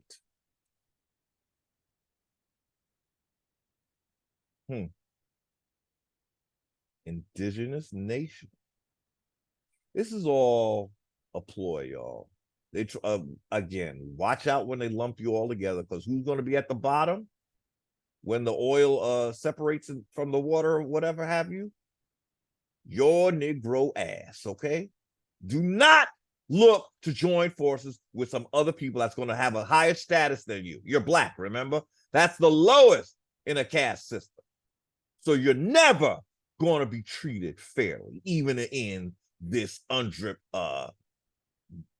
thing, because there's other indigenous, what, Mongolians? Yeah, this wasn't meant for you.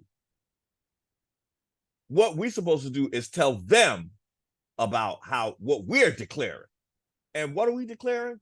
Baby, we taking our land back. That's what we declaring. The doctrine of discovery, and for those who haven't heard yet, has been denounced. And what did Walter Plecker do to the Indians of America? He reclassified us so that any colonizer could get up in here and do whatever the hell they want, create Native Americans. All they had to do was pay $5 to become an Indian.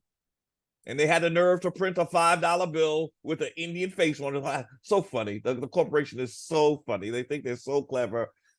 So funny, right? It's over. And I happen to know that there are some Indians that are not down with this bullshit. Okay. It's over. It's over. You can fool some of the Indians some of the time, but you can't fool all the Indians all the goddamn time. Okay. Okay. So it looks like we reached the end of this article. Let's read the last few bits again. The draft declaration was meant to embody such groups that these were essential for the survival of the Mongolian Indians worldwide. Struggles about indigenous sovereignty continue into the 21st century on as grand a scale as in any other era. Meaning, what is he saying? It's kind of dire, but basically this fight has been going on for through many eras. Struggles about indigenous sovereignty continue. Why? Because we keep going with a definition of sovereignty by your colonizer. You got to tell your colonizer what sovereignty is, okay? Remember, he's coming from a monarchy. He don't got no clue of what sovereignty is, okay? So he can't tell you what it is. That's what I mean when I say we're not like every other Indian. If they were outside of America, they were reared up by Moors. That's their structure. That's who, and all the Moors were just monarchs all over the fucking planet, except for in America, where them bastards was not allowed to do them and create a new religion and got their asses expelled. When they create the new religion, we see what the Pope did, right? He said he's the top dog. They put this man in charge of every they left here. They had the world it basically under their subjugation. The world wasn't enough. They had to get a pope to claim our land in their little empire. Okay? They couldn't be an empire without America, right? They couldn't. It just didn't sit right in their spirit, their little evil spirit. I got to have more. That's why I call myself a Moor. Because I want more. And I want the turtle to get bigger, bigger, bigger, bigger. Your growing turtle that floats on the ocean as if that's what turtles do. You're delusional. But that's why they chose a turtle, because they intended to drown you in the sea jurisdiction. Thank you, Iroquois Confederacy, for that dumbass analogy of a turtle, okay? An animal that lives under the sea much more than he lives above the sea. And we're talking about big turtles, so they definitely are sea creatures, okay? Much more than they are land creatures. They come up, have their babies on the sand, and then they take their ass back in the ocean, okay? They are not land creatures for the most part. They come to lay their eggs, them big old sea turtles. They lay their eggs, and then them babies have to better hopefully find their way to the ocean, or else they're going to be eaten up, okay? It's a don't want to be no part of that, okay? Crawling back into the ocean, no. And as I'm going to keep saying, none of them live with a shell, so something could live on top of their back. The last thing a turtle wants in nature is to have anything residing on his back, okay? That's not what that back was for. That wasn't a living situation, okay? It was just for protection, okay? And I found out that it don't protect them much, because as I told you what I did to a turtle, right? The ancestors, they trained me early. They told me what to do when I hear about a turtle. Crush that shit, okay? I'll just leave it at that, okay? Now, I was a young, you could look at it like how they said the baby chose the honey over the curdled milk or whatever have you. Well, that's what I did as a child. I chose to crush the farce of a turtle island, okay? The Iroquois can keep it. but that myth is over with because well, the colonization thing is that's done. You ain't gonna get bigger and bigger. You're gonna get smaller and smaller now, and crawl back into the ocean from which you commenced. That's where turtles lives, in the ocean. They don't live on like what do you call floating on the top of the ocean with they back out. Okay, that they don't do it. Okay, so I realized there was although we read a lot of his first article, I actually wanted to go down. I believe I had some highlights down here that I thought I want to revisit originally. So we're back on the sovereignty now. Let's go to the top so you can see what we're reading from. Then we got to scroll all the way back down, and this is a 7-hour video. Oh boy. Okay, that's what I got. But you know, Scott took some breaks. It might be actually 6 hours. All right, American Indian sovereignty. Now you see it, now you don't. So we read the top part, great reading. But now we're going to go down because he had some interesting things to say about the state. And I'm now realizing how much of his conversation is about the state. So I thought I had some highlights. I hope they're still there. Yes, okay. So let's read some of this and grab some of this, okay? Again, this is Peter DeErico talking about Indian sovereignty. The Western response to this discovery was an effort to make, okay, let's see, do we need to read up a little bit? Let's read up a little bit. The 16th century discovery of non-Christian forms of life in the Americas posed a threat to the stability of Christian values. The discovery of the American Indians, the confrontation with something radically different from the Christian way of life, raised the question of what kind of relations it is possible to entertain with this other.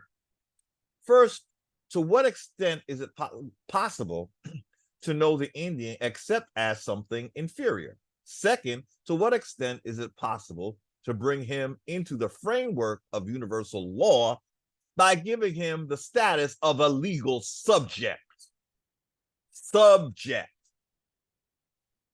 You see, how you going to value me when all you do is devalue me is basically what I'm hearing. The Western response to this discovery was an effort to make everything speak with one voice. That's like what the corporation did. Its response to our Constitution is like, oh, you gave me jurisdiction over commerce? Okay, I'll turn everything into commerce so I can have jurisdiction over everything. Same idea here. The Western response to this discovery was an effort to make everything speak with one voice. In this effort, non-state societies were given a choice to assimilate to the state system and give up their independent self-definition. So you see what the state has the effect of doing, or the choices that we were given? They really wanted us in their jurisdiction very bad because they needed to have nobody on the land so that they can dominate the land, okay? That's why when we awaken as Indians, we got to get out of the state as well as the federal, whereupon we will find our true sovereignty as the only authority, the highest authority on this land mass. What Indian wouldn't want that? The Iroquois Confederacy. Oh yeah, that's right. Sorry, oops.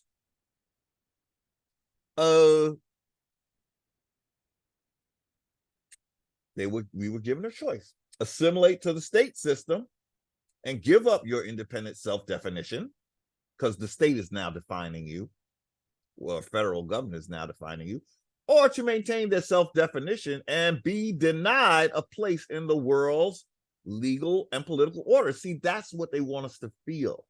Like, look, if you're not part of this program, then you are cut off from the rest of the world. Well, we're going to have to just wake the rest of the world up to what the real deal is.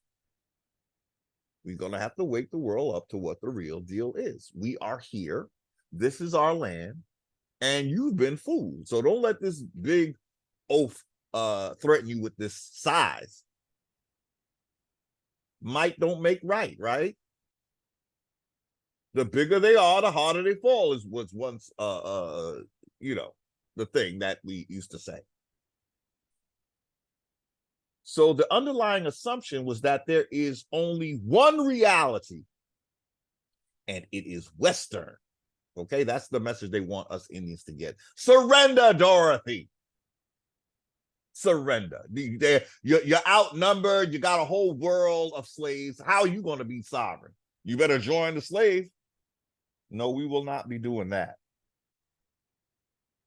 I'm telling you, Indians, if we choose that route, it's going to be that way. It puts you this way. That's just going to prolong this fight. We need this to be over. We're tired of fighting with people that don't belong here, right? Ideas that don't belong here. I mean, damn it, the doctrine of discovery was denounced. What are we going to wait another, I don't know how many years till we forget that it was denounced so they can resurrect that shit? Wake up now, Indians.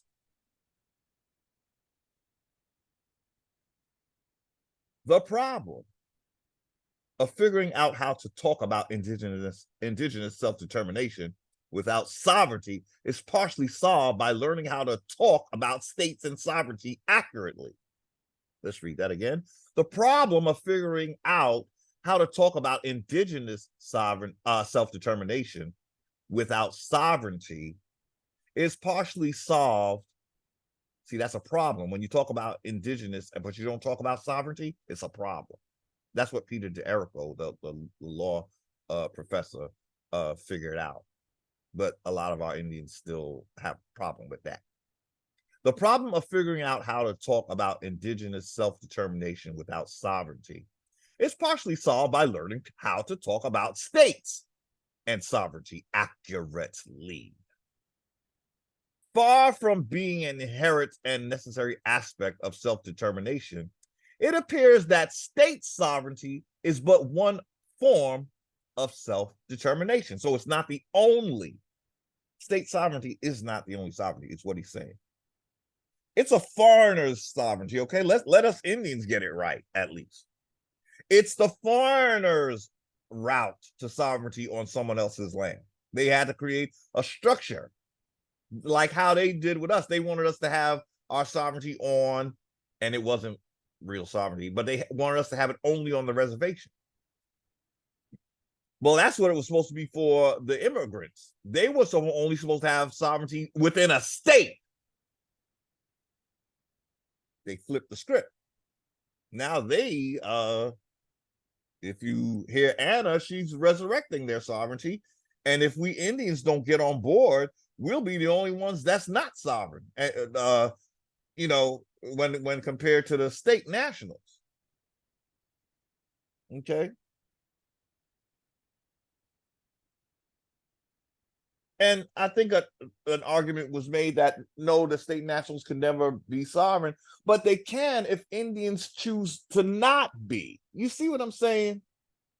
If Indians abandon the height of sovereignty, the state nationals will have a level of sovereignty. They might not have the highest, but they will have it over Indians who are despising their birthright. The Bible talks about despising your birthright. Now, I don't believe Esau despised his birthright. He got cheated out of it. He got deceived out of it. But an Indian who's now awakening and choosing to go back into the corporation, that would be despising your birthright. Because you know that we have a higher, well, you should know. I don't know. Maybe that's where I'm mistaken. We don't know what sovereignty is, a lot of us, right? So that's why we have to learn. We can't think of it as just something that we one day will look into it. No, that has to be done right now. Yesterday.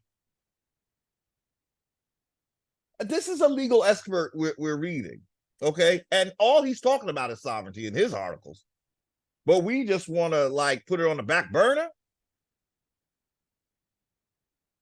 The problem of figuring out how to talk about indigenous self-determination without sovereignty, that's a problem. Being an American Indian and sovereignty should be synonymous. That's what he's saying. Well, the problem is partially solved by learning how to talk about state sovereignty accurately, or states and sovereignty accurately.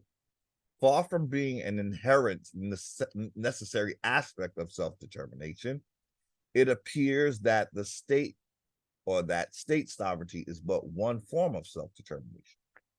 Sovereignty is not an immutable fact, but a political choice made under certain circumstances which may no longer be relevant.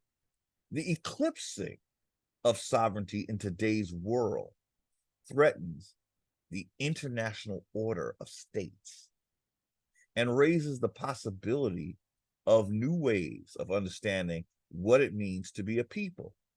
Half a millennium of sovereignty theory has not fully eradicated the other against whom sovereignty theory was constructed. The other meaning people who are not bound to states because they had tribal affiliations. Okay. So half a millennium of sovereignty theory has not fully eradicated the indigenous, or the American Indian, against whom sovereignty theory was constructed. So sovereignty theory was made against us. That's what I'm reading, unless I'm reading that incorrectly. We were supposed to be eradicated, right? But all this theory has not done that yet. The task before us is to understand the immense differences between states and stateless societies. So Indians would be stateless society because we didn't create states. The foreigner did, the colonizer did. We must not fall for the line that all societies naturally lead to state formation, or that state formation is even a social desire. This is when I knew this man was cooking with grease. He got me to realize that states have to fall into question as well. Because we're being led to think that somehow we share sovereignty with the state. No, my sovereignty, I don't need a state to be sovereign. I need my birthright to be sovereign on this landmass called America and the Americas. This is what made me know that Peter DeErico is gangster like that. He just gangster like that, okay? He's questioning the idea of state sovereignty, and he's trying to say it doesn't fit Indians' ways of living and life.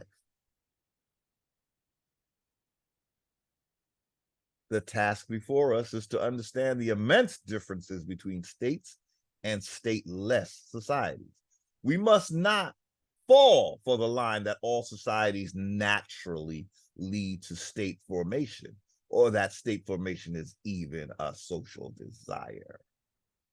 It's the only choice for a foreigner, if you ask me. And I don't know what Peter would think about that. But see, the foreigner has become so deluded with the idea that all I can do is leave my country and make my country somewhere else. Not really.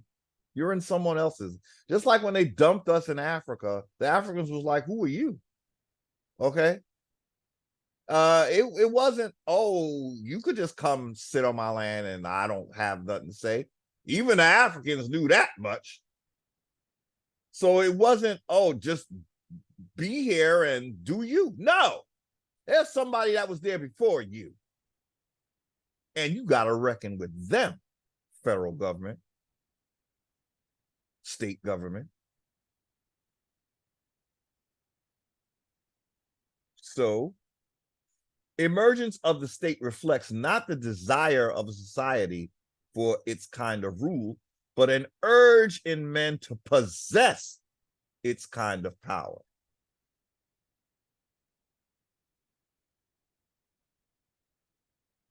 The emergence of the state reflects not the desire of a society for its kind of rule, but an urge in men to possess its kind of power. The concept of sovereignty arises in the wake of the rise of the state as an explanation of the basis of its rule. The state is the basis of sovereignty, according to this whole construct of the state. It has been said that the principal state sovereignty formalizes a specific answer to questions about who we are as political beings that were posed in early modern Europe. Yet while there has been considerable interest in the questions posed by the principle of state sovereignty, there has been much less reflection on the questions to which state sovereignty is itself an answer. Who are we? What is the political community within which we ought to be thinking about principles of freedom and obligation, justice and democracy?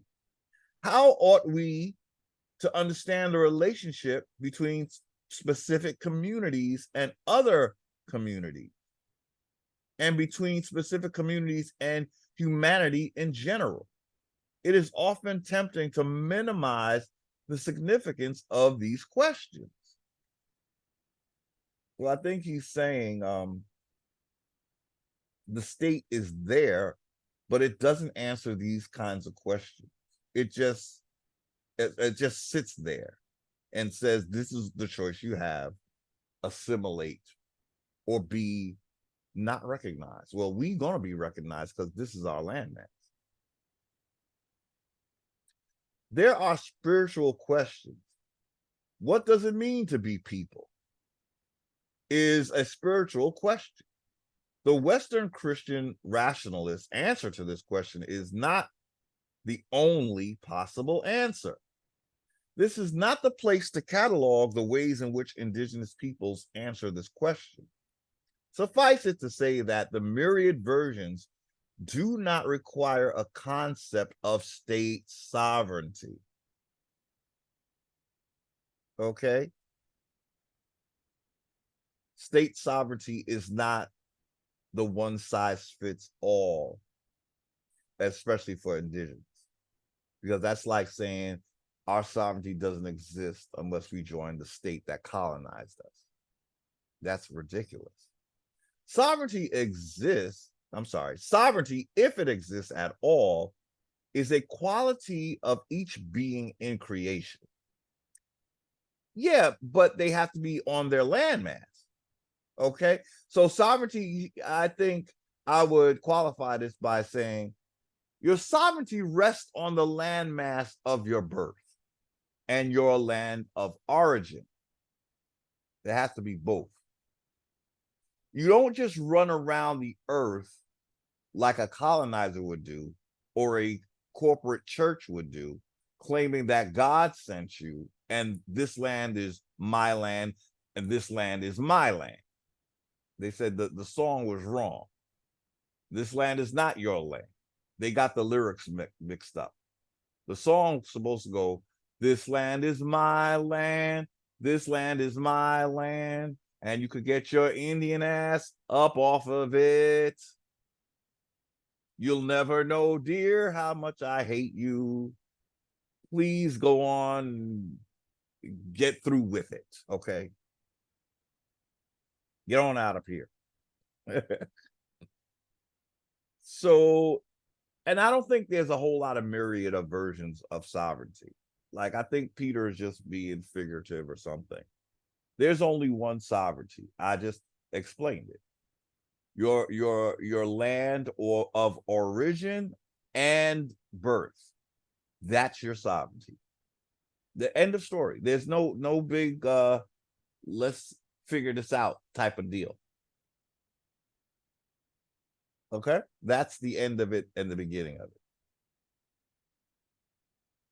Indigenous answers to these questions are not some kind of creed or dogma. They are alive, born by peoples in the life of a community on their land. The question, what does it mean to be people, is answered in the giving and receiving of confidence and commitment between persons who recognize and affirm a common community. I think he's leaving out the land, and I think it's getting a little too heady here. I think you could simplify this by saying those who share a cultural link through the land that they are on, the land of their forefathers. This is what's not being said. When a community has been fractured, the possibility of self-determination is undermined. So when your tribes are broken up and you're fractured into several little meaty, little chunky bite pieces to be devoured by the corporation, your self-determination is undermined. The most pressing problem for indigenous self-determination is the problem of the people. Indigenous peoples who have been subjected to centuries of state violence that has Black Lives Matter written all over it, Indians who have been reclassified, as we've read very early on in this video, through the Walter Plecker paper genocide. This is why we're here talking about this, because it affects those so-called Black Indians who were named Black by this same government that seeks to define what sovereignty means. You can't define that for people that you colonize. It's just an act of genocide on your part, ultimately.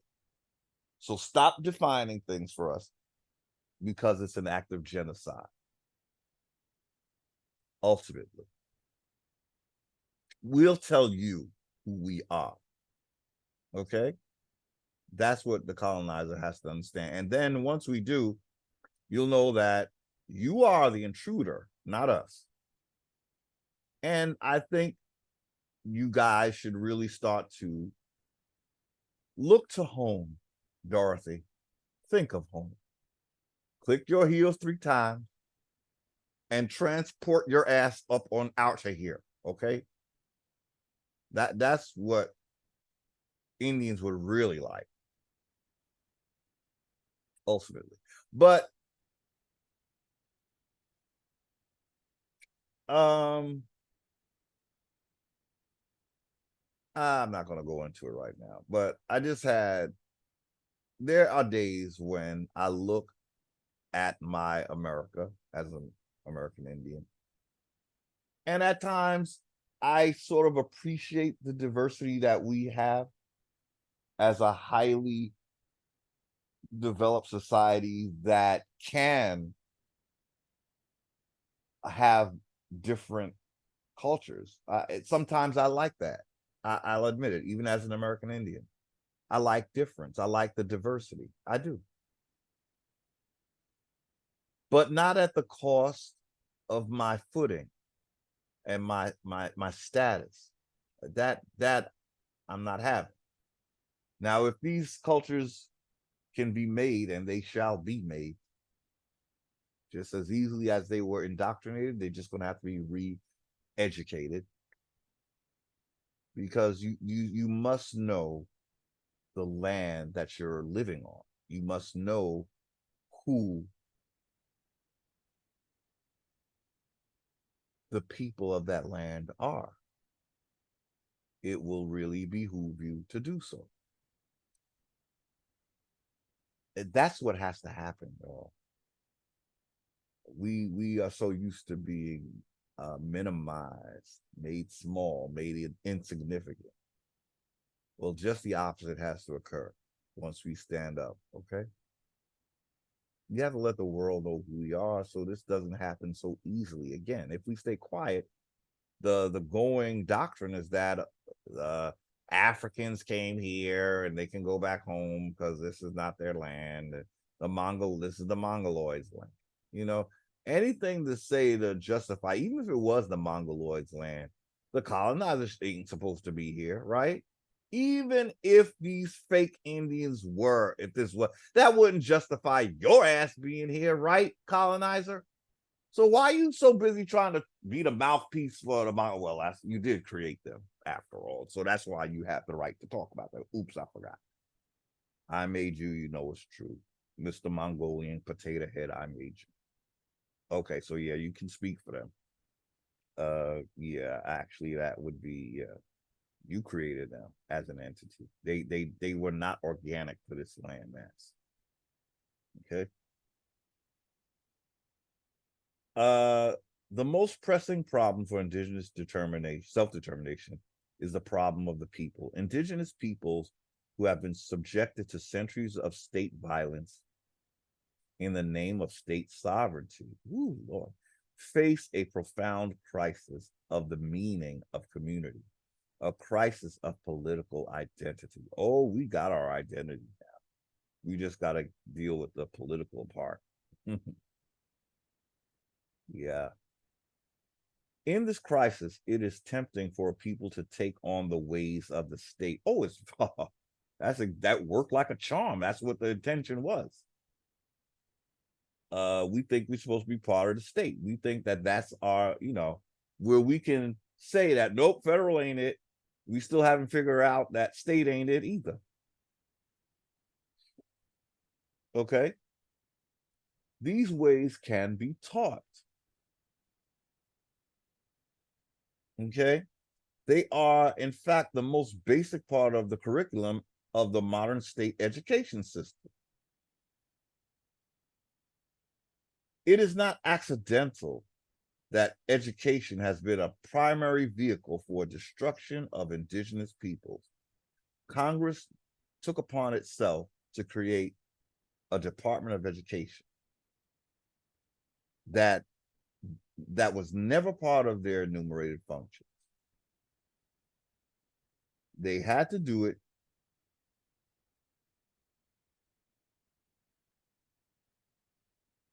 They had to do it so that they could indoctrinate the world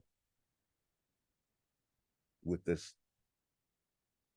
farcical notion that American Indians were not the first people here. They are from Africa. But again, even if we were here before you colonizers. So once again, your lies are not even making sense. If we were from Africa, you didn't bring us here.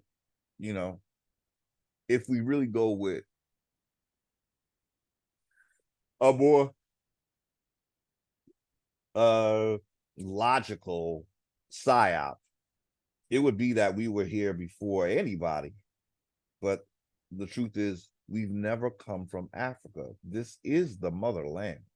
That's why that's why we're the only people that had to be reclassified, because this is the motherland that they had to take us off of so they can claim first birthright. So in this crisis, it is tempting for people to take on the ways of the state. These ways can be taught. They are, in fact, the most basic part of the curriculum of the modern state education system. There should not be a state education system. We didn't give them that as one of the enumerated functions. Education defined by colonizing states has aimed at eradication of indigenous traditions, at destruction of confidence and commitment between persons who recognize and affirm indigenous communities, which, when such education is complete, it is safe for the state to allow a recognition of traditions, because traditions have become static relics of the past, no longer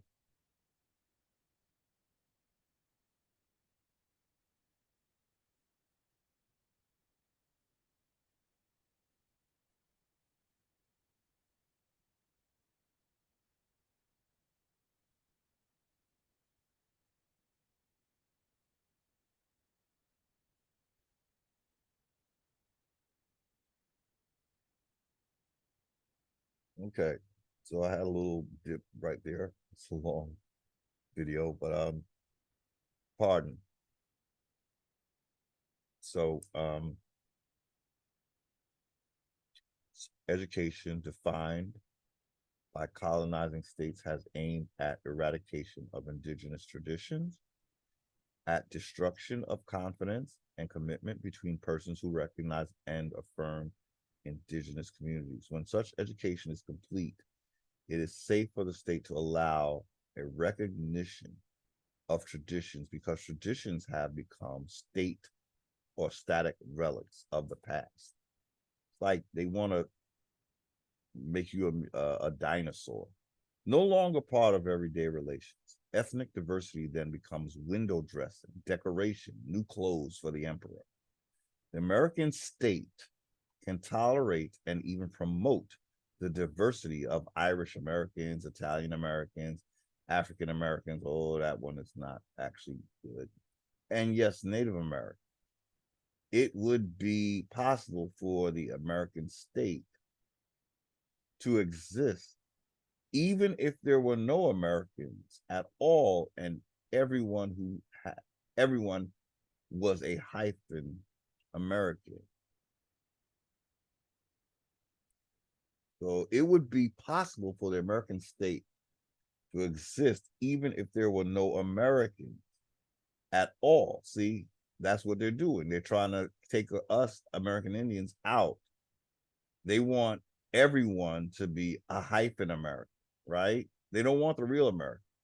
You see, he's aware of this. Peter DeErico was telling us. That's why a state won't work because it's not looking out for the original people.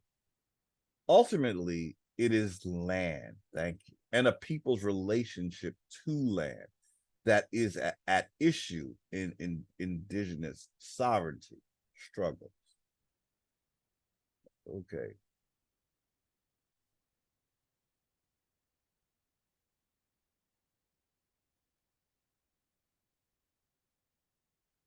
Okay. Um, yeah, I'm running a little bit on empty here. Ultimately, it is land. That's our relation. See, now he's talking. That's what establishes a person's sovereignty. It only exists on the land of your origin, not everywhere on earth like the Pope or the church originally had it. That's not how it works, because then you'd be open for invasion at any time. This is my land now. That's not how it works. Okay. To know that sovereignty is a legal theological concept allows us to understand these struggles as spiritual projects involving questions about who we are as beings among beings, peoples among peoples. Sovereignty arises from within a people as a unique expression of themselves as a people. So it has to do with a people of a certain land and, what they have in common due to being on that land. It is not produced by court decrees or government grants.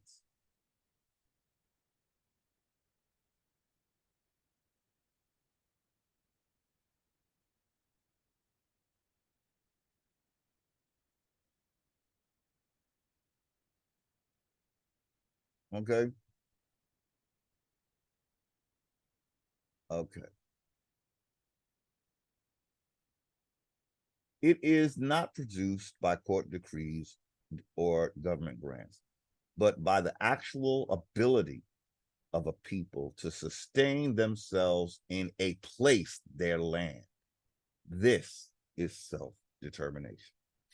Self-determination of indigenous peoples will be attained through means other than those provided by a conqueror's rule of law and its discourses of conquest. The anachronistic premises of the current system of international law, discovery, and state sovereignty must be discarded. Did he say international law must be discarded? the system of international law, he said what he said, right? The system of state sovereignty, that must be discarded.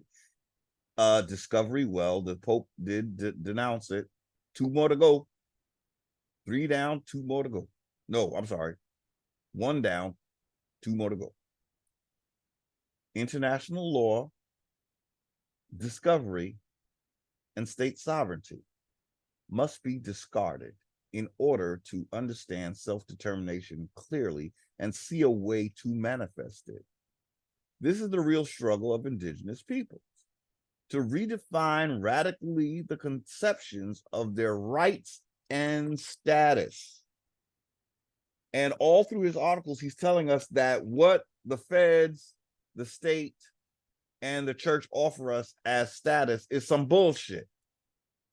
It's a inferior status to their authority. So Indians have to define it or redefine radically the conceptions of our rights and status, to articulate and define our own vision within the global, there's no globe, community.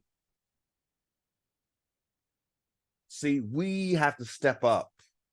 We have to step up on our own accord, not step into the colonizer's construct talking about, I want to be sovereign up in here. No, that's not why the colonizer built the state. That's not why he built the feds. As long as you're in his construct, he is going to dominate you. It is just a fact of life, like the birds and the bees are. So, the anachronistic premises of the current system of international law, bye-bye UNDRIP, discovery, bye-bye Catholic Church, when it comes to America, at least. You could have the rest of the world because that's where you was born and out there. But I'm telling you, the people are going to not want to be under you if you're going to keep up with this foolishness. State sovereignty. Okay, Anna, you got some of it really right, but in real indigenous, we must discard all of these notions. As Peter Jericho just said, that those 3 must be discarded. Now, I learned so much from Anna. I would never come up against this woman disrespectfully. It would be respectful understanding, and I believe she would understand it. She has a lot of common sense, I see. I mean, you can tell when someone's religion, you can tell when it steps in and it kind of makes them talk a little bit like, you can tell you're being sort of what do you call it, proselytized when they talk religion. That's why if you ever, it's a weird thing that happens when someone is talking real stuff that applies to everybody and then suddenly start talking about religion. And I know sometimes people might feel that I do that, you know, when I talk about Heru. But truly, that is the first American civilization. I'm sorry, you know. So when I say it, I'm just trying to show you an origin.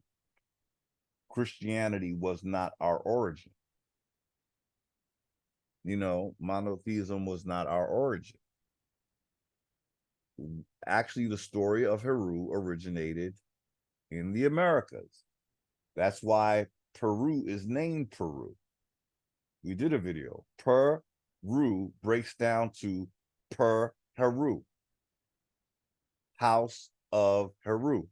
The hieroglyph for Heru is Per-Heru, House of Peru.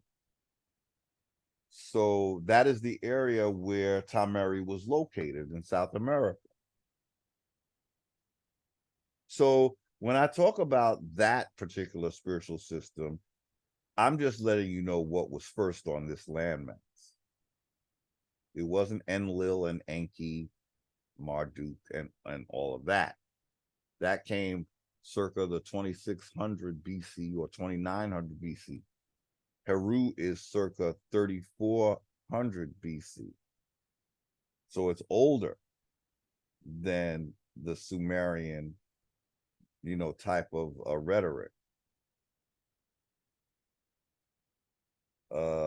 If you go with scripture, I said this before, Mizraim would be an uncle to Nimrod. Nimrod founded Babylon, Samaria, and all of that, Mesopotamia, according to scripture. That was founded by the nephew of Tameri in their story of us.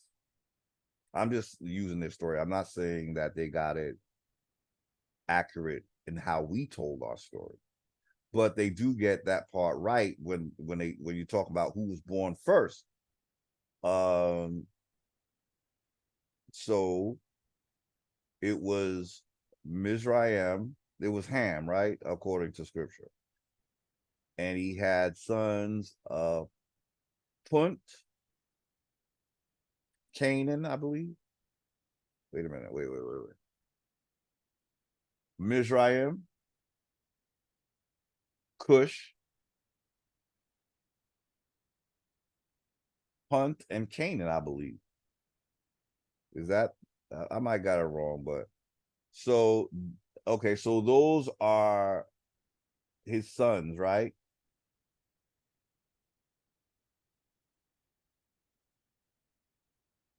Ham had what, 4 sons? Wait a minute, Canaan wasn't one of them. I think Canaan was like a grand. Anyway, so Mizraim, Punt, Cush. What's that? I never remember the fourth. Never remember that fourth. Don't know why. But anyway, one of those brothers, Punt, it was son of Cush. I'm sorry, Cush. So Mizraim, Tameri, they call us Mizraim, is the brother of Cush according to scripture, right? So again, Mizraim is the brother of Cush. Then Cush has a child, Nimrod.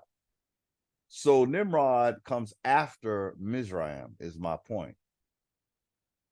Because Mizraim is the uncle of Samaria. In other words, Tameri came before Samaria, even if you go with scripture.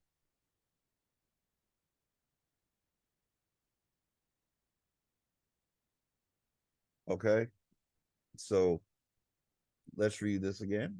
Last time. The system of international law, discovery, and state sovereignty must be discarded. Indians don't go by those. They must be discarded in order to understand self-determination clearly and see a way to manifest it. He's talking about for American Indians. This is the real struggle of indigenous peoples, to redefine radically the conceptions of their rights and status, to articulate and define their own vision within, I want to say within the, what do you call it?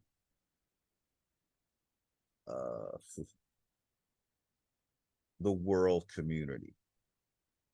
On the plus side of all this, the struggle has the potential for broadening perspectives on our human condition. As Philip Deere said, it is a mistake to talk about an American Indian way of life. We are talking about a human being way of life. Okay, so not many of our Indians are identifying as human, so, but we get it, what he's trying to say. Because we are an indigenous first people, we can teach younger people about life. Okay, we can teach the people that come to our land, we can teach them our culture. If you go to another country, they're going to teach you about their culture, right? Right. When you go to China, they're going to, in their schools, we would hope at least, they're going to teach you about their life, right? Same thing in America, y'all. Saying they're trying to make America like it's just this different thing. No, it's not. We're not the youngest. Even if we were the youngest, we don't get a special treatment, different from any other place. We're not the youngest, but I'm just saying you don't change the rules of engagement when it comes to our land. So what's going to happen? People that come here are going to get an education about Indians. We're going to set up a school system. That was our job. And any school on this land better be teaching the truth to see this is the kind of authority we want as Indians. You don't come on my land and lie. You don't do it. We're going to have the authority to expel unwanteds on our land, y'all. Look, you're going to do this the right way or just don't do it. You're going to do it in its entirety or you're just wasting your time. You're leaving a little leeway for the colonizer and he's going to take, like he always does, give him an inch, he's going to take the whole freaking distance of whatever it is, not just a mile. Okay? So you can't entertain that anymore. No more, let's work together. No, we don't have to. This is our landmass. You work with us. And if we don't like what's popping, you could get to hopping. So we reached the end of this. This was, I want to, read what he has to say about states, y'all. This was very eye-opening for me.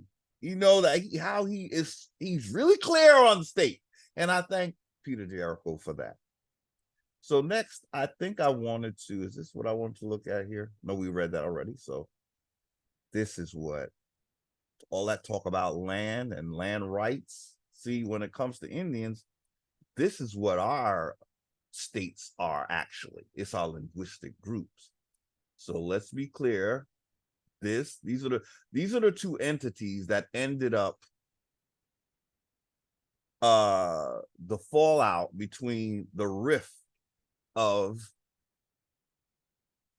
Northeast Woodland Indians, the Algonquin and Iroquois, is what let a door open for the enemy to come in. Thank you, Iroquois. But we're going to see what land Iroquois are going to be limited to when we get this shit right. Okay? So really, we're just looking for this orangey color and this forest green color, right? When we zoom out, because it gets very small and you can't see it. I need to maybe draw on here to make sure you can read, because we're going to see today. So what color shall I use? Will it be red? I guess it should be. It's a bright enough color, I guess. So here's Algonquin, right? That's the color for Algonquin, the foresty green. This is the Iroquois color. When we look at this map. So now we're going to stop the drawing. We're going to zoom out. I want Algonquians and the greater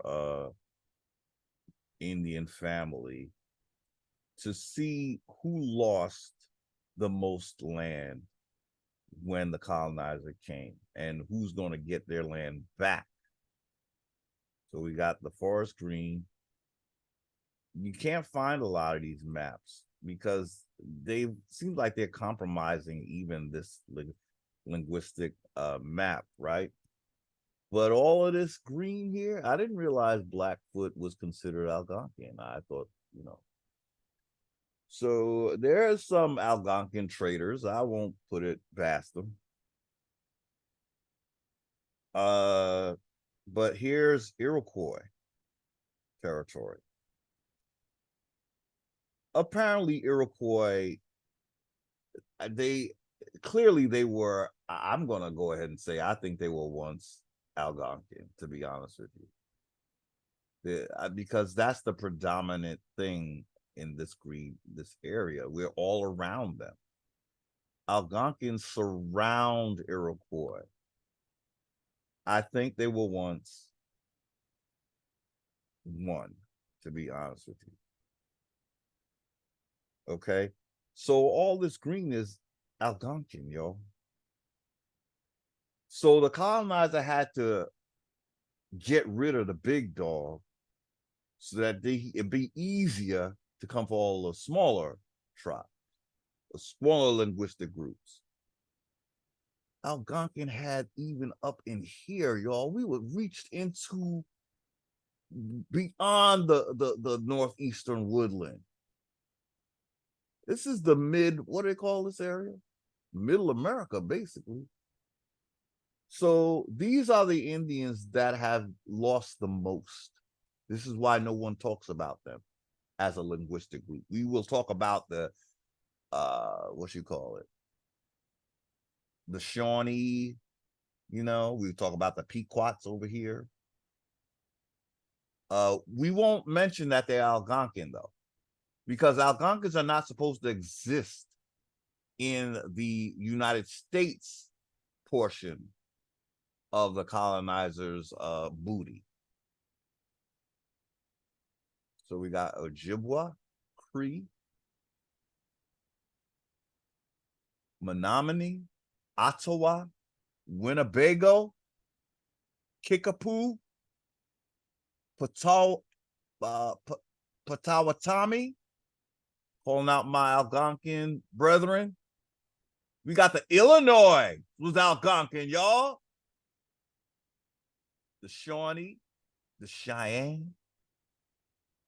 A lot of people like to name their daughter Cheyenne. My niece name is Cheyenne. Yep, that's her middle name. That's that Algonquin kicking in now. When my brother and his wife named their daughter, I don't even think they knew. I certainly didn't know until I just looked here. Cheyenne. Okay. So that's our Algonquin roots kicking in. So let's see if we can but see, we got to get the visuals, okay?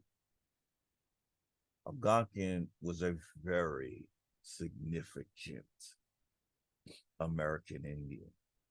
Not saying that it makes, I'm not saying bigger makes better. I'm just saying we all spoke the similar language.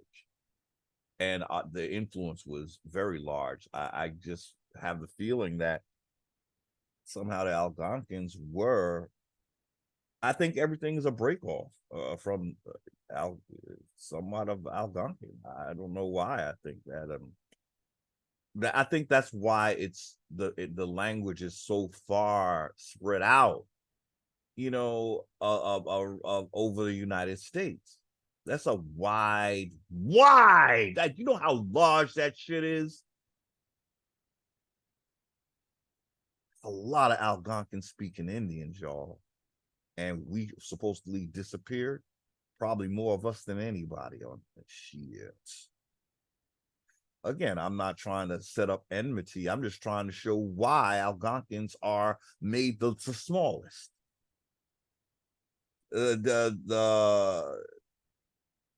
The United Kingdom, they weren't ready to deal with all of this. So they just had to just act like it's not here. And the Iroquois is like, we can help with that. Okay. I mean, it appears that I thought that maybe the Iroquois felt landlocked, but they have this inlet right here. Look at that. They weren't landlocked. They could get out if they wanted to. So they weren't landlocked. I kind of thought maybe they just didn't like being all the other, most of the Indians had waterways. It looks like from what I'm looking at this. Okay. So it was just greed, okay? They're just being greedy ass. And I guess they figured, the reason why they wanted our territory, I believe, is because that's the British influence. The Iroquois, I believe, okay, we did have an enmity, but I think their desire for this land was really went into high gear when the British appeared, because the British were pressing upon them to be better enemies of the Algonquin. Let us help you with some firepower, some ammunition, some guns. Okay. So all of this is going to be returned to Algonquin, needless to say. Okay. All right. We're still here. We've just been reclassified. Okay. And they want to believe that we only exist in Canada. We ain't went nowhere. We stayed. We risked reclassification to stay on our beloved land. So we didn't go anywhere.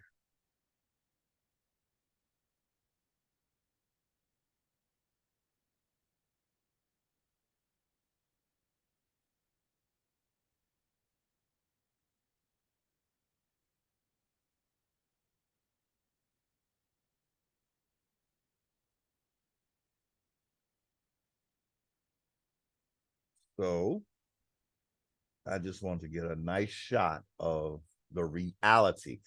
Now, when we develop our state lines, you might want it. Well, we're not going to call them states. That word is already used. We don't need to colonize a word. But this is what we are reestablishing, y'all. This is the only thing. This is the only thing. This is what was original. We're going back to original. We're not going to change this. We're not. This is your rightful land, Indians. Depending on where you live now, that's the Indian you are. Wake up, Algonquins. Sleeping Beauty time is over. Okay? You better start recognizing. And same for all the other Indians. If you don't know, now you know. Look at that map. And if any of this is like, it looks like Florida was Seminole linguistic group. See, those are linguistic. Wait a minute. Linguistic. Wait a minute. That color is saying that they were other groups. But why they, okay, linguistic groups.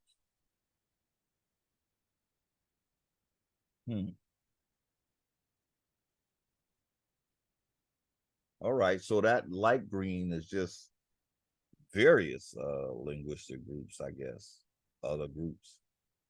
But the main ones are Eskimo, Athabascan, Algonquin, Siouan, Iroquoian, Uto-Aztecan. Aztec is a flash word for me, y'all. Aztec is Mongolian, written all over it, okay? But then again, so is Eskimo, so.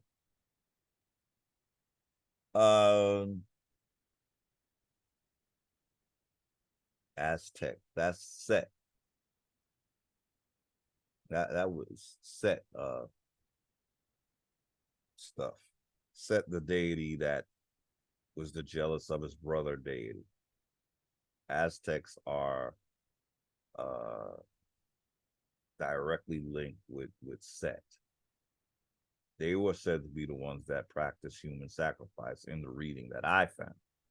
Are they going to try to say the Maya was doing that? No, the hell they weren't. No, the hell they weren't. Stop lying.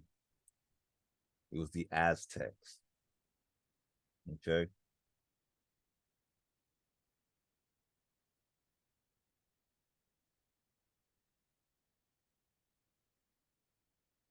So I would like to get a closer look at that East Coast. I didn't post the video, and I think I need to do it over, but I want to be sure that my Indians of the Northeast Woodland were part of the Powhatan, and we were, but we were the Weapamac. We were in the area of the Pasquotank County, and the Pasquotanks were part of the Weapamac Nation. The Weapamac Nation refused to join Powhatan, so that's how I know we were considered part of the Powhatan Confederacy, because Powhatan came to the Weapamac Nation and asked them to join him in a war effort. I didn't post the video, but it was a huge education for them. The Weapamac Nation turned down Powhatan, and I wasn't too happy when I read this, but they actually joined forces with the British colonists against Powhatan. But unlike the Iroquois, they were fighting to keep their land, not to take what didn't belong to them. So when they joined forces with the British against Powhatan, that's why I guess I'm such a rebel. We went against our paramount chief. That's what we did. I have respect for Powhatan personally, although the nation that my Powhatans would have been part of, we sided with the British because apparently Powhatan was about to do something with the Weapamacs, because he spoke to a seer, and the seer told him that there were people in his kingdom that would turn on him, and this is before the Weapamac sided with the British, and so he was I think he was looking to displace them, or do something where they wouldn't be a threat, that the seer told him. He believed it was the Weapamacs. So I guess them refusing, his war effort, the Weapamacs was said to be a peaceful group, a peaceful nation. And so they didn't want to be part of what they called, the wording in the article was Chief Powhatan's war machine. But he had a reason to be at war at that point. He was defending us against the British, and he refused to submit even to wear the crown that they wanted to put on his head. He would not kneel to a foreigner. So that's what I appreciate about Paramount Chief Powhatan.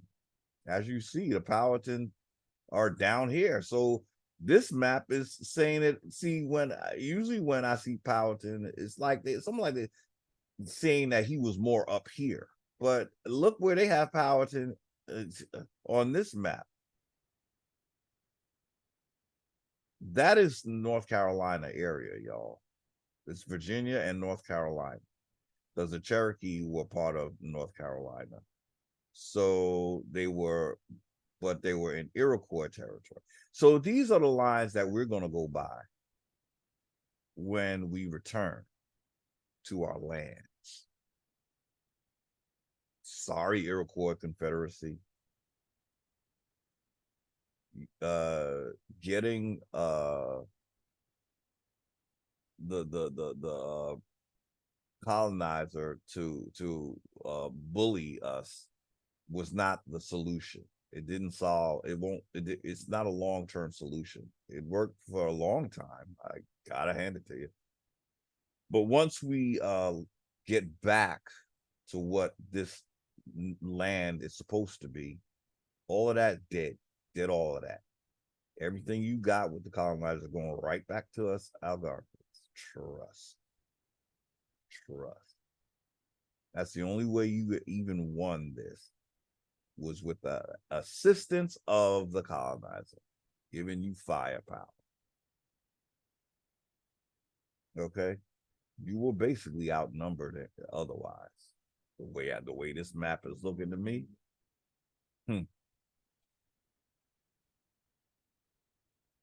So let's name some more of our Algonquins. The Mohican, the Massachusetts, the Wampanoags, the Narragansett, the Pequots, the Wappinger, the Montaukes, the Delawares, the Nanticoke, the, what's that? Dondi? Condi? Canoy? I never heard of that one. Powhatan, all down here. Yes, we were definitely part of Powhatan. But I believe he was the paramount chief of all of this over here. I don't know if it stretched over here. There might have been another. Was he? I don't know if he was a paramount chief for all of this stuff. I don't know. I think he was just the paramount chief for this whole area over here. I think, but we'd have to look. But definitely, these are all Algonquins in this lovely shade of forest green. Well, our forest, basically. Yeah, we shared it with the Iroquois, but the Iroquois wanted to own all of it. So they reclassified us, and they're the only ones being seen as Northeast Woodland, pretty much. They're the only Indians that are named, when it comes to talk about the Constitution and all of that, right? The Iroquois Confederacy. So this is a long ass video. I can't go much further because this is already, again, it looks like it's over 8 hours. So what I want to talk to, we could look at this. This was another map. Just talking about the origins of the names of the 50 states. What we could do is see how many, what I would like to do is see how many were Algonquin. So let's do that right now, if I can. Let's see, I did this before. So here's the Iroquois names. How many? We have 7 instances of Iroquois. So what were the Iroquois states named? Let's go down the line. That's number 1. So the Iroquois language was spoken by tribes in the Great Lakes area and further south, including Huron and Cherokee tribes. So Iroquois. The Iroquoians, there they are here. See, that's their color. This their land. Look once again. Look at. Well, they're not calling us. Let's look at this. See, here's another example. Have Algonquins being sort of not spoken. They're calling it Algic. Now, most places, most referrals say it's Algonquin language. Here they're going to go with Algic. They're hiding Algonquin, you see. But all of that was Algonquin. All that brown area, Algonquin. The Iroquois is this orange here and here and the little places in here. That's it. But they wanted to take over all of this, at least the North America part. We are allowed to be in Canada, but not in North America. Okay. So there's another example of how far and wide Algonquin, they're calling it Algic here. See, major native language groups of America include the Algonquins, a subfamily of Algic. See, so Algic is Algonquin. They're saying we are a subfamily of Algic or whatever. Okay. The Iroquoians and the Siouans, and other, which all feature prominently in the naming of the 50 American states. Okay. So once again, that's number 3. Let's see what other states are named after Iroquois language. Kentucky. That's an Iroquois word. And Ohio. And I think that's it. Yes, Kentucky and Ohio. Those are the 2 Iroquois named states of the 50 states. So now we're going to look for Algonquin.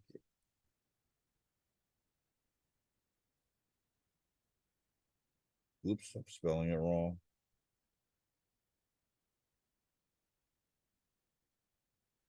Okay, 14. So the states that are named with the Algonquian language, let's go back up to number 1. So Algonquin, spoken largely in the northeastern and east central states of America and in Canada. The Algonquin family of languages are associated with, among others, the Mohican, the Massachusetts, the Delaware, the Powhatan, the Shawnee, the Blackfoot, Illinois. I did not know Illinois was Algonquin.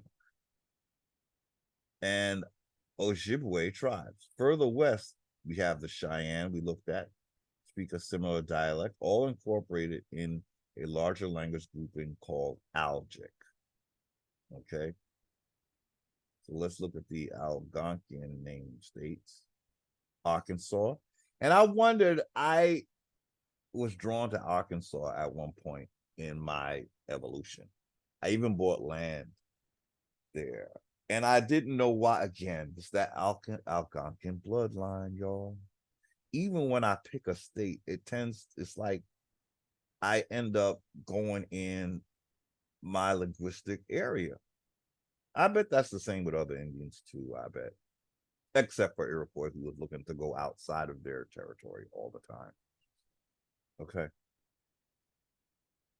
Okay. So Arkansas is 1, Algonquin language. Now I know why I was drawn to Arkansas. I ended up letting the land go because it wasn't zoned for housing. So that's my little story. I bought it, and I I wondered why it wasn't that expensive. But now when I called the Arkansas zoning whatever, that I forgot what they were. They're zoning. Yeah, they told me no, it's not big enough to to have the a house put there, because you're gonna have to have a what do you call it, a septic tank, and it has to be a certain size to put a septic tank, and it just didn't, it was a fluke. The person that sold it knew that, they advertised it as if you could build on it, but you couldn't. It was a nice area too. I really fell in love with it in a weird way. I couldn't understand how I was so drawn. I liked the whole layout of the area. It's just, I don't know. And it was not that beautiful, but it was something about the way it was laid out. I can't explain it. I liked it. Okay, so Arkansas is Algonquin, Connecticut, Algonquin. Well, of course, the whole northeast coast would be. Illinois is Algonquin. I don't think they listed all the Algonquin. Now that I think about it, because everywhere we see the Algonquin, that green, that's state. Well, I guess it should have been named after. Okay, the states actually, again, they don't necessarily have the linguistic lines. Okay, so anyway, Illinois is definitely Algonquin. Okay, what was Indiana named after? Indiana, as they say, is strangely deriving from Latin. But where's Indiana? What group of Indians are in Indiana?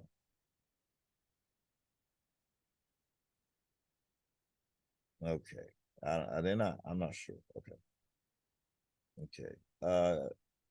Kansas, Algonquin name. Oh, we did that already. Kentucky. Oh, wait a minute. Kentucky is Iroquois and wasn't Kentucky, didn't they have that as Iroquois? So, unfortunately, most American states have names of disputed etymology, and the name of Kentucky is one of the most disputed. Several theories are put forward. The first is that the word is of Iroquoian origin, meaning on the prairie. Alternative interpretations have ascribed the name to an Algonquin phrase for the bottom of the river, or the Shawnee tribal name for the head of the river. I think Shawnee are Algonquin. So that's 2 Algonquins to 1 Iroquois. Other translations have also been proposed. One strong theory has it that the word stems from the Iroquoian Kenataten.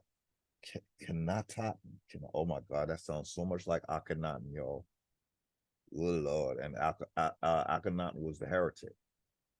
So if Akhenaten got anything to do with Iroquois, I could totally get it. Okay, Kenataten. Oh Lord, that's Akhenaten's name, y'all. They just didn't put the A in front of it. Akhenaten.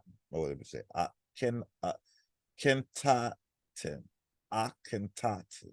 So maybe there's too many T's, but that's Akhenaten's name, y'all. That was the heretic that tried to bring monotheism, and he succeeded up till now. As the Indians wake up, monotheism is for the Indians who are serious about their awakening. They're going to give up any religion that was imposed on them that disenfranchised. It would be the only thing to do if you're truly conscious Indian.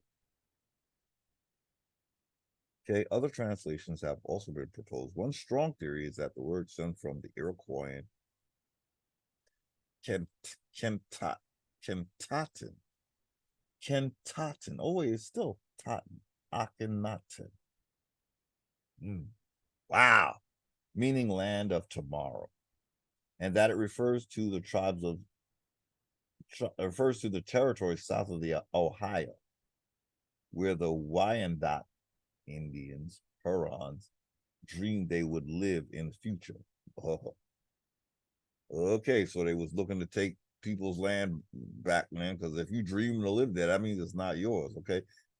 In Kentucky, okay, dreamed they would live in the future, Kentucky. It has been difficult, however, to find any real explanation for any of these interpretations. Whatever the truth, it seems likely that the name was first applied to the Kentucky River before it was bestowed on the territory, which became Kentucky State, not state of Kentucky. Okay. We did Massachusetts, so we're going up and down. Michigan. Oh no, we didn't get this far. It's Algonquin. Yep. Michigan is so Detroit. That's what I was trying to figure out. Where all these singers coming from? They were Algonquin.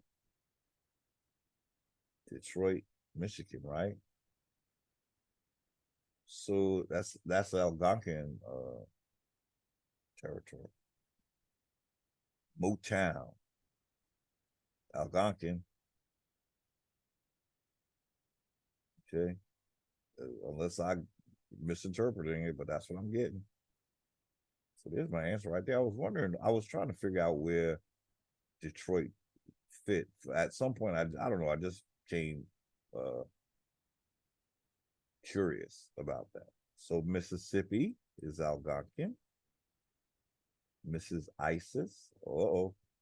They talk about ISIS, but she would have been called Asset though. Oregon, Algonquin. So I think we reached, that's a lot of states that were Algonquin. The Algonquins had a very, big influence. And at least one of the Iroquois ones is disputed. So I just thought we'd look at that. I think yeah, I think we're gonna leave it Let me see. Yeah, that was a. Let me see. Was there other maps below? I think that was the main map. Okay, so then we looked at the map. Okay.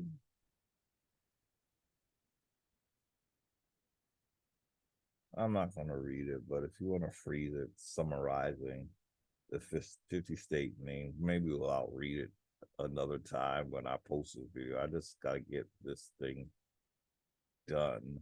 But there I leaving it so you could freeze it. So let's see. Yeah, I just want to show you the map.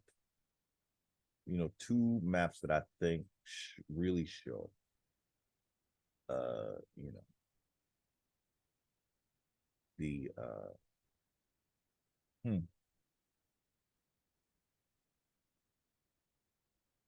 see now, see how they minimizing Algonquin again? It's like now we sort of, well, I guess they're showing different, I don't know. But now they're saying that we're Latin. A lot of Algonquin was Latin. Okay, other Native American, and they even have uncertain, disputed, whatever. So now, yeah, Algonquin. Wow, so Algonquin is over here too. What state is that? Oh, yeah, look at that. Arkansas is Algonquin. Wow. Wow. Wow. I mean, I did also have ideas of like Arizona for some reason, you know. But the actual place I bought and then subsequently gave up was in Arkansas. That's the first land I ever purchased, you know. So maybe that was where, you know, the ancestors. Oh, you know, this is interesting because now you get to see the states if we know these. I've always been looking for a map that shows this, the name of the states. They tend to remove the states when they're showing you the linguistic territory. I always wanted one that at least let us see the states that, you know, I don't think they like to show that though. The states are trying to, you know, not show themselves as being on Indian territory, I guess. But here they have the picture of it, but not the name of it. So I'm not that great with the state name. I believe this is Georgia right here. So, but anyway, they kind of calling it Latin. This is all Algonquin, at least the edges of it, you know. But they have Tennessee as Iroquoian and whatever's above Tennessee, Iroquois. So there's your Iroquois. Now, what is that? On this map, we should make the emphasis on language rather than nationhood. For example, the light blue represents Latino base names, but most of these are in fact merely Latinized versions of English names. Okay. Oh, so there we have it. Michigan. Wait a minute. Are they saying Michigan is?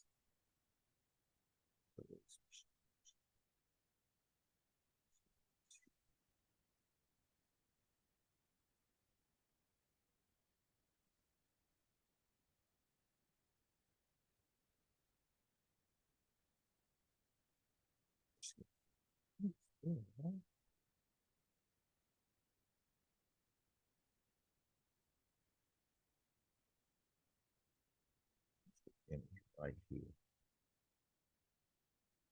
So that's Algonquin. And then across from Michigan, Wisconsin, that's Algonquin. Illinois, we saw was Algonquin. Whereas Indiana is Iroquois, it looks like. This would be Indiana, I'm thinking. What is Ohio? Ohio is Iroquois. Kentucky is Iroquois, and Tennessee is Iroquois. Ohio, Kentucky, and Tennessee is Iroquois. Okay. Is Indiana is they're saying is Latin, but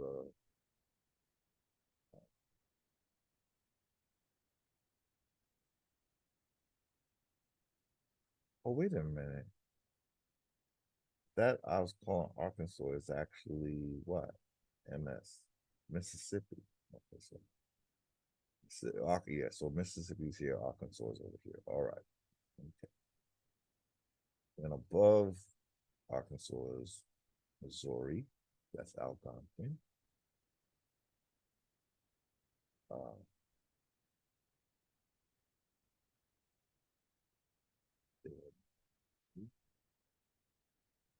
Wisconsin.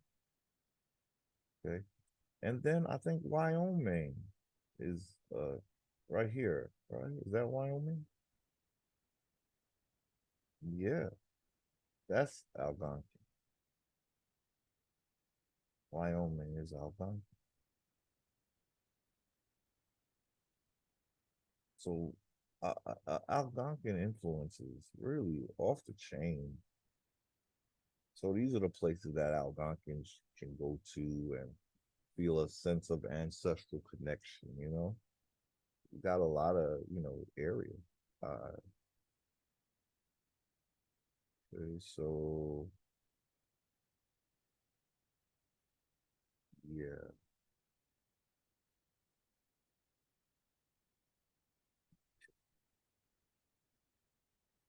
All right, so I think I'm going to leave because the next slide, I believe, is Dred Scott. And I don't think we're going to get into Dred Scott. I thought I could do it in one video, but I think I'm going to leave it here. And I think I'm just going to go back to this. This is what the goal is, y'all. This is where the sovereignty is coming from. We don't go by state lines. This is the lines we go by. Okay? When we resurrect our nations, this is the map. Okay? Just get it. And this is a hard map to find, yo. I'm finding that it's, they got it where it's always blurred out. This was the clearest I could get it so I could read it. But it was, it was hard looking for this damn map, one that you could read. They have it all so, they don't really want, I don't think they want us to see, So, welcome home, Algonquins. Have a good night, Iroquois. Time for you to go back home. Get out my house. Thank you. Good, nice visit, as it were, but not really. And on that note, I think I'm going to let our map stay there. And I'm gonna say thank you for watching. I hope you got something out of it. No offense given. I'm just spitting out the truth as it's been given to me. Those who down with this truth, good. Those who not, good. But I have to give it like it's given to me. But other than that, I wish all Indians peace, health, wealth, your land back, your identity back, your birthright. When I say birthright, I think of Heru, because he's the deity that got his birthright back. All the gods agree he was to get his birthright back. That's our destiny. And that's how we shall be highly favored. Be and stay highly favored. Till next time, thank you again. and I see you in the next video.